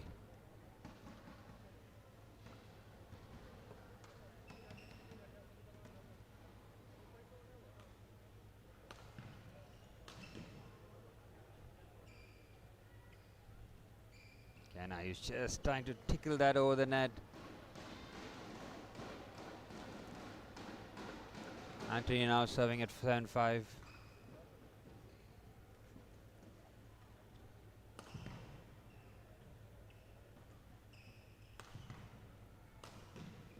Very well played. What a point this is.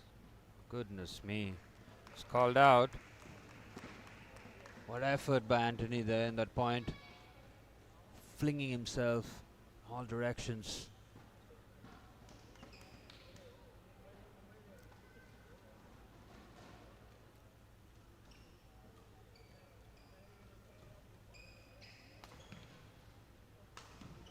Again, looks for the big smash, but doesn't find his mark. Another point for Anthony. This leads 8-6 as both players will switch sides at the conclusion of this match.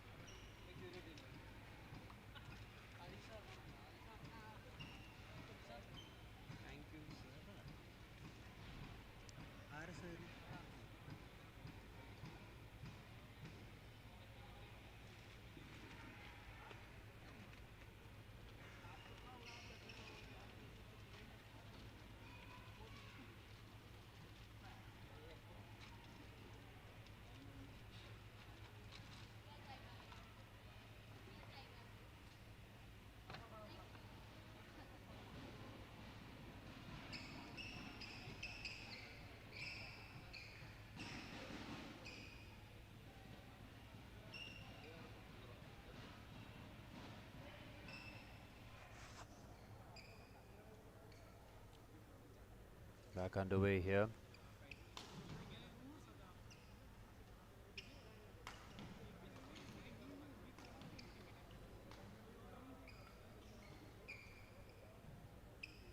Very good pickup there by Ayush. Full stretch. Very well executed.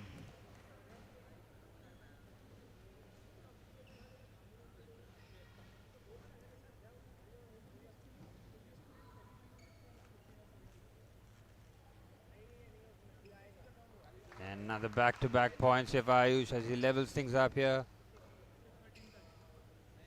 Nothing to separate these two athletes.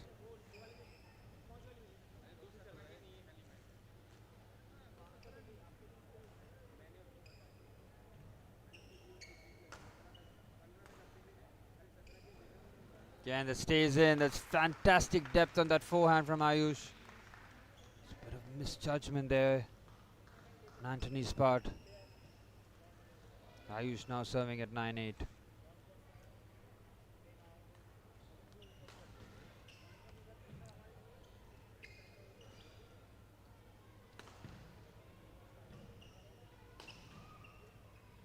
good change of direction. Well picked up by Anthony.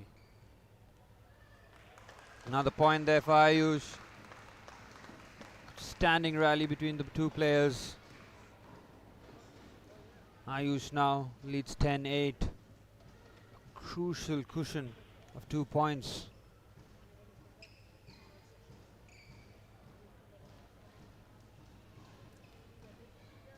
Again, another point there. Quick point there for Ayush. Just what he needed. Now leads by 3, serving at 11-8.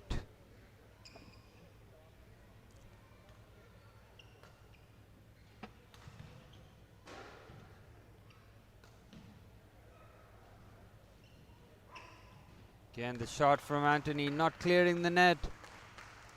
Ayush now opening up a 4-point lead in the deciding game, the under-17 boys final.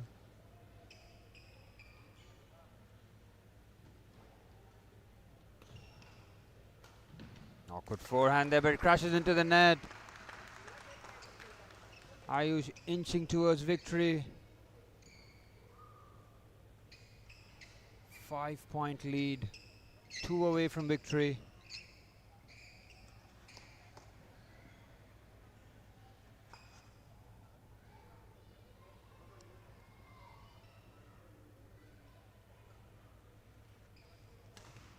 What a smash that was, but it's out. Lifeline here for Yash Anthony.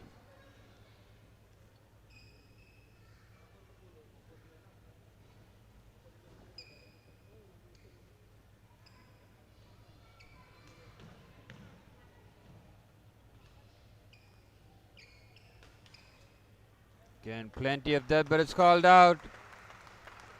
And Ayush Suraj now just a point away from winning this final. So he's just taking his time, composing himself.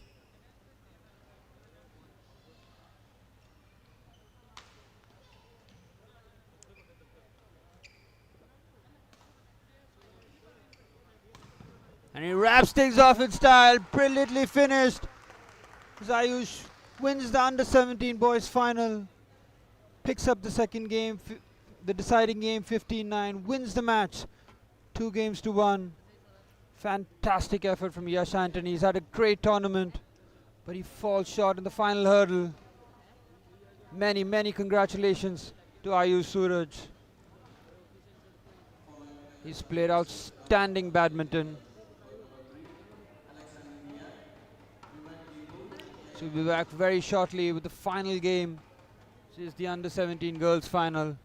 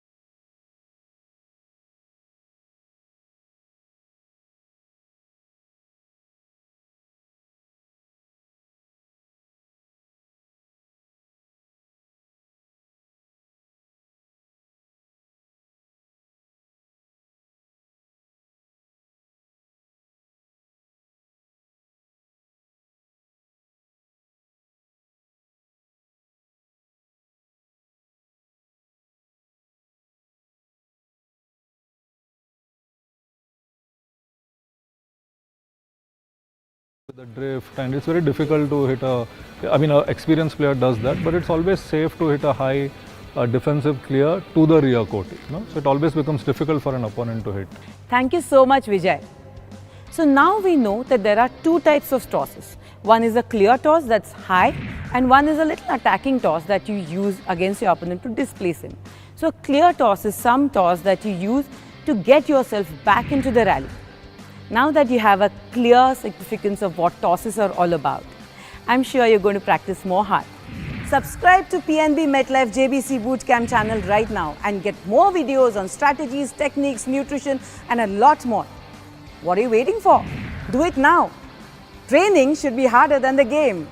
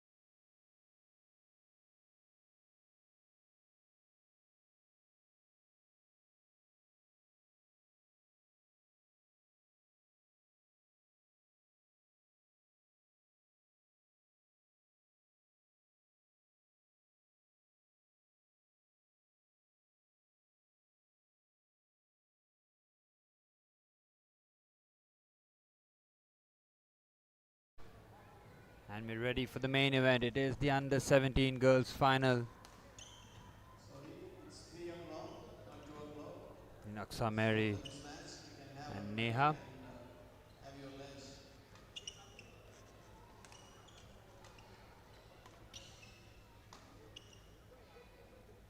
Point there for Aksa Mary.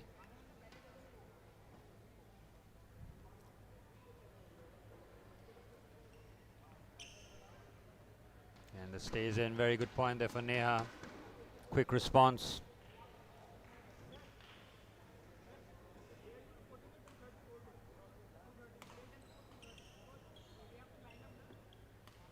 Again, very well executed there by Aksa Mary.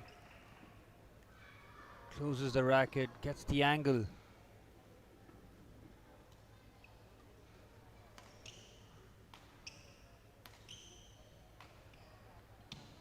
Again, just going for that deft touch, not making sufficient contact. Level here at 2-2.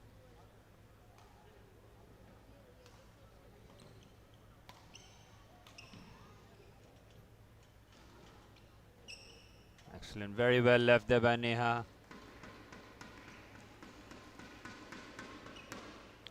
Aksa Mary being moved around the court. Again, very well played there by Neha. Deft touch. She has got the reach advantage. She's using it.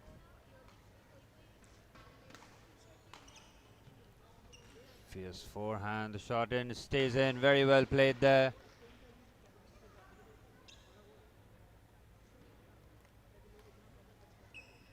That's a strange decision. So Mary got the point. Very well played there by Neha now. Re-establishing a 2-point lead.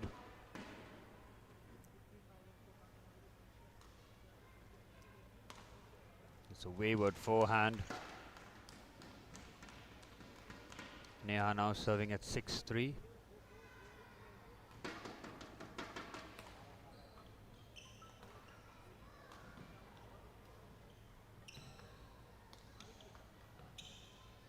And good push the backhand, but goes out.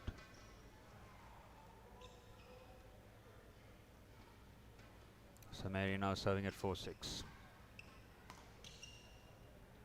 And going for that deft forehand drop shot. Catches the net.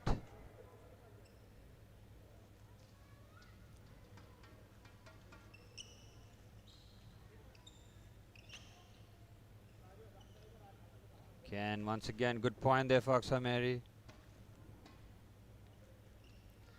Back level at 6-all.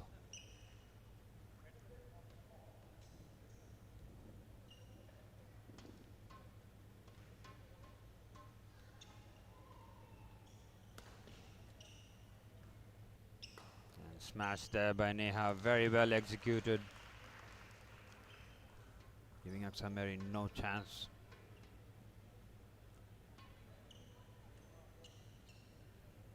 Again going out. Back-to-back points here for Neha Shenoy.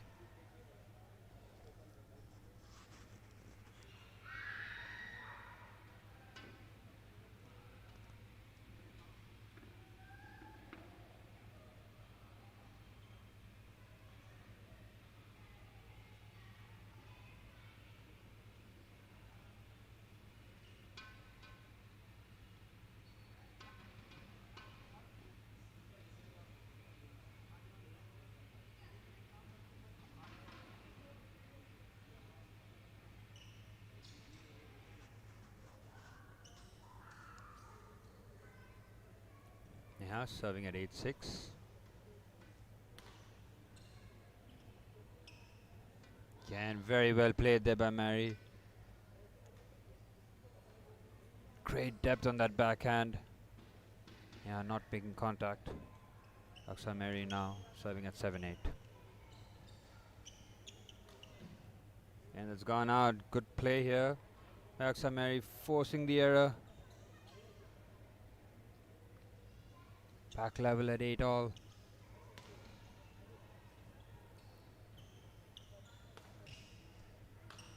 Again, Neha going for that big smash, crashes into the net. Good comeback this. Mary. Another point there for Mary. Getting some quick points here. She now leads 10-8. Brilliant smash. What a pickup that is. Very well played there by Neha. Very good depth on that backhand.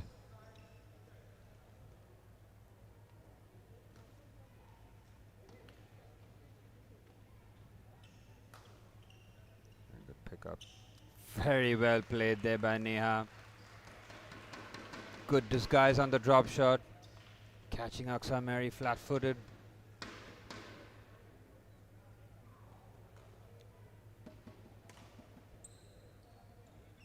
Now point there for Neha. Now leading 11-10.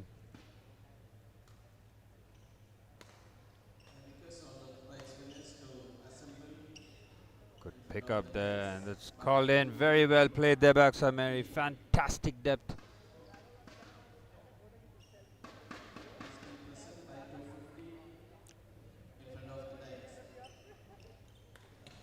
And very well played there by Mary.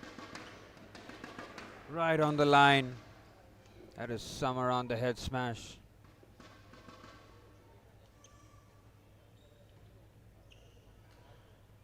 Great drop shot there by Neha. Back level, 12-all.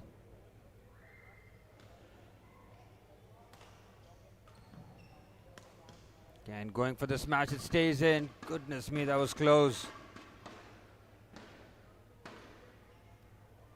Aksa Mary now serving at 13-12. Gives the point right back to Neha. She'll be very disappointed with that. Very loose point to give away at this junction.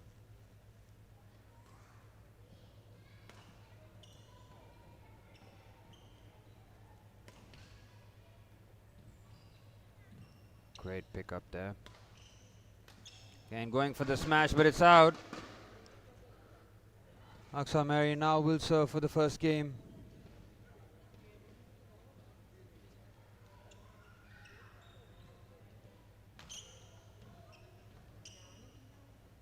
Very well played there by Aksa Mary. Good judgment as she leaves it. She takes the first game 15-13.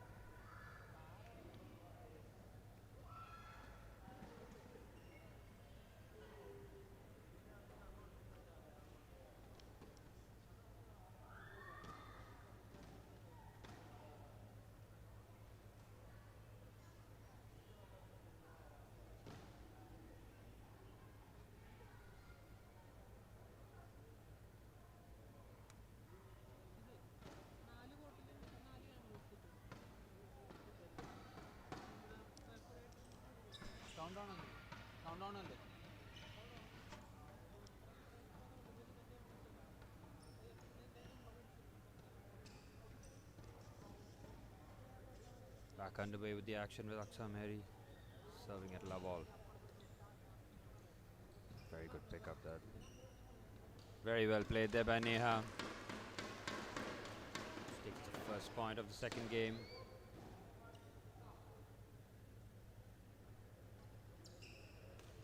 And very good depth on that return. Aksa Mary.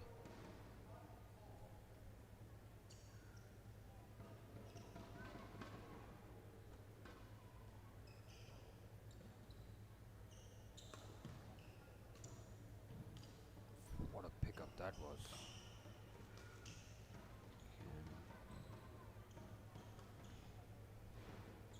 What a drop shot that was. Wonderful badminton. Aksa Mary now leads 2-1.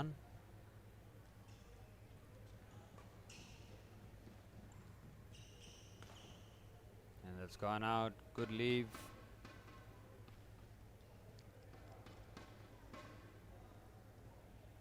Two-point lead here for Aksa Mary. And another quick point for Aksa Mary.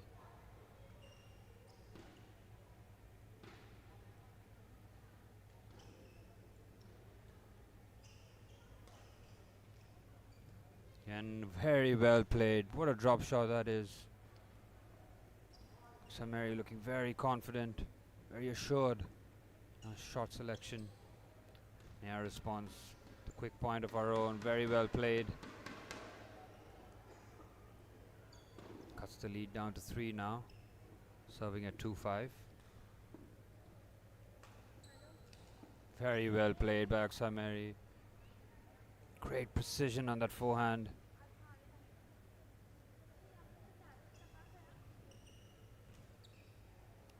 Didn't get enough purchase on that forehand. Sneha now cuts the lead down to 3. Serving at 3-6.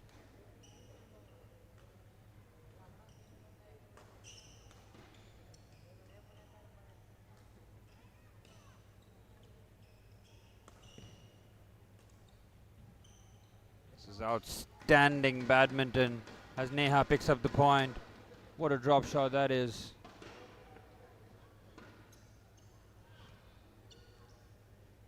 Yeah, now serving at 4-6. So Mary goes for the smash and he executes it absolutely perfectly.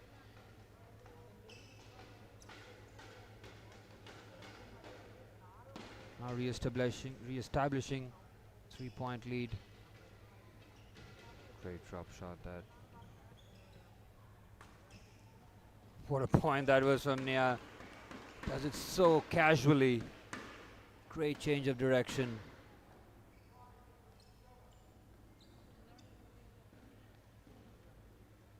Nia now serving at 5-7. And point there for Aksa Mary. Shuts down the momentum immediately.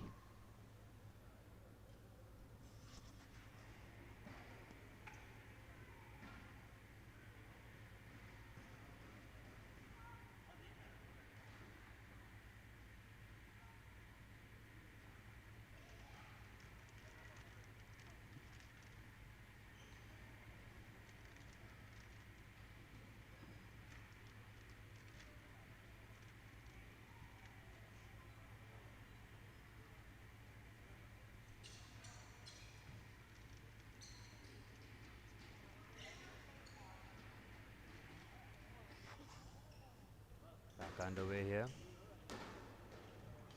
Very well played there by Neha. Aksa Mary full stretch. Not able to lift the shuttle over the net.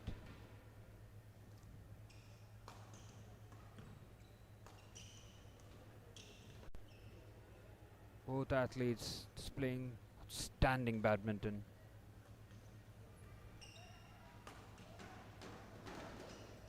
What a disguised drop shot that is. That is a special shot. Back level at 9-all.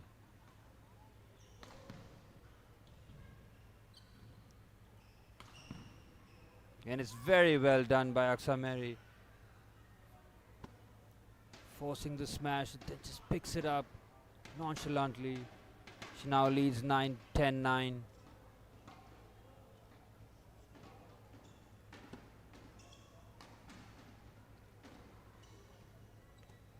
Good net play by both players, and Neha picks up the point. Level at 10-all.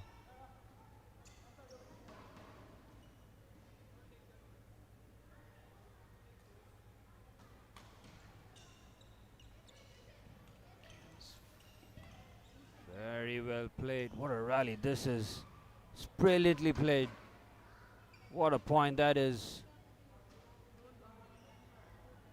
Aksa Mary now leading 11-10. They're in the second game. It's crunch time for Neha Shenoy.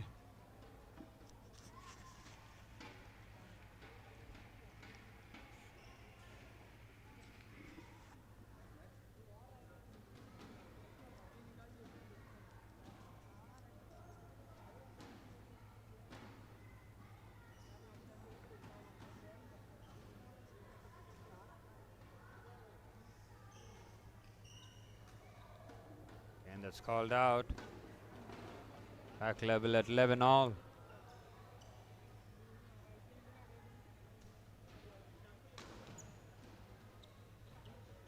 Again, good change of direction. Very well played there by Aksa Mary. A little fortunate there before the shot.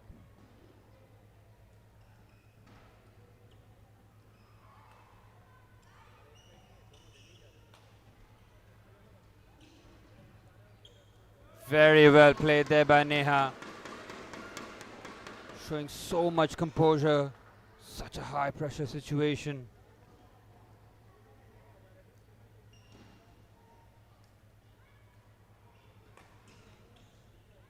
Smash, what a pickup. Can't pick this up again.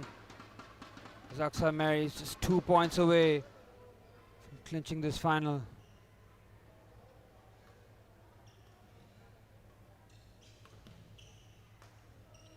This time it goes out. Back level once again. These two athletes have been going neck and neck here in the second game. What a pickup that is.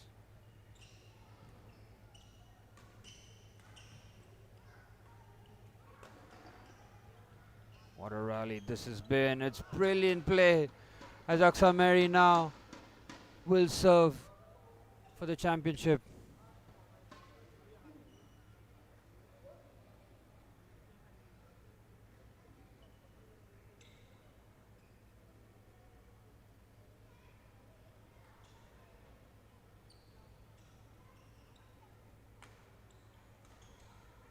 It just goes out. And it has. Aksa Mary clinches the final, the under 17 girls category. She wins this game 15-13, wins the match 2 games to love. Fantastic tournament for Neha Shenoy as she falls the final hurdle. But it is Aksa Mary who prevails after a brilliant game of badminton.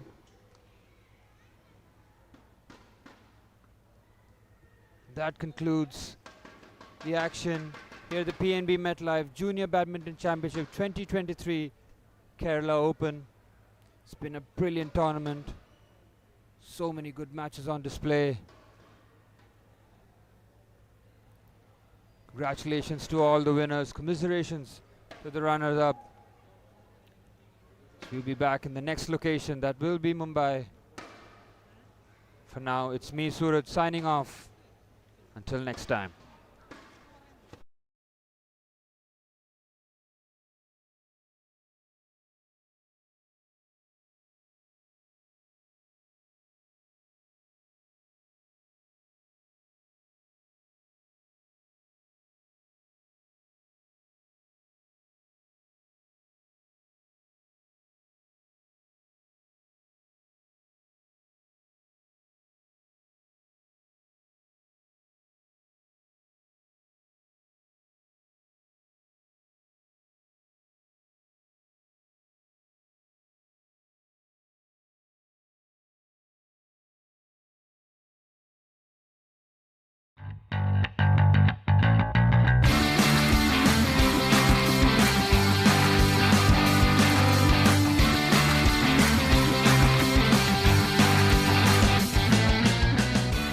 Hello and welcome to PNB MetLife JBC Bootcamp.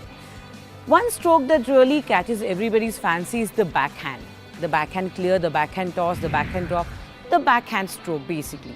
And to get the facts right about what backhand is and how to play the stroke, we have none other than Mr. Vimal Kumar with us. You have to tell us, what is this backhand stroke all about? You need a perfect connect, a perfect contact to it and a grip for it. Yeah, backhand is all about timing. Yes. Because in the 60s and 70s, and I would say to a certain extent early 80s, a lot of players used backhand clears and drops and smashes very frequently. But now the game has become very fast. The shuttle is pushed little shallow, flat to your backhand area. So backhand strokes are basically now used as a defensive to wriggle out of tough situations.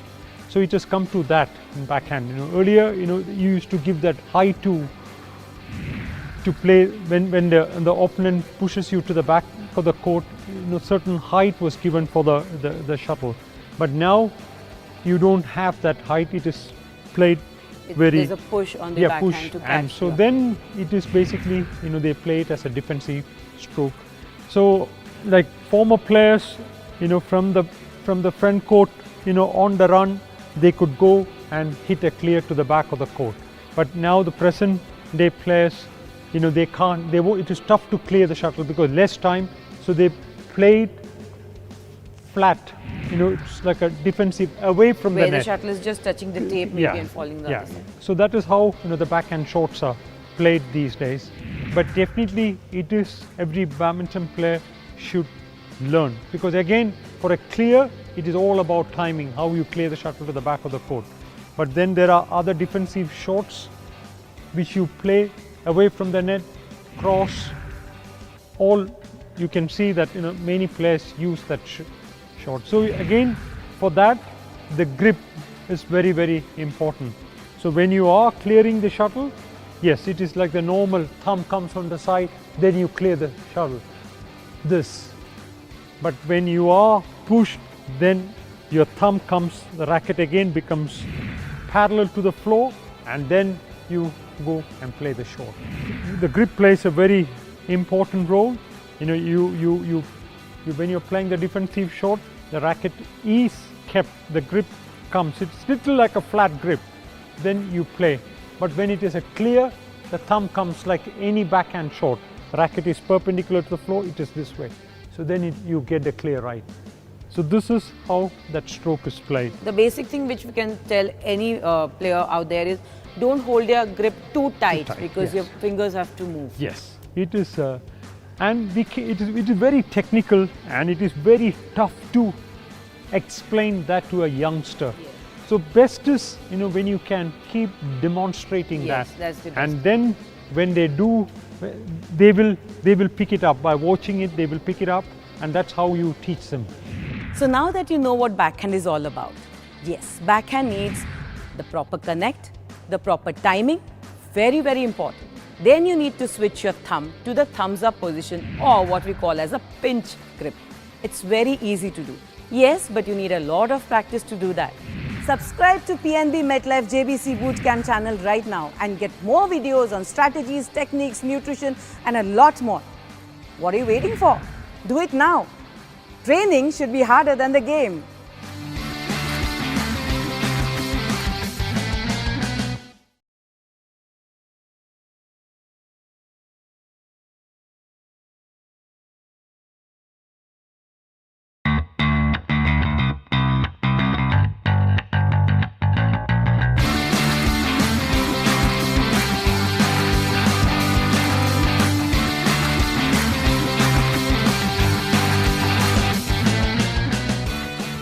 Hello and welcome to PNB MetLife JBC Bootcamp. The technology now has made our current generation into techno-savvy couch potatoes, where you have remotes for everything, your TVs, your ACs, your smartphones with a bit, and now you can order things to be done. So what needs the current generation to learn is a physical literacy. So how do you make them pursue a particular game or any sport for that matter? Let's learn about it from Rohit, head coach of Prakash Padukone Sports Management. Hi Rohit. Hi. Rohit, tell me a very, very important thing. The generation now needs to be physical literacy. So how do you instill that fun in them and also teach them a particular game? Okay, so yeah, it is very important to have fun when they are taking up the sport. So yeah, it's good to have fun when they start off the session. Yes, like it's you like can't have just a fun push warm. them into Yeah, it. exactly. So have a fun warm up itself, where you can make them a game of kind of relay where after the a particular exercise is done. So a fun, yes, warm up itself can be a fun where they start off very happy when it comes to very small kids. And yeah, Like even a in 6-year-old between, you're yeah, talking. a 6-year-old, let's say about like 6 to 10 years old kids. And yeah, even in between the session, when you can easily know that the kids is getting bored, so that Yeah, time also because you a can toss and a drop or a toss exactly. and a kick can bore Yeah, them. exactly. As they miss a lot of shuttles and they don't feel like playing more, then again you can start making them play some fun game in between as well. Yes. So it's always good to end up the session with some fun talk as well, as you build up your bonding with the students. Yes, that's very important, Very because when the important, kid comes across to you, tells you everything, confesses, it's a very good rapport between a coach Exactly. and a Yeah, student. yeah, exactly. Correct. So, one very important question is elite players or the players who are playing international level. It's very, very difficult for them to keep the momentum going. So, what are the fun drills for them so that they have the strenuous training plus they have a little relaxation when they are on the court? Okay, so coming to fun drills, so if you are planning for any fun drill, ensure that there is some fitness which is related for the badminton as well. Then if it is no point in making them play some fun game which is no related to fitness nor badminton. So they should have that physical part, but they Exactly. shouldn't know that what they're doing Exactly, yeah, that is the whole point of it. So yeah, we can make them play mirror shadow. There is a game called mirror shadow which is really fun, having a big group of students. And yeah, kids having, a lot of small kids being in around, it will be very fun. So that game can be demonstrated if you want to. Surely, please, the whole court is open for you. So please show us the demonstration for a 6-year-old as well as for elite players. So then they can Okay. use this. Sure. So we'll be learning about a game called mirror shadow, which is a fun drill, which is used more in badminton. So this mirror shadow helps the kids to do a good side running as they try to hit one leg to the other leg while doing a side running, and of course helps them to be always on the toe and builds their leg strength, and of course a good stance position, which is very much important in badminton.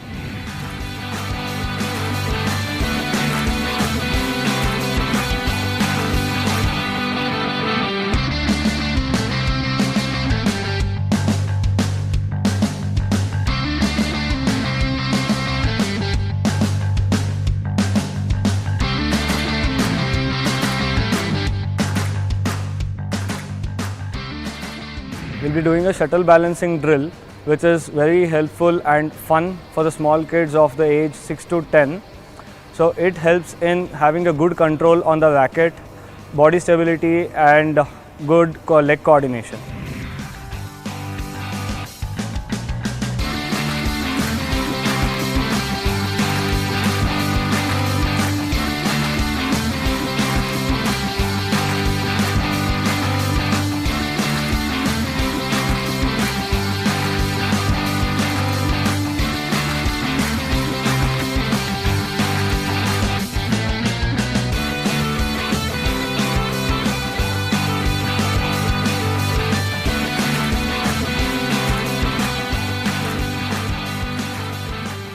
Training should be harder than the game. But training should also be fun. You know the simple drills now, like mirror shadow, which will help you develop a good side running and will give you good strength in your legs. And also balancing, which will help you keep the perfect balance for badminton. You know it, implement it. To get more tips from the top badminton coaches, please subscribe to our channel PNB MetLife JBC Bootcamp right now. मिलकर life आगे बढ़ाएं।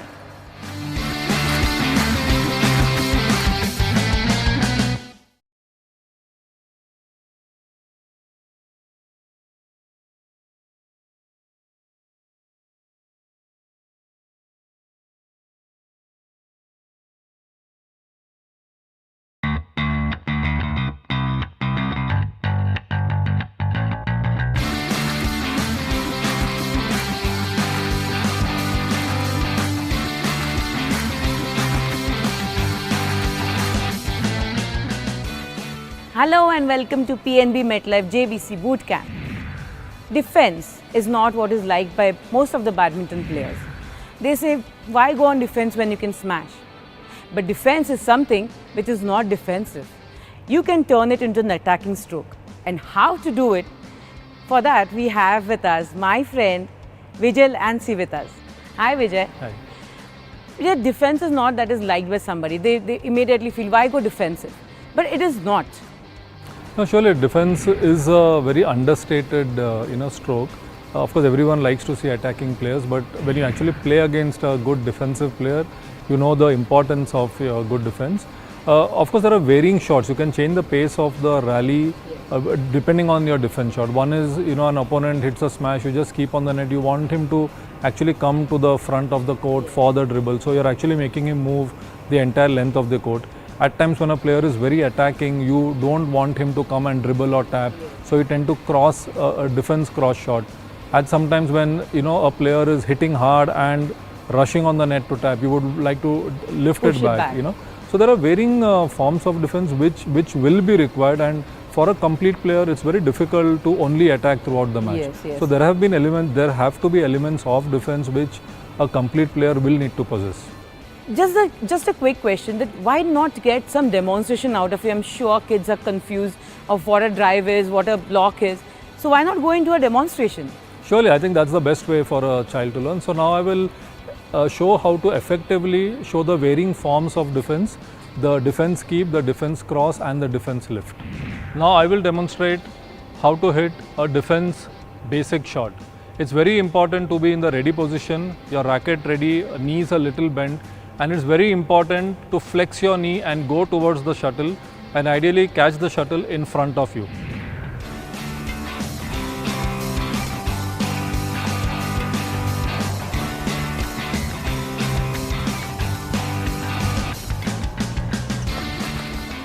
Now I will demonstrate a defense lift shot. It's very important to be in the crouch position, knee flexed and shuttle ideally in front of you. Now I will show you the actual demonstration of the shot.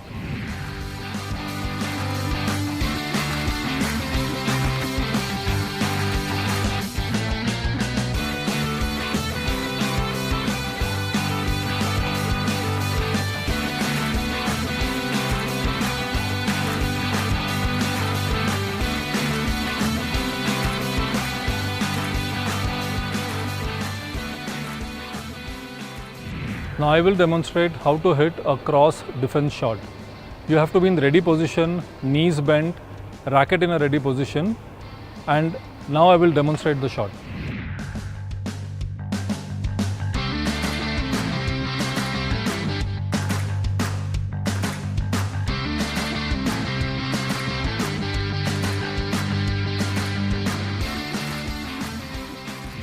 So Vijay has just taught us what defense is all about. The 4 types of defenses. One is the block, but for that you have to keep your racket head alert and your body structure really focused on the shuttle. And just push the shuttle in front of you.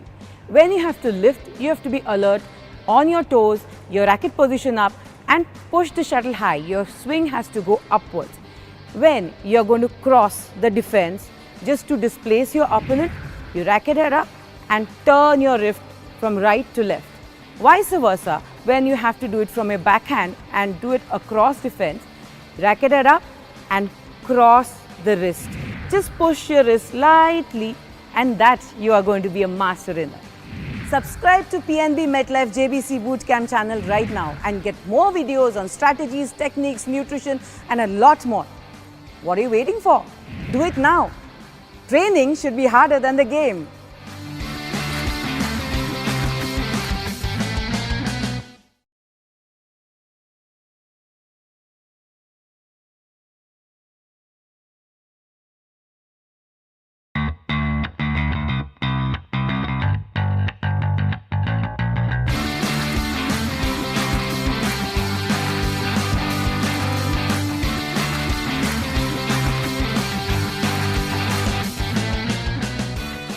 Welcome to PNB MetLife JBC Bootcamp. You're wondering why Vimal sir is on the other side of the net? Well, now we are going to learn what is tumble in the net, or popularly known as what is called as dribble in India. So it's a very difficult, a very delicate stroke, and let me ask Vimal sir, what is actually this tumble at the net that's known as? When you play a tight net shot, spin shot at the net, it is very tough to return to the back of the court. So you create an opening to finish the rally.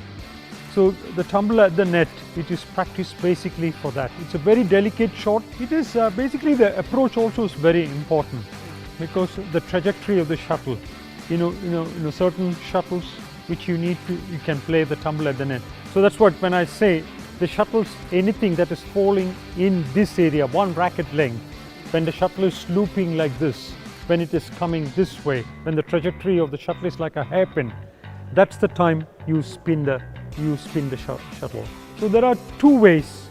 You move in straight, then you come, approach this way, then you play this way. Let's start with the tumble.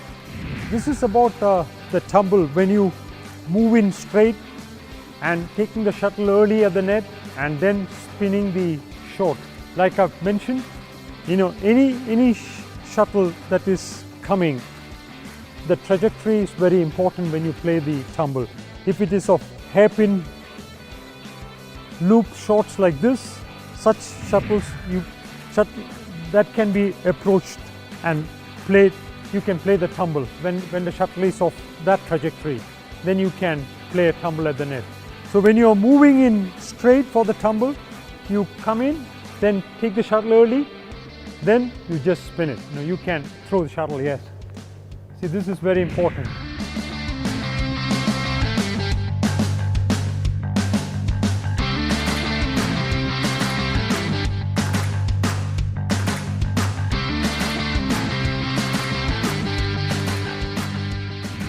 Then when you are moving diagonally, again, it is the finger movements. You can spin the shuttle this way. So then you get a better spin. So now I'm demonstrating, I'm standing and showing this. But when the player is moving fast, when he's coming in, he has to have the lunge is very important. This step is very important, which he moves in really fast, and then you should still have the control from here. But when they are moving in fast, if your arm also moves fast, then the spin shot will not be effective, because the shuttle can go away from the tape. So then your opponent can push you back faster. So it's very important that you reach early, fast, but then this arm, this you have to have that control. This movement is very delicate, this shot. This has to be played that way. So then you get a better shot at the net. And similar way, when you are moving in diagonally, again it is this approach. Yeah. See this, you spin the shuttle, this. See, it's all from here. It is from here, it is this. Tumble on the net, or popularly as it's called as a dribble in India, is something that one has to master. It comes with practice. Yes, you need to use your fingers, you need to change your grip.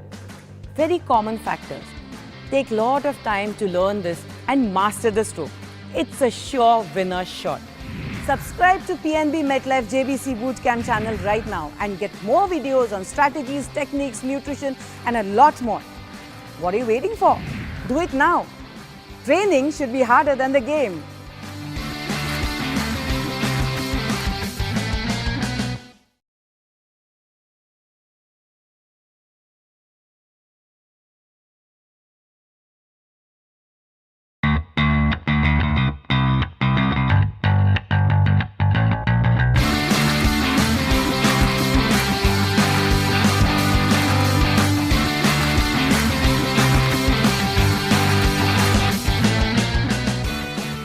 Hello and welcome to PNB MetLife JBC Bootcamp. I know you players are really confused on how to strategize on the match. What is the preparation?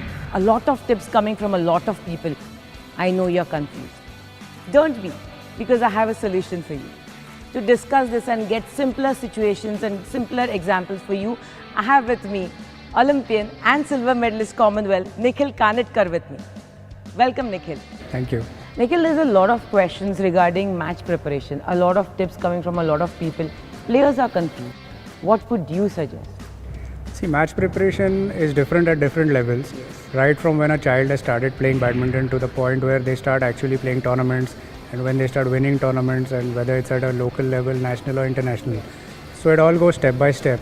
And I would say that when they are really young and they've just started playing the tournaments, we have to first get them to understand the conditions, when they go for a tournament, all the different conditions, and also right from waking up in the morning, how you prepare yourself for a match. Very important. It's not just that, you have a match at 9 o'clock and you just wake up at 8 o'clock and go for the match. So kids really need to be told about these things, preparation right from the night before. Your nutrition, your sleep, your rest, you wake up in the morning, you maybe go for a jog and a stretch, and then you go for a match. So this is the first stage of match preparation for a kid when they start playing the tournaments. The next step I would say is probably we teach them how to write a diary of the opponents, because we have to actually teach them how to analyze. Yeah, because it changes from opponent to opponent. Yeah, the strong points, the weak points, and the analysis of the match. We see that the top players like Sindhu, Srikanth, it comes naturally to them. But all of us, when we were kids, we were told to do these things. Yes. So that's probably the next step. Then, of course, as they are playing at higher levels, they need to get used to the conditions of the court. Where a lot of international tournaments you have, the air conditioning. Yes. So how to play, on With both the sides. air, Yeah, with the draft air, on. with the draft or against the draft. Yes. It looks very easy on television when we watch, but there's a lot of preparation which goes into that. And finally, at the last highest level, it is all about strategizing against different players. So I would say these are the different steps. Also, one question, Nikhil. You are a left-handed player yourself. So a lot of different strategy has to be used when you have a left-handed player as an opponent. Yes, of course, I would say left-handers have a slight advantage. Yes. It's deception is easier for them. They are at a much better situation. A left-hander is always playing against a right-hander, but it's not the other way around. The right-handers very rarely have to play against a left-hander, which gives them a slight advantage. Yes. Thank you so much, Nikhil. Thank you. Friends, now I'm sure that you know how a match preparation is done. It's easier, right? If you want to know more on badminton tips and techniques from the top badminton coaches of India, please log on to our channel PNB MetLife JBC Bootcamp right now.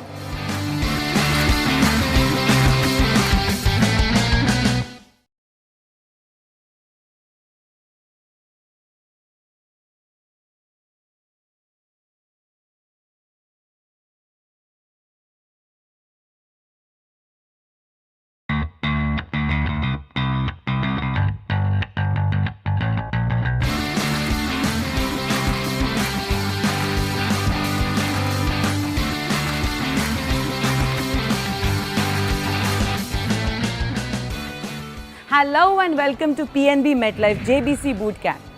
The topic that we're going to discuss now is all on warm-up and stretching. Yeah, exactly. It's not liked by many. Kids nowadays bargain on warm-up and try and prevent stretching and just run home. So now what we are going to discuss is the scientific aspect behind why your coaches tell you to do warm-up and stretching. So for this, I welcome Dr. Monish Sharma with me. Doctor, the kids tend to just get on the court when they come in the stadium and they want to go home after the practice session. They tend to avoid warm-up and stretching. So please let us know what is the significance of a warm-up and the cool-down, that's stretching. Warm-up, why they need to do warm-up? They should understand that, because after you come from a home or school, or after that's your morning session, when you get up have you seen pets? They stretch before they start an activity. Why they do so? To increase their circulation. Okay, the blood circulation. Yeah, blood circulation. Right. Now I come to the benefits of the warm-up. A child should know. First is it opens up the joint, because after the sleep or after that normal movement, the joints are not open to their particular limit. They are not that much mobile. Or to the maximum limit, you would say, that is needed for badminton. For the badminton. So that is, they are not open. So it happens after the warm-up, it increases the joint range of motion. Okay. Some researchers says after warm-up, the chances of getting injuries are up to 80 to 90%. Oh, less. Still. Oh, yeah. Lesser. Warm-up also prepares the body to work in an optimal level, because your reaction, your proprioception, your mood enhances. Like if you are psychological benefits. Focused. Yeah, completely focused towards the game. Yes. So that is a piece of fantastic facts that we've come across. And now let's go straight to see the demonstration part, doctor. Yeah, sure. Now we are going to demonstrate about the warm-up exercises. The warm-up exercises should be head to toe down.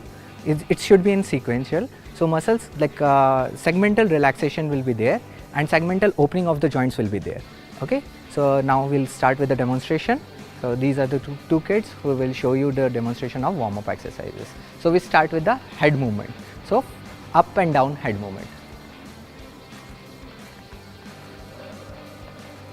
Now we change to the head side to side movement.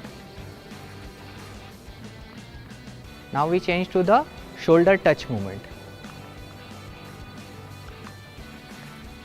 Now we change to the rotation movement, neck rotation movement.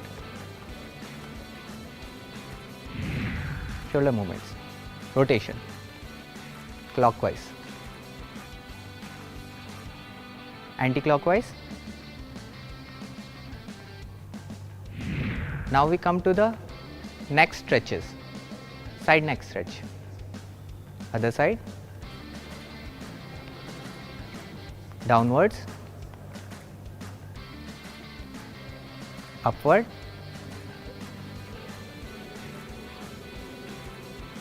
rotation stretch, side rotation, other side.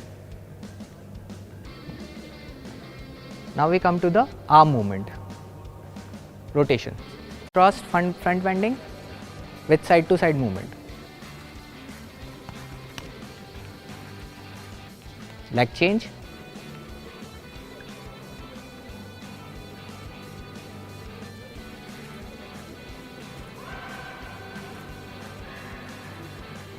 squat stretch,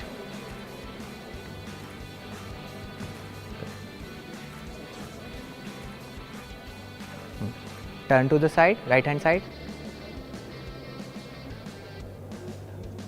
left hand side. Now leg swings, diagonal, cross. Now toe touch, leg swings.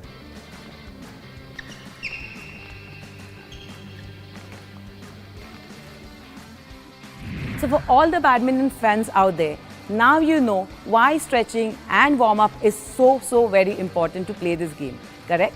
So if you're watching this video, please like, comment and share, and keep getting more tips on badminton only on PNB MetLife JBC Bootcamp. Please subscribe to this channel.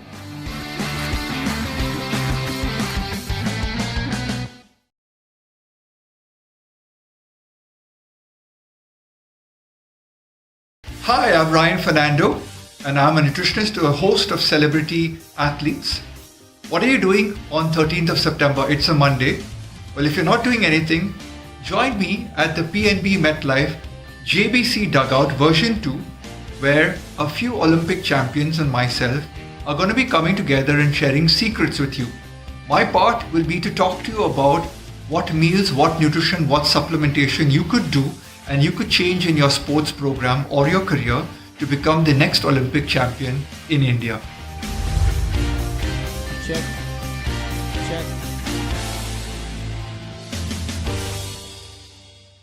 Hi, I'm Ryan Fernando, and I'm a nutritionist, a host of Celebrity Athletes. What are you doing on 13th of September? It's a Monday. Well, if you're not doing anything, join me at the PNB MetLife JBC Dugout version 2, where a few Olympic champions and myself are going to be coming together and sharing secrets with you. My part will be to talk to you about what meals, what nutrition, what supplementation you could do and you could change in your sports program or your career to become the next Olympic champion in India.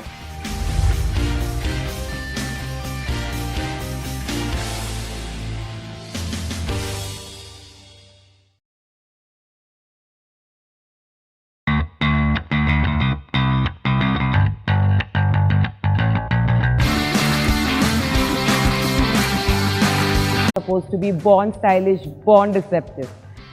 Tell me, is it a fact? Well, yes, it's always nice to watch a left-hander play, and a lot of things come naturally.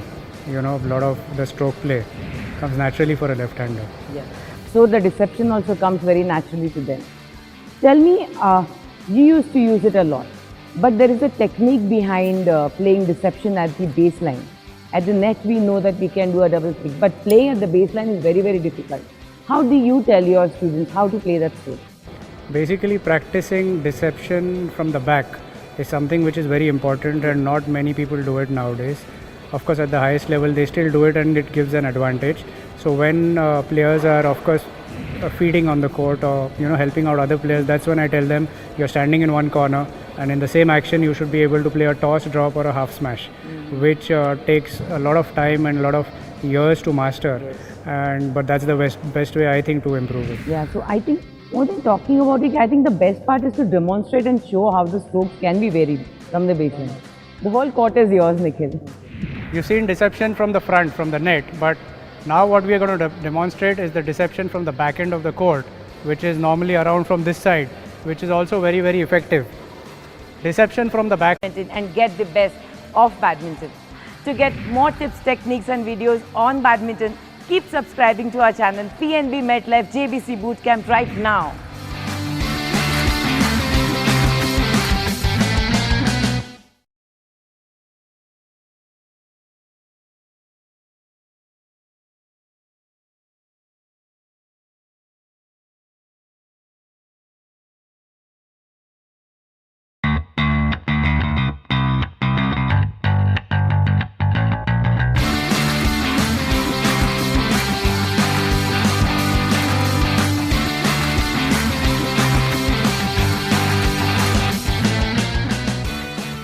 Hello and welcome to yet another episode of PNB MetLife JBC Bootcamp.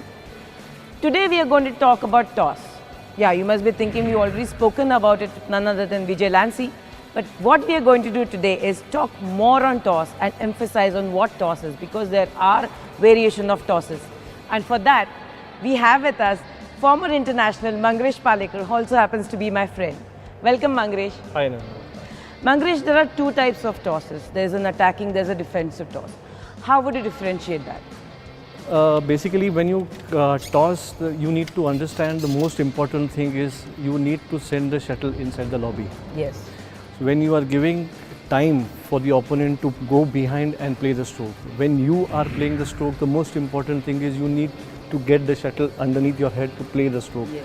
The first important thing when you are hitting a toss, you have to complete your follow through, which is most important. You need to complete the full swing when you are hitting those tosses. When you are hitting a high toss, you need to give little more height for your stroke, for which you need to contact the shuttle at the highest point. To play the attacking tosses and the fast tosses, you need to play it little faster. with giving low trajectory. Yeah. Definitely the strokes changes opponent wise, you know, or you strategize your player to play against a certain. How do you strategize that?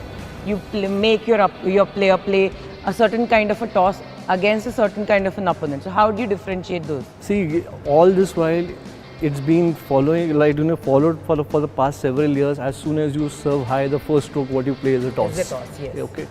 So depending on the opponent as to whether the opponent is an attacking player, whether the opponent is a defensive player, depending on the toss, you depending on the his game, you need to vary those kind of tosses. You know, whereas if you go to see a left-hander and a right-hander, if you go to see the right-hander, especially they are always ready for the overhead stroke. So suddenly you give them a surprising attacking forehand to forehand toss, which is very rarely played. So you get those kind of openings. So whereas if it's a left-hander, automatically that's the backhand for that left-hander. So you have to keep varying those kind of strokes, seeing the opponent, seeing the you know, the level of his. And also, I guess if your opponent is taller, you tend to play higher tosses, so that you get time to come back to the. Vice versa, if your opponent is shorter, then you play a little attacking and play faster strokes. Yeah. Why don't you please demonstrate those two tosses, because there's a lot of misconception about what a toss is, a defensive toss and an attacking toss. Definitely. So I think it would be the best thing to demonstrate those tosses. Definitely. I'm here to demonstrate those two tosses. Hi, I'm Mangrish. I'm here to demonstrate the high tosses and the attacking flat tosses. One of the most important factor in playing the tosses are you need to catch the shuttle at the highest level and do not stop your follow through when you play the stroke.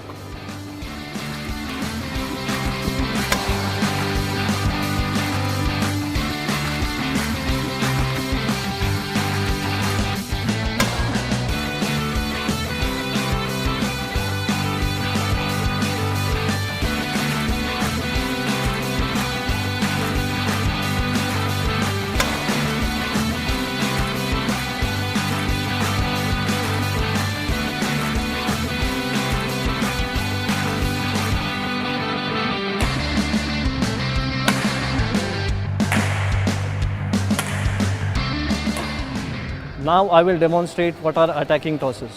Attacking tosses are tosses which you need to catch the shuttle at the highest point and hit it flat. Usually you play these tosses to get the opponent on the wrong foot and get the maximum opening by playing these tosses.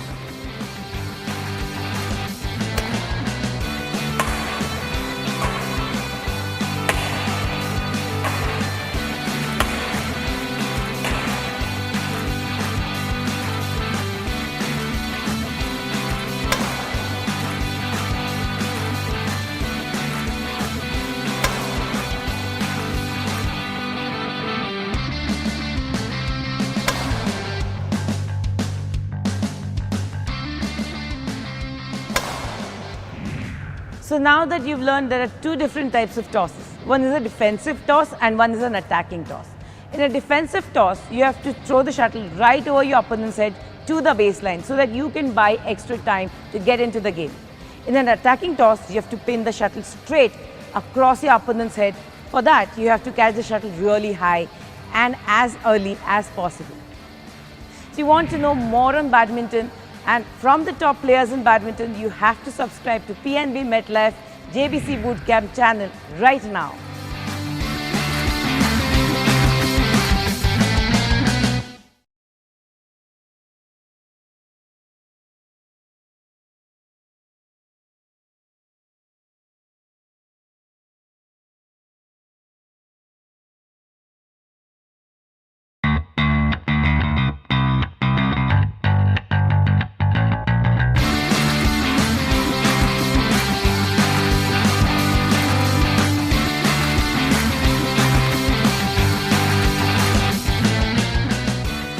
Hello and welcome to PNB MetLife JBC Bootcamp.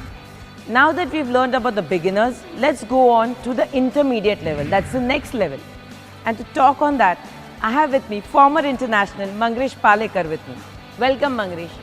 Mangrish, now that we've moved forward from the beginners level to an intermediate level, not the advanced, there is a level in between that's an intermediate. What do you see for an intermediate level? The most important thing about when you come to the intermediate level is when you are playing, there has to be a continuity. You know, continuity in the sense is what, like, you know, you need to keep the shuttle in play. You need to get your strokes right.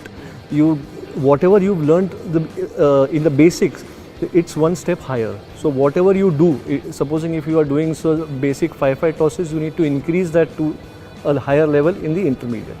And also in the drills or the stroke practice, you, I think, would start on with the half court movement with him. That is one of the most important. First thing is we would be teaching the child to move half court, those basic front V which we have at the net, then the back V, and then the diagonal movements, then the footwork, which is one of the most important factor which comes, because most of the children, they have the tendency to put their left leg forward. Yes, the righty. The right-handed players put the left leg forward. So it's very important that the right-handed and the left-handed player has to be taught different kind of footwork. Exactly, and the most important thing is you need to teach them the scoring system also. Yes, very important. It's one of the most important. And now factors. that it's changed, yes. and it keeps changing you have all to the time. update them with Absolutely. And what else do you see from a beginner's level to an intermediate? How do you put them from a different we stage see the progress of the child, how the child is, right from the way he comes, he behaves, the way he is on and off the court, like including his warm-ups, how he does it, whatever drills we tell them, whatever physical exercises we tell them. And do you put them into any tournament? Yes, if you ask me personally, I would really want them to play the tournament. The only thing is, at least they get those match exposure.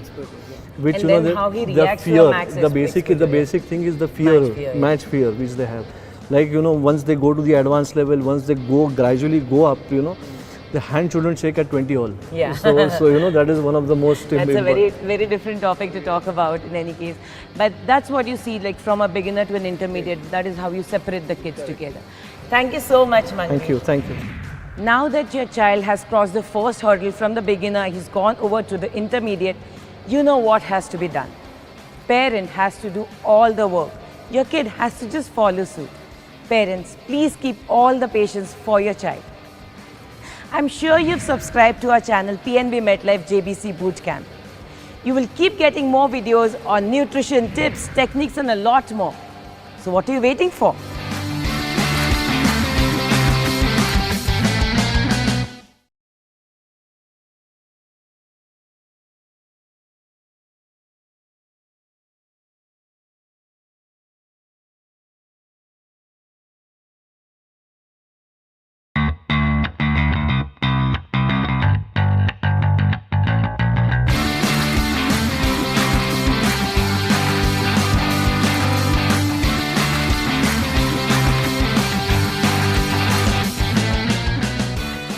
Hello and welcome to yet another episode on PNB MetLife JBC Bootcamp. Yes, today we are talking about your favorite subject, that is a smash. You must be wondering, we've already taught and we've already learned of smash from Anup Sridhar. Yes, we have, but we are going to emphasize more on what half smash is about. And for that, we have the expert of it, Olympian and silver medalist Nikhil Kanitkar, who's to play that stroke with acuteness. Welcome, Nikhil. Nikhil, we have spoken about smashes before, but there is a variation in a smash which is called a half smash, and you were an expert in that. Please tell us what is the difference between a full smash and a half smash. For a smash, if you see, as you're using the shoulder a lot, and a smash is like a finishing stroke. But for a half smash, it's mainly your forearm and your wrist, and it's mainly the hand speed, you know, which is important for the half smash, because you will be hitting more of the half smashes than the smashes. You know, just as you can't keep smashing all the time, but in between the rally, a half smash is like a surprise stroke. Yeah. And it's also, you can call it a kind of a deceptive stroke in between, but you know, that's what is the use of the half smash. Yeah. So one can play a half smash, meaning to say if one is beaten but gets the shuttle just above his head, he can play the half smash and create an opening for himself. Correct. The basic idea of a half smash is not to create a winner. Of course, you can get winners. Yeah. You know, we see a lot of players getting. Yeah. But you know, even if you don't get a winner, You know, if your half smash is deceptive enough, you can still get a weak return at the net, which you can finish it off. Yes. So instead of talking, I think it's more of a demonstration part. Why don't we just demonstrate the half smash? Sure. We will now demonstrate the half smash. The half smash is a stroke where you basically make use of your forearm and the wrist, and it's mainly about your hand speed. So the point of contact has to be very high at the top for a half smash, and the depth and angle for the stroke is also very important where the shuttle is falling. Not necessary that you will get a winner, but you will be playing more half smashes during a game where you will get openings to finish the shots after that.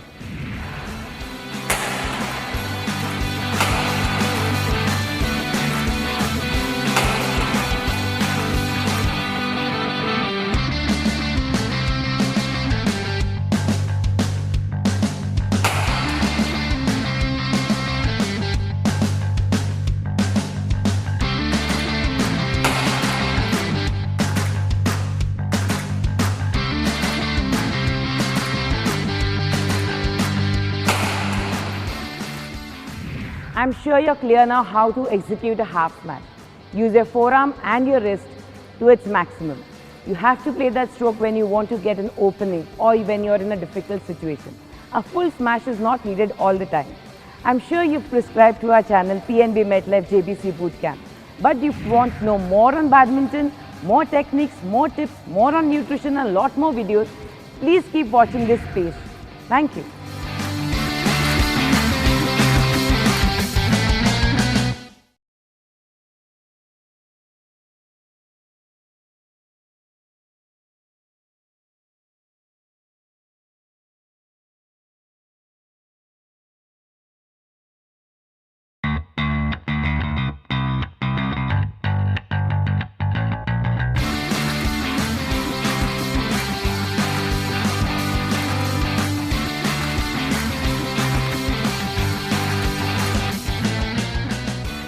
Hello and welcome to PNB MetLife JBC Bootcamp.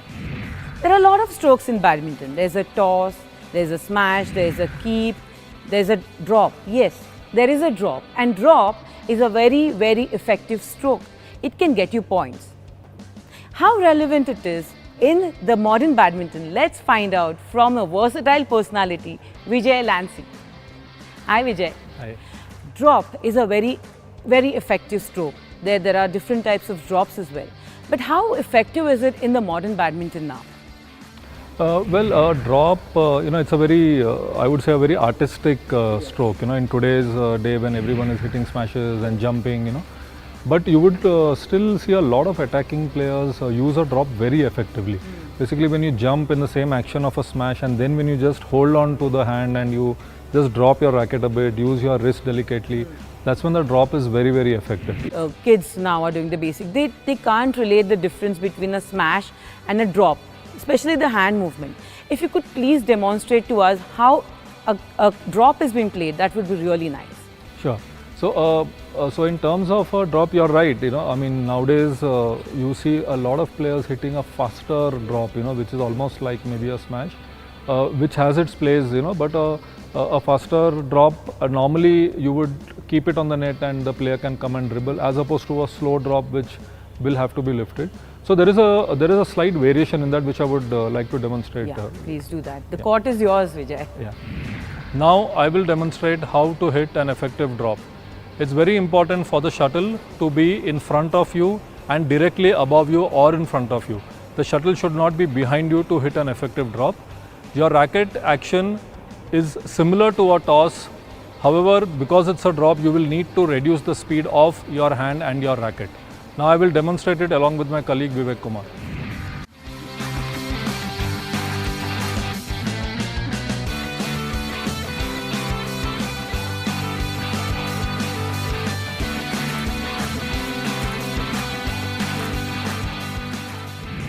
So now you know why drop is an effective stroke. It creates an opening for you. You got to master it. But when you're mastering it, you have to keep certain points in your head. The first point is that you have to catch the shuttle really high. The point of contact has to be up. You need to be under the shuttle. The basic factors are these to have a good drop. So watching this video, please like, share and comment. And to have more insight on badminton, Please keep watching PNB MetLife JBC Bootcamp.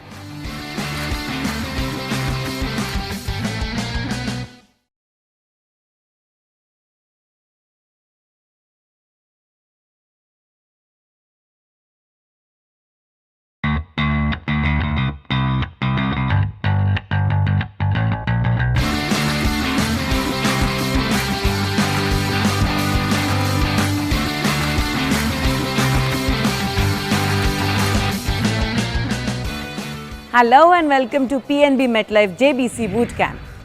The stroke now that we are going to talk is what is everybody's favorite, the smash. Yes, I know everybody likes the stroke because badminton, people feel, is only about smash. But there are variations of smash. One is a smash, a full-bodied smash, and one is something that's called a half smash. We are going to learn more about it only with Olympian and Arjun awardee, my friend Anup Sridhar. Welcome, Anup. Thank you. Now with badminton that's become an explosive and aggressive game, everybody likes to hit only smash. What is a smash and how can you play that? And also smash has a combination of a half and a full smash. But right now we want to know that how good can one hit a full smash? So you're absolutely right. Badminton has become a very aggressive game. It is far more dynamic and explosive than it used to be before. So there are a lot of players who focus only on attack and specifically in on the big smash and also the half smash. The major point of difference between the two is you would use more of your wrist and forearm for a half smash, and for the smash you would use your entire arm, shoulder, and even put your entire body weight behind the shuttle when you hit a full smash. So like you just mentioned. Since badminton is so aggressive, it's become such a physical sport. All players have very competent defensive play nowadays. So it has become harder and harder to hit through and smash through an opponent's defense. This is why you see players becoming stronger, faster, racket technology improving, and this is why you see smashes in excess of 400 kilometers per hour. And I don't see signs of this slowing down. I think it's only going to get harder and harder. Yeah. And yes, and actually it was one of my favorite strokes also. Yes, also, and it was your favorite stroke because you're tall, you have that perfect reach. Everybody loves, in fact we love in the commentary box when you're sitting, the sound of the connect of the shuttle and the racket and it's boom. What is the technique behind that perfect connect and the way the shuttle goes down? So the first and most important thing is to be under and behind the shuttle. You have to be under the shuttle and you also have to contact it from directly behind it. So it's no good if you're playing the shuttle, if you're going to hit a smash from the side or from behind you, because you can't get the right angle, you can't get the body weight behind the shuttle. So it's extremely important to be in perfect position and that's the absolute most important thing. And for that you have to make sure you're choosing the right stroke at the right time. If your opponent has played a good lift or a good clear all the way to the back of the court, it's typically not the right time to hit a smash. Full smash. Correct. You find a way to get a spin at the net or a dribble at the net where you get a mid-court or a half-court lift. That's when you get under the shuttle, jump up as high as you can and just put your entire body weight behind the shuttle. What I try to do and what I try to teach my students is that it's okay even to aim 6 inches inside the line. It isn't that important to go for the line always, because I believe consistency is even more important than accuracy. Because even if you hit 2-3 really accurate smashes on the line, if you make 2-3 errors after that, it almost comes to naught. So it's extremely important to be consistent also. And also with the nature of the shuttle, that is, it turns slightly out, also the drift on the court. Absolutely. So it's always better to aim inside so that it falls on the line at times. Absolutely. I mean, and we're only talking a few inches inside the line, which gives you a little bit of margin of error. So I really believe that it's very important to be consistent. Yeah. So why not get a quick demonstration of what a big smash is and what a half smash is from Sure. I will now demonstrate both the half smash and the full smash. Please keep in mind, like I mentioned, the most important thing is to be under and below the shuttle. Another very important thing is to make sure you contact the shuttle at the highest possible point.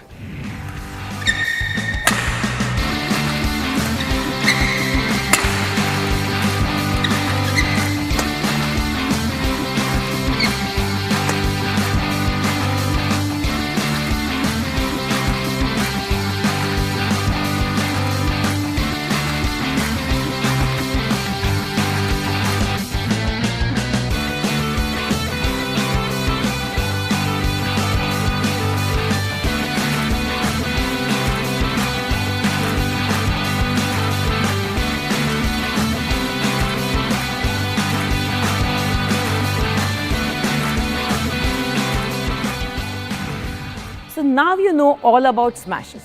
There are two types of smashes. There's a full smash and there's a half smash.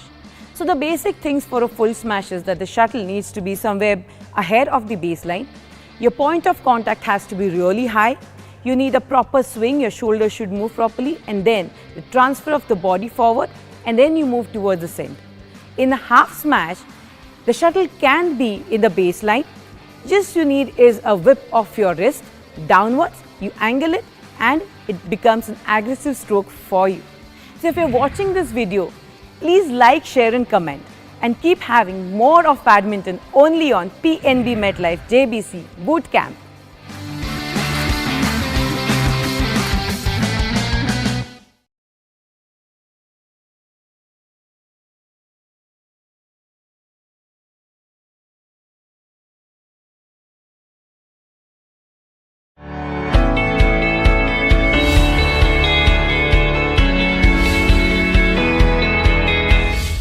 Good afternoon, everyone, and it's a fantastic Saturday afternoon, and this gives me great pleasure to welcome each and every one of you on behalf of PNB MetLife to the PNB MetLife JBC dugout. It's so good to have you here. और इतने सारे बच्चे आपके, इतने सारे fans आज logged in हैं, and they're all watching you, and it's great to have you on board. Thank you so much for joining us this afternoon. What's been your routine during the lockdown? Everyone wants to know about this. This has been the most asked question. You know, when we were getting the registrations done, people all wanted to ask you when they saw the promotional posters, and how did you manage to stay fit during the lockdown, and how to keep yourself so fit physically and mentally? It's easier said than done, so we'd like to hear it from you, Sindhu. Yeah, so we've never had this time. Basically, we were always playing tournaments, or our schedule was so busy that we didn't have time to spend, with our family. So the first time, I think after so many years, like we got so much break. So during the lockdown, it was more of like, even though I spent a lot of time with my family members, I also used to train at home. Because I know we couldn't play badminton because everything was shut and we were not supposed to go out. But it was just that I used to have my schedule. My trainer used to give me, and I used to just train at home. And my dad used to help me with the exercises and stuff. So yes, that is how I kept myself fit. And as soon as badminton started, I think it just took me, 2-3 weeks to come back. And then I was completely fit. So this is how I kept myself fit physically, and mentally. I would say that, definitely a lot of people, because Olympics was not, far off, where we just had 3 months, when it was in 2019, but 2020. So I think it was all of a sudden where we all were preparing for Olympics, and all of a sudden it got postponed.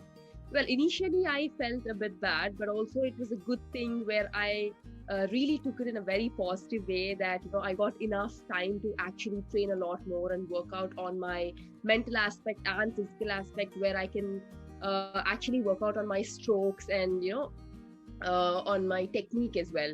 So this is how I kept myself positive, and I think I've learned a lot more, and I've got enough time. And now we are all set for the Olympics. Hopefully it will happen. So that is how I kept my mind and body mentally and physically. How was the online training, and how did that help the kids through the JBC bootcamp videos? And what's the roadmap to starting regular classes, regular coaching in the near future? This is a very important aspect which we are all concerned about. Yeah, so firstly, I'd just like to thank Mr. Ashish and PNB for this fantastic initiative. I think, like it's been mentioned already, I think this event, the JBC, has grown into the largest grassroots tournament in India, and I'm sure, Ashish sir, you will see far bigger numbers than even 10,000 in the years to come. We'll even imagine that this number was tiny going forward. But with regard to online training, look, there's only so much really that we can do, in a small space, at home. It's important to also not overdo anything at home, and end up maybe just getting a little bit of an injury, which can potentially get you, down mentally. I think just the fact that there is a regular, online class like I said, from 2 to 3, like I was conducting it. It just helped everybody, even at least virtually, meet every day. And I think even though it was virtual, I think that sort of connection with each other, with your fellow players, with your coaches, and all of that just proved to be so important. I think going forward, we will have to accept that some amount of connection, training, and all of this, some amount of it is going to move online. It might not be temporary like it has been now. And I think videos like the bootcamp videos are extremely useful, extremely helpful. Of course, I'm a little bit older now, but if I had access to videos like this while growing up, it would have been such a huge blessing. And who knows, we might be lucky to find the next Sindhu coming out of one of these JBC tournaments, and I'm actually quite confident we will. Ryan, you've been helping a lot of sports persons in maintaining a healthy nutrition plan now. How has the diet changed for players, especially during the lockdown period? Mir, if all the parents are listening in, the kids are listening in, the pandemic has been really, I wouldn't say bad, but it's been a time where, because athletes were not playing, their body is used to consume a certain amount of calories. And so to suddenly drastically, like for example, let's say I do the nutrition plan for Sindhu and she requires 4,000 calories a day. Now in the lockdown, she's going to do her training, but her calories will drop down to about 2,400. So that's like about a 60% reduction. So everybody began to not have the necessary means to go out and train aggressively in their sport. But food, your stomach took about 2-3 months to realign. So you kept eating. So most of my players have had fat percentage gains. And so now when they're coming out of the lockdown, those that weren't as disciplined, like Mrs. Sindhu said, that, hey, this is what I did. This is what I was doing with fitness with my dad. Many of the players, especially the younger players, and this is going out to all the younger players, you never stop training. If you have 5 square feet, you train in 5 square feet with your body. But I think the problem with nutrition is everyone always trained hard and then said, I've trained really hard, so don't tell me what I need to eat, because food was seen as a reward, right? Now, in this period when there was no food, when there was no training, food was the only reward, right? The good part was the Swiggy and the Zomatos were all locked down also. So mummy, daddy's cooks had to, and Miss Sindhu also said she began cooking. So I think home cooked is one strategy that happened in the lockdown. And I'm so thankful for that, because I always tell people, restaurant food for an athlete, think about it. If you and I made form a restaurant, we'll go for profit line. We'll not go for nutrition line. And athletes need the nutrition line. So home cooked can be organic, can be safe, can be powerful. My next question is for Sindhu. Of course, this is about the association that you have with PNB MetLife. How do you feel being the brand ambassador of PNB MetLife, who's promoting the country's largest level badminton tournament? And what are your thoughts on corporates like PNB MetLife who are into promoting sports in India? Well, firstly, I'm very glad to be part of the PNB MetLife family, and PNB MetLife plays the role of a trusted financial partner to many, and it is also one of the most talked about, the platform of junior players in the country, because talking about, as Anup said, the JBC and stuff is really going on really well, because every time I've attended meetings like this, I hear a lot about JBC, and I think it's much appreciated. And I think JBC is one of the most talked in junior players, because I've seen a lot of players improving and doing really well thanks to the efforts of PNB MetLife. And badminton has become a popular sport in the country today, as you all know. And I think PNB MetLife has reached the grassroots level to promote badminton as a sport, and also provided a platform to the young talented players to play and compete with each other. And I think the other great initiative by PNB MetLife is, as I said, the JBC boot camp, which helps aspiring badminton players to, I think, sharpen their skills through various tutorial videos by, top coaches in India. As you know, Anup Sridhar himself has been a really good player, and also is a really good coach. Ashish ji, what is your message that you would like to give to the JBC aspirants, the younger generations जो लोग देख रहे हैं, और काफी सारे बच्चे ये भी पूछ रहे हैं कि अगला JBC टूर्नामेंट कब शुरू होने वाला है? God willing, बहुत जल्दी. So we want to do it, this year, and the team is, working, to see how we can make it possible as soon as possible. Looks like by the middle of the year. तो हम बिल्कुल चाहेंगे कि ये game हो और बच्चे आएं और खेलें. This is once again from the audience. It's from all of us. When you play a game, you've got the dreams of 1 billion people resting on your shoulders. And I'm sure many other sports persons have faced this question before you. And I'd like to ask you the same. So when you're trailing in a game, when you're trailing in a match, how do you bounce back? What is that motivation you give to yourself? कि नहीं, अभी लड़के जीना है और हार नहीं मानना है, वापस आना है. हम भी तो लड़ रहे हैं ना, कोविड से लड़ रहे हैं. We also need that boost, that impetus. So what is that one thing you would like to share with us about how you manage yourself on the court? Firstly, there were a lot of matches where I was trailing and I was about to lose, but then I bounced back and won.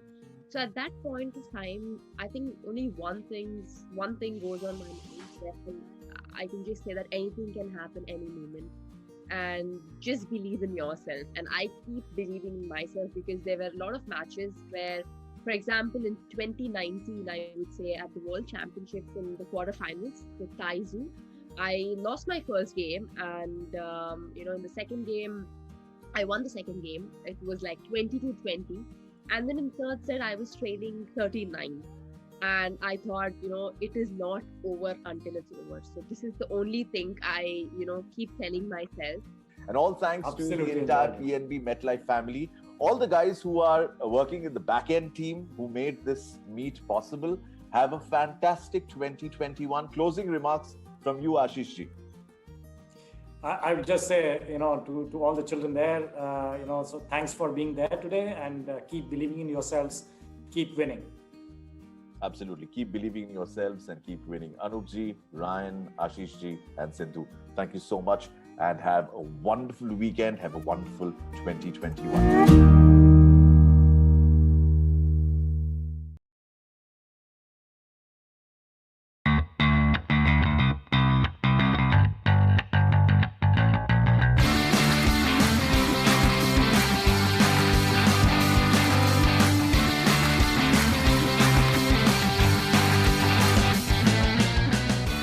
Hi, I'm Vimal Kumar.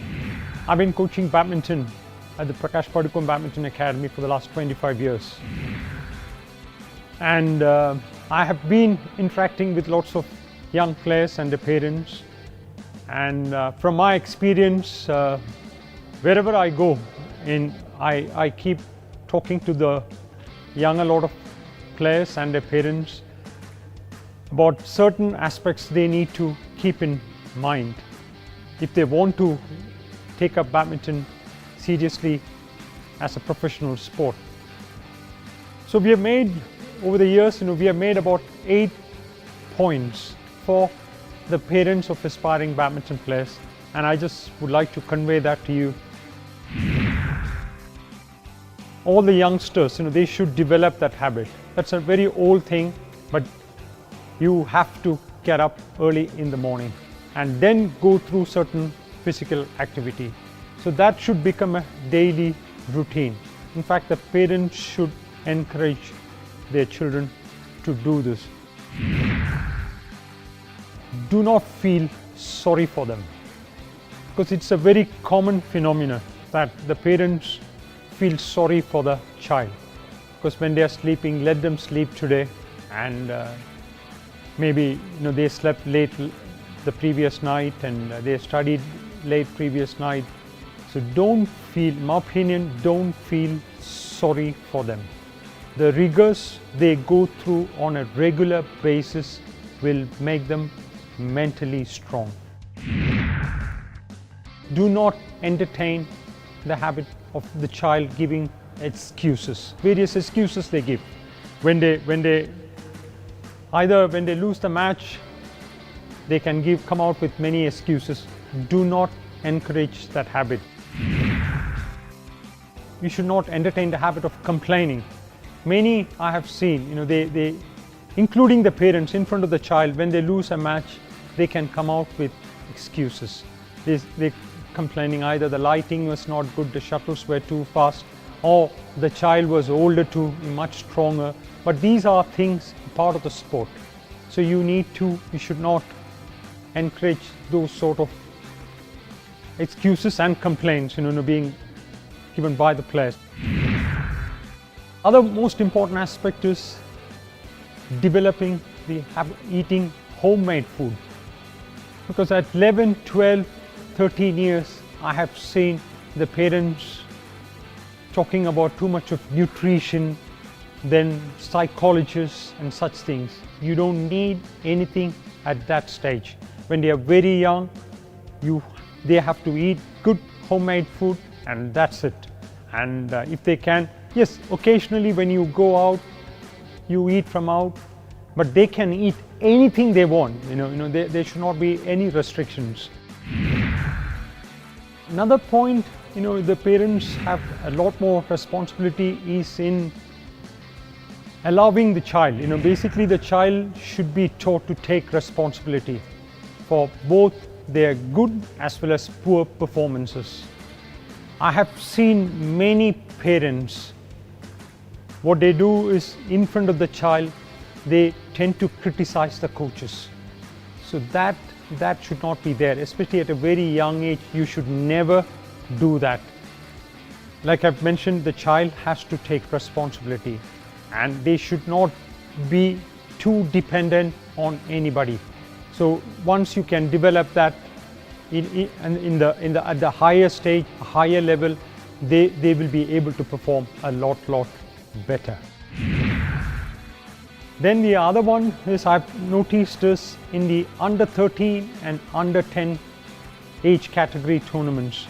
I've seen when the child is playing, the parents and the coaches sit back and keep screaming. 11th edition of the PNB MetLife Junior Badminton Championship, Kerala Open. Kerala Open was a huge success for us in terms of participants. We had 570 plus participants across 10 categories participating in this tournament. We thank all the participants, their parents and their coaches for making the Kerala Open 7th edition of the PNB MetLife Junior Badminton Championship a huge success.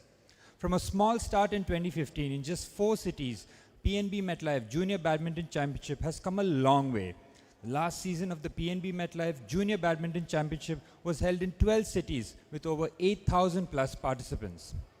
PNB MetLife Junior Badminton Championship as a tournament has undoubtedly become one of the biggest annual national open platforms for budding badminton enthusiasts. Last year, we also achieved one of our biggest feats as we set a world record for the most kids participating in a junior badminton championship recognized by the World Record Certification Agency. During the current edition of the PNB MetLife Junior Badminton Championship, we aim to outperform our own achievements from last year and strive to break this record and leave an enduring mark on the badminton community.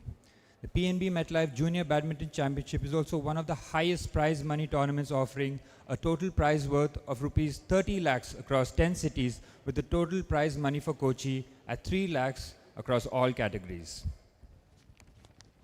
Now I would like to welcome our dignitaries. I would like to welcome our chief guest for today, Mr. Jose Chempanal, Associate VP, TPP Sales, ESAF Bank. A round of applause for our chief guest as I request Mr. Sameer Mishra, Associate General Manager, PNB MetLife, to welcome the chief guest.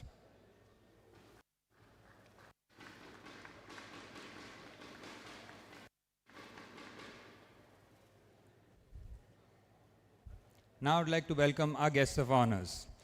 First, Mr. Baiju J, Valued Partner, Agency Channel.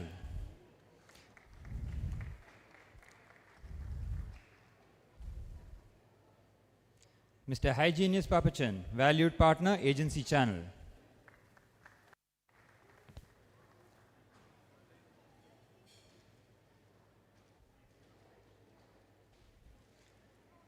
Mr. Tariq Mohammed, Vice President, KBSA and President, Ernakulam District Association.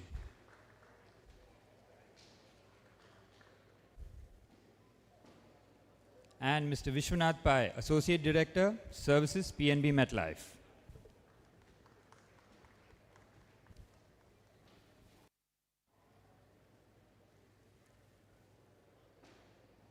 I would now request Mr. Sameer Mishra to felicitate our Chief Referee, Mr. Russell K. John, with the token of appreciation.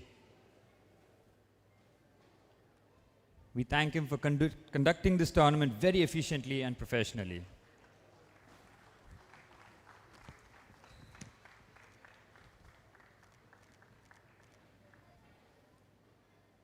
Now I'd like to call upon Mr. Ravi Chauhan, our match controller of this tournament. He was also very instrumental in conducting this tournament very efficiently and professionally.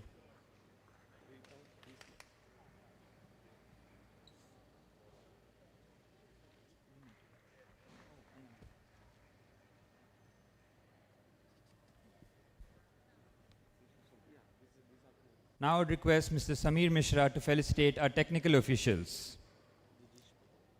Mr. Jijish Paul,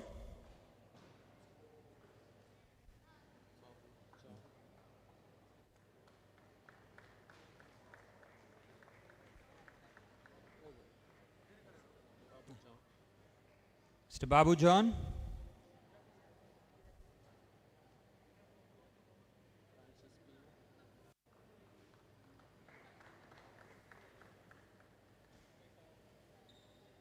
Mr. Francis PM,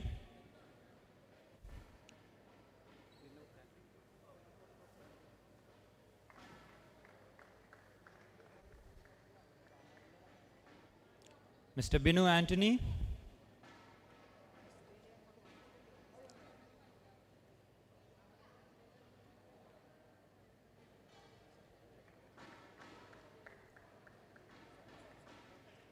Mr. Shaji Samuel,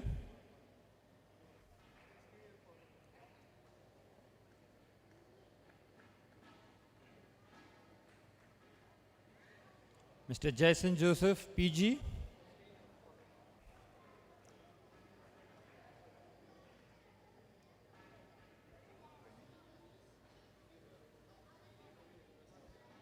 Mr. Suni VS,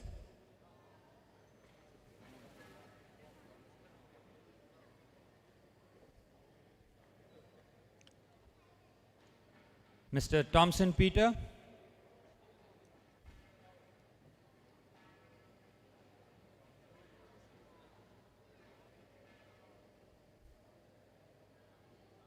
Mr. Xavier TJ,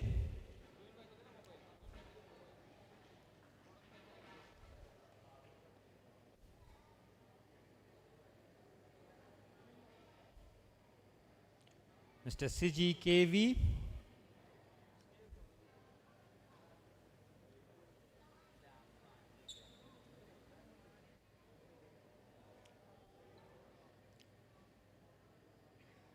Mr. Amar,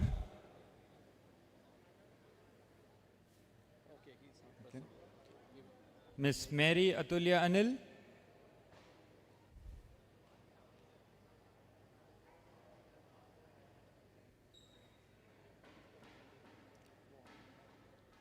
Mr. Nishant,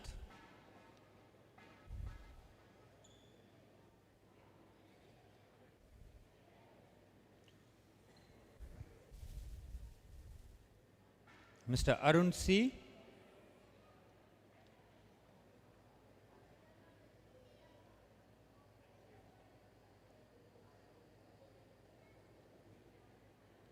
Mr. Radhakrishnan,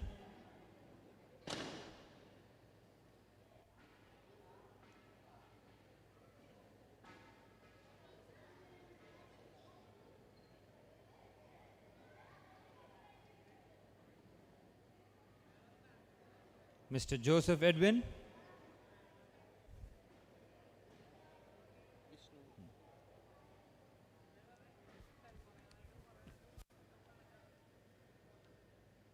and Mr. Vishnu.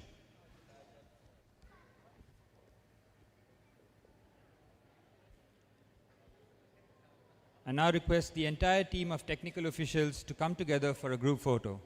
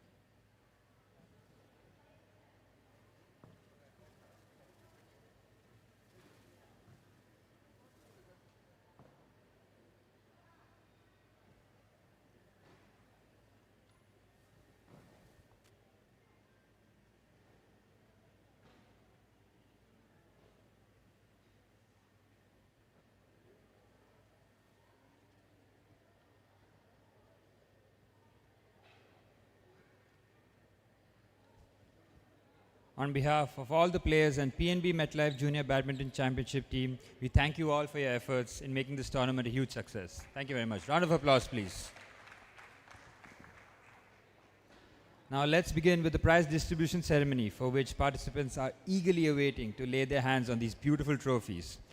Also, we would like to mention that our equipment partner, Yonex Sunrise, is also giving out exclusive rackets to winners and runners-up across all categories. We're going to start with the under-9 girls, so I request the under-9 girls to please line up. Mr. Baiju will do the honors. First semi-finalist, Liza Michael Elian. Mr. Baiju, please do the honors.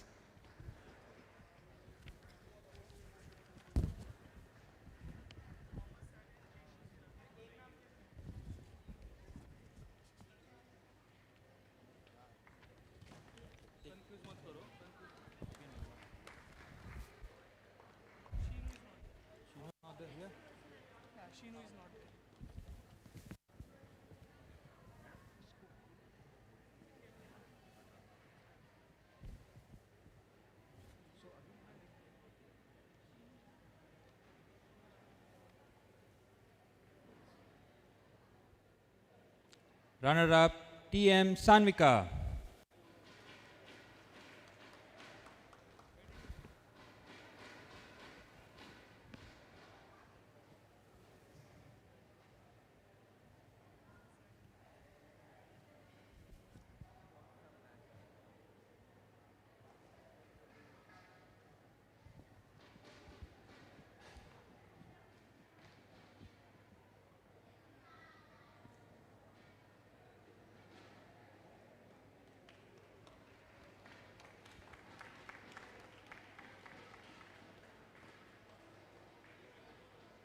And the winner, Nidhi Nair.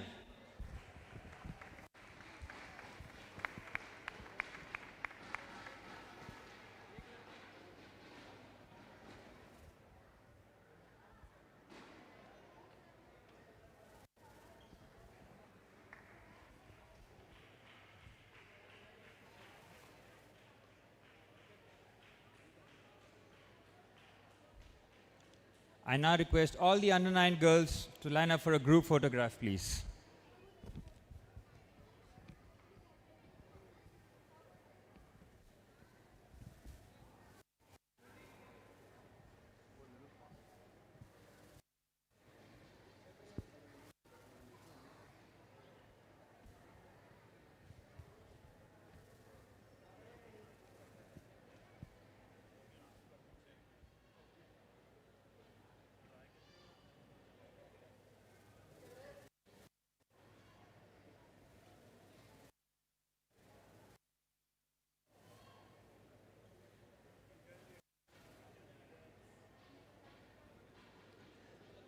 I now request the under 9 boys to line up.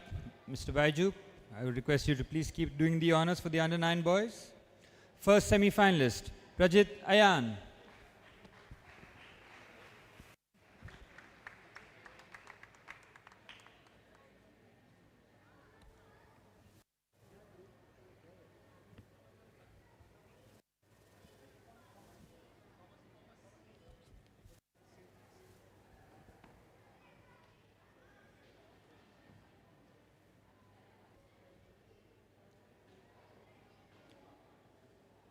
Runner-up, R.S. Devkrishna.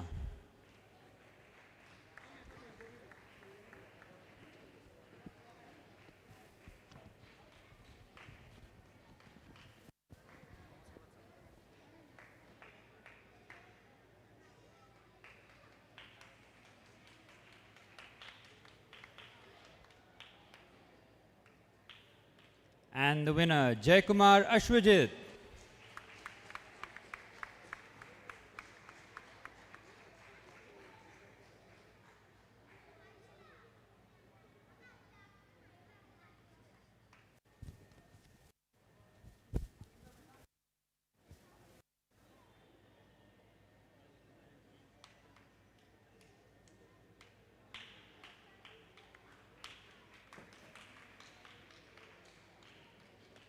I now request all the under 9 boys to line up for the group photograph.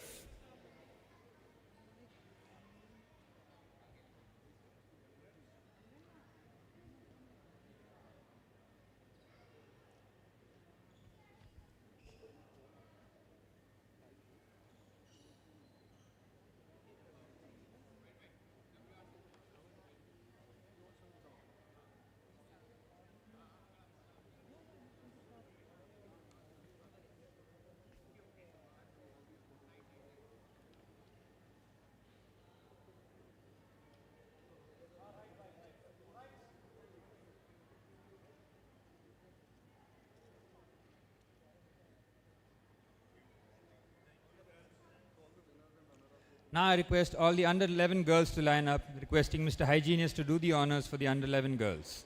First semi-finalist, Binoy Lenata Binoy.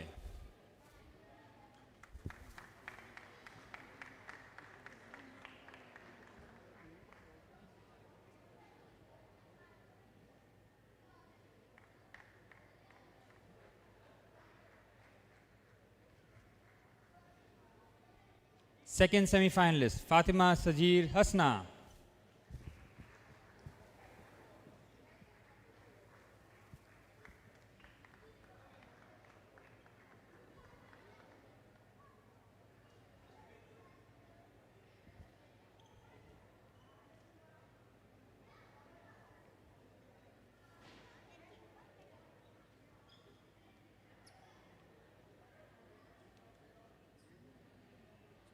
Runner-up, CP Dakshina.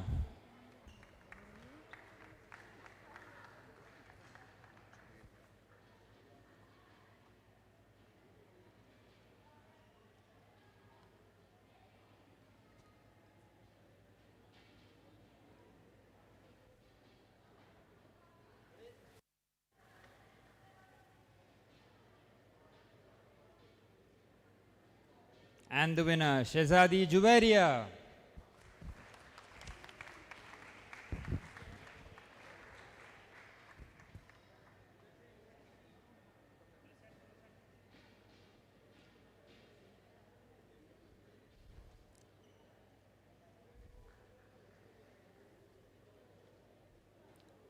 I now request all the under 11 girls for a group photograph.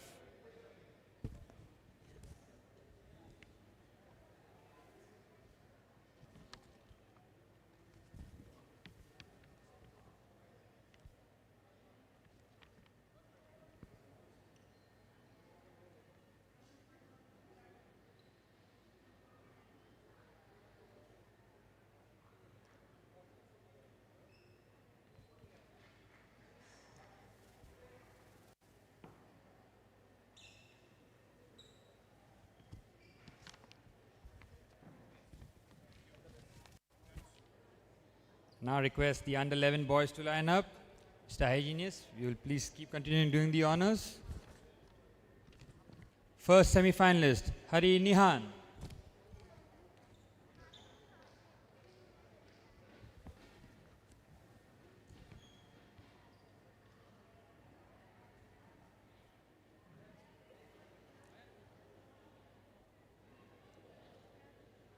Second semi-finalist, Yadav Krishna.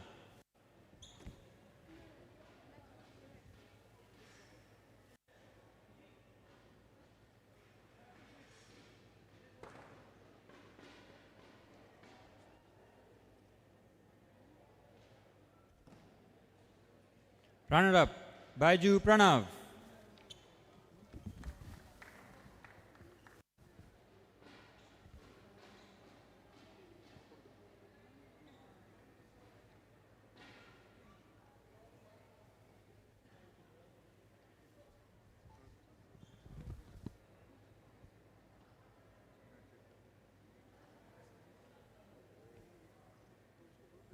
And the winner, MP Shivan.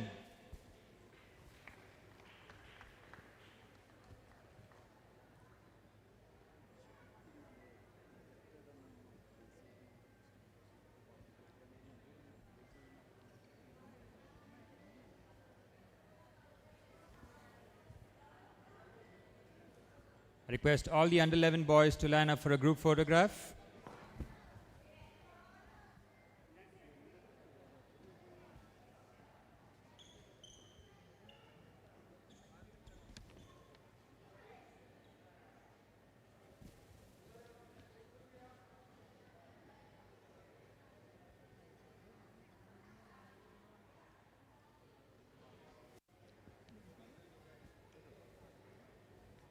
Thank you, Mr. Hygienist, for doing the honors.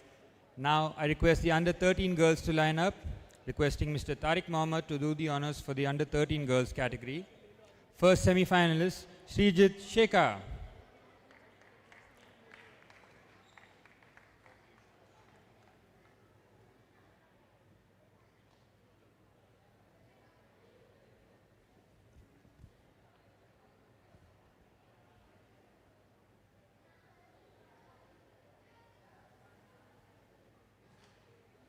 Second semi-finalist, K. Sanvia.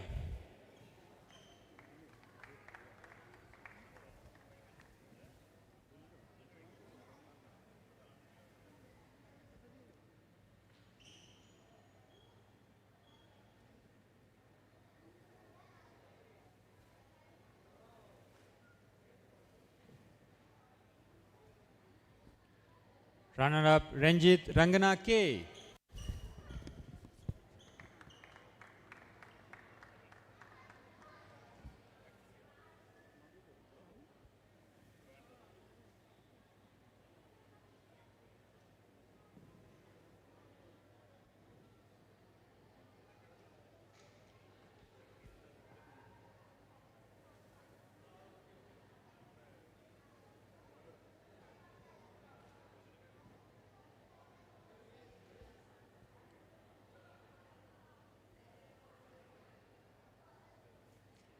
And the winner, Fatima Fadia.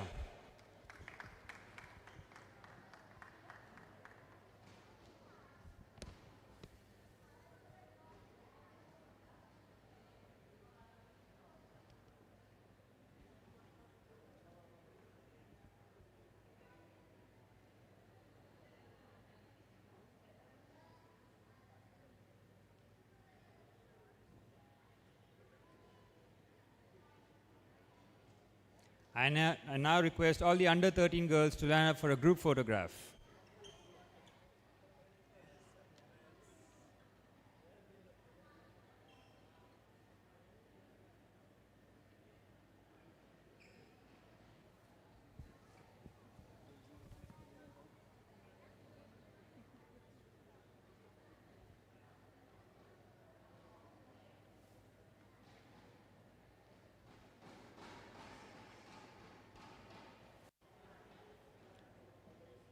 Now requesting the under 13 boys to line up, requesting Mr. Tariq Mohammed to continue doing the honors for the under 13 boys category. First semi-finalist, M. Keshav Krishna.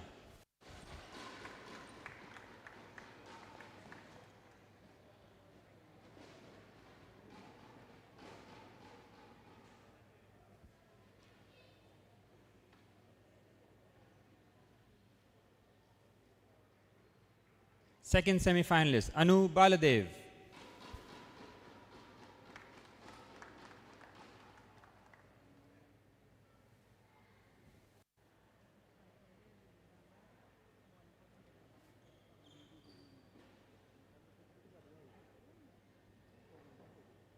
Runner-up, Sojan Jovin.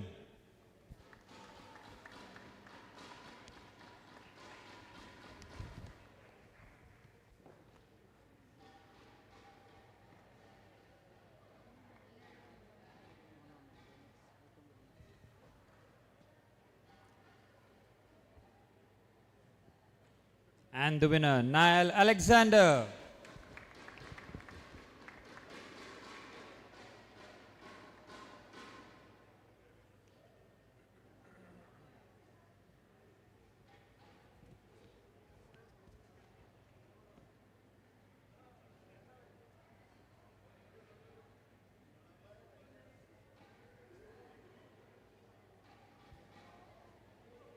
I request all the under 13 boys to line up for a group photograph.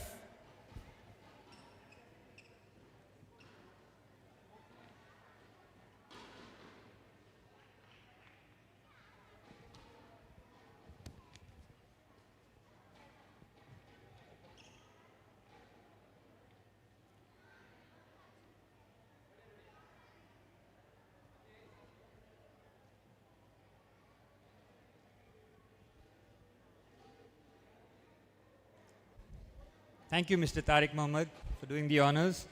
Now I request the under 15 girls to line up.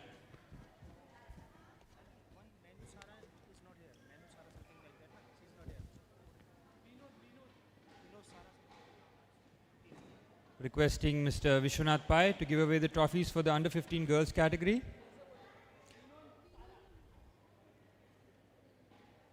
First semi-finalist, Sara Vinod Meno. She's not there. There is the second semi-finalist, S. Akshita.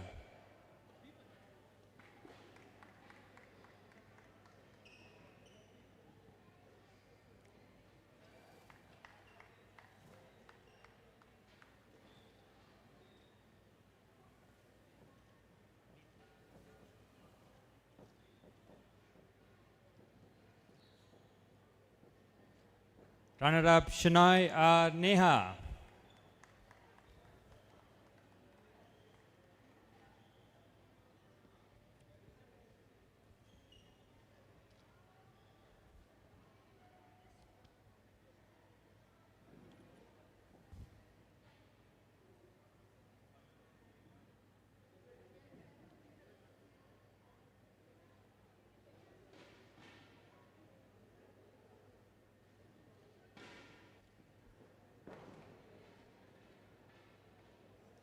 And the winner, M. Aksa Mary.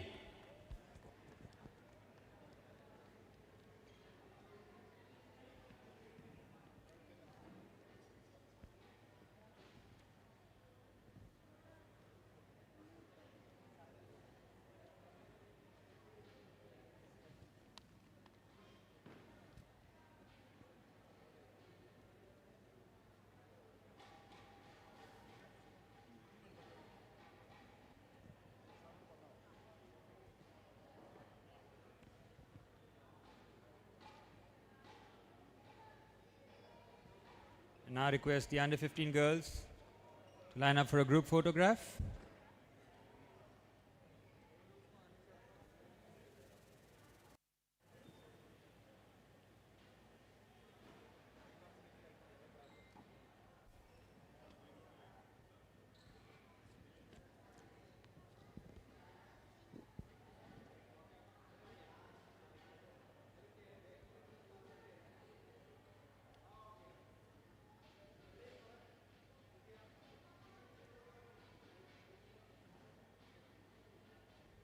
Now request the under 15 boys to line up, requesting Mr. Vishwanath Pai to continue doing the honors. First semi-finalist, Sajir Zenin bin Sajir.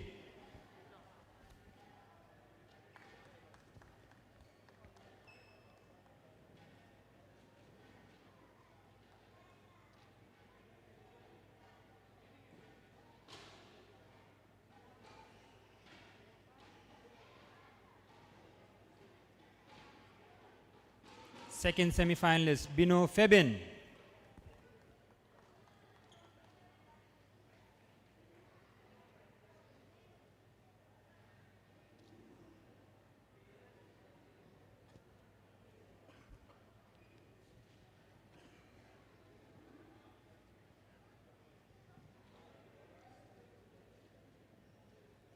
Runner-up, Ali Zayan Siddiqui.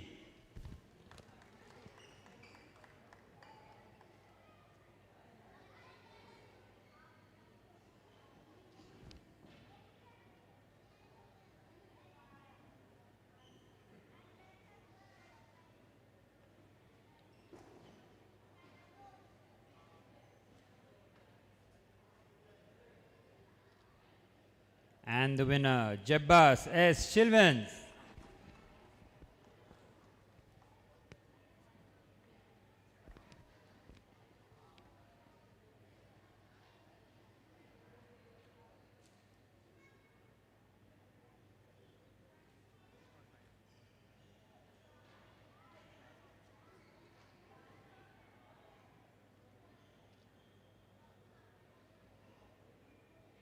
And now request the under 15 boys to line up for the group photograph.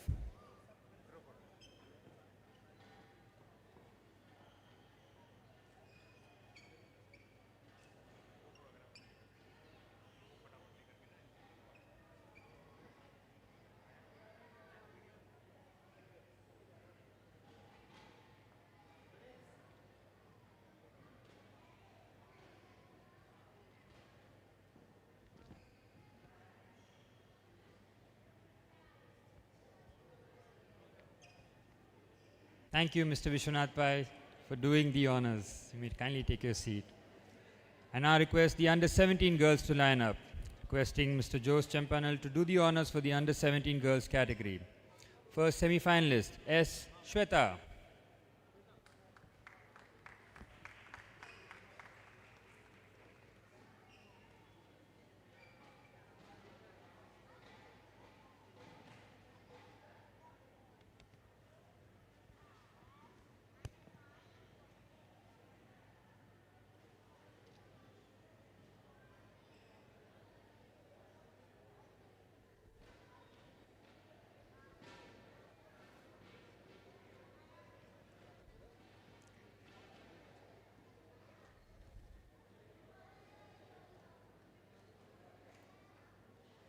Second semi-finalist, Shrinish Shreya.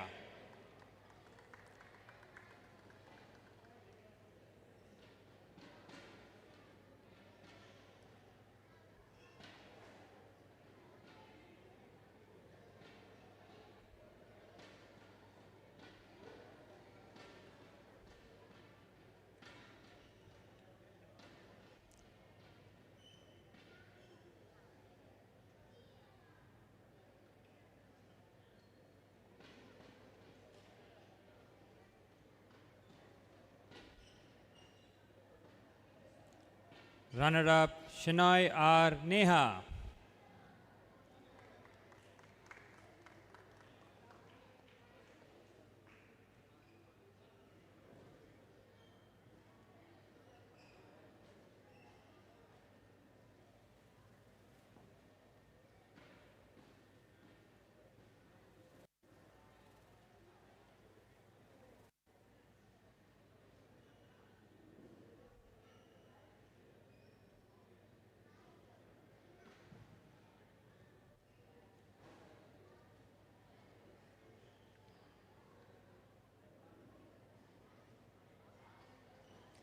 And the winner, M. Aksa Mary.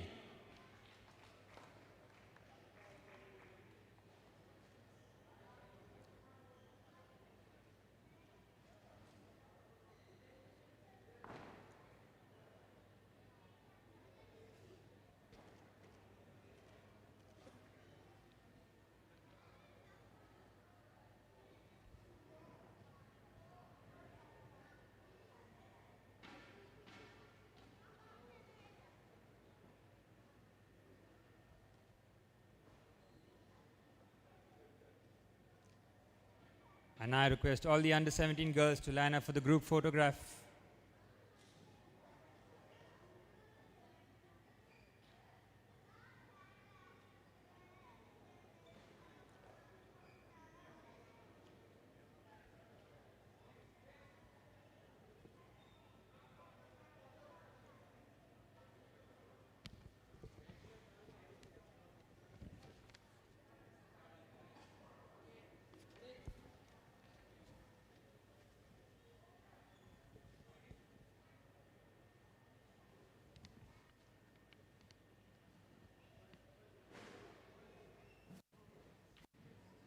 Requesting all the under 17 boys to line up.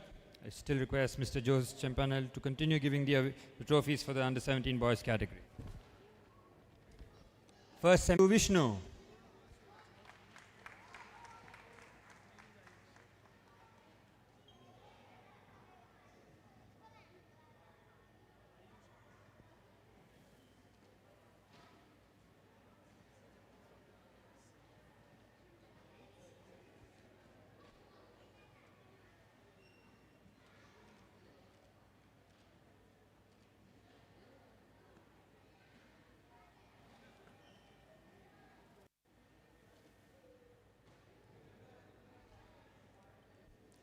Second semi-finalist, Mohammad Fahim.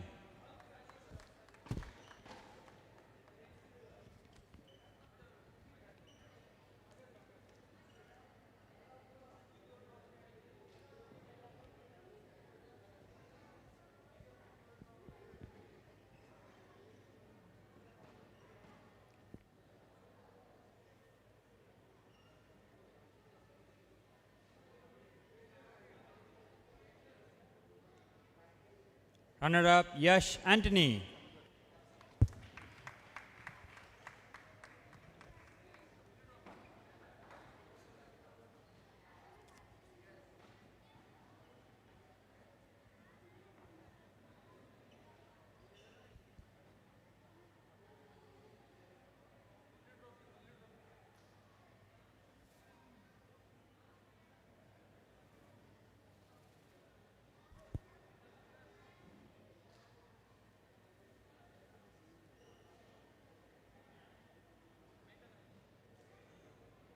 And the winner, Suraj Ayush.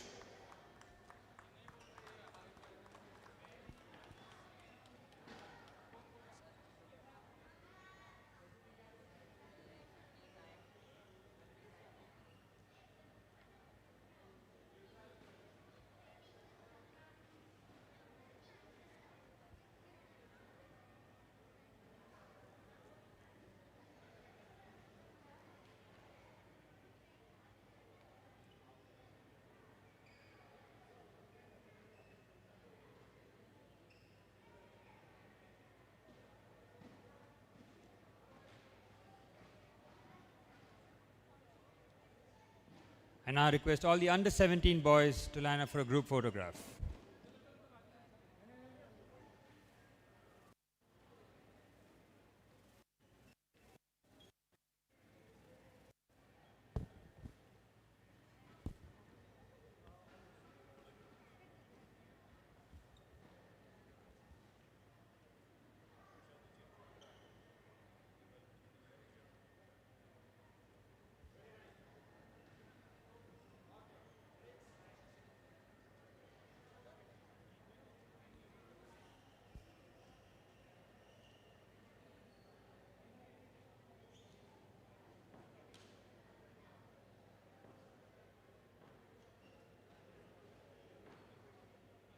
Thank you, Mr. Jose Champanel, for doing the honors. Now I'd like to welcome the winners of all categories for a group photograph.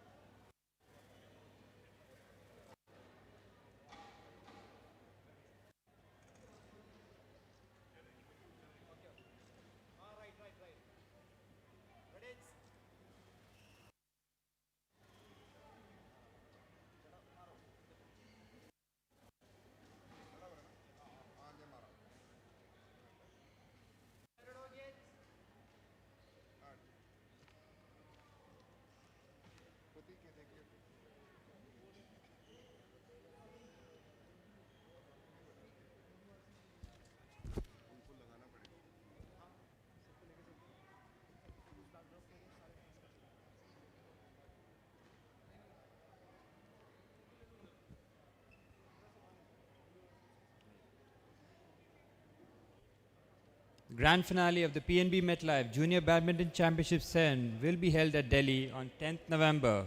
We invite all the prize winners to be part of this grand ceremony. The ceremony will be graced by our mentors Chirag Shetty and Satvik Srayaraj Ranik Reddy, the ace, Indian men's doubles duo and the Commonwealth gold medal winners. The prize monies to all the state winners will also be handed over at the gala event at Delhi. We request you to follow the PNB MetLife Junior Badminton Championship Instagram page for important updates and exciting footage of the tournament. That's it from the presentation ceremony. We would like to thank you all and we look forward to seeing you in the next edition of the PNB MetLife Junior Badminton Championship next year. Until then, train hard and play hard. Take care.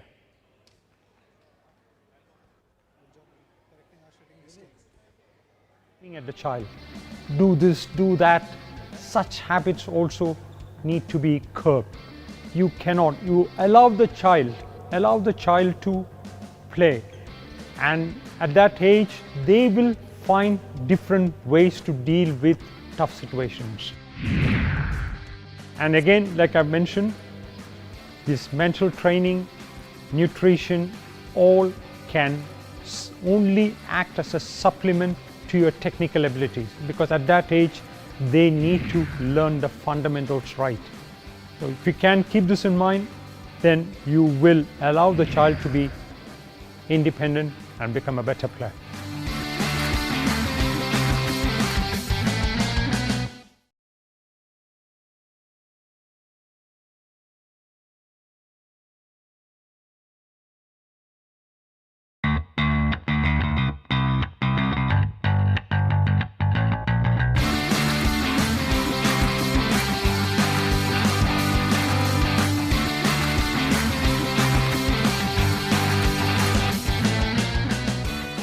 Hello and welcome to PNB MetLife JBC Bootcamp.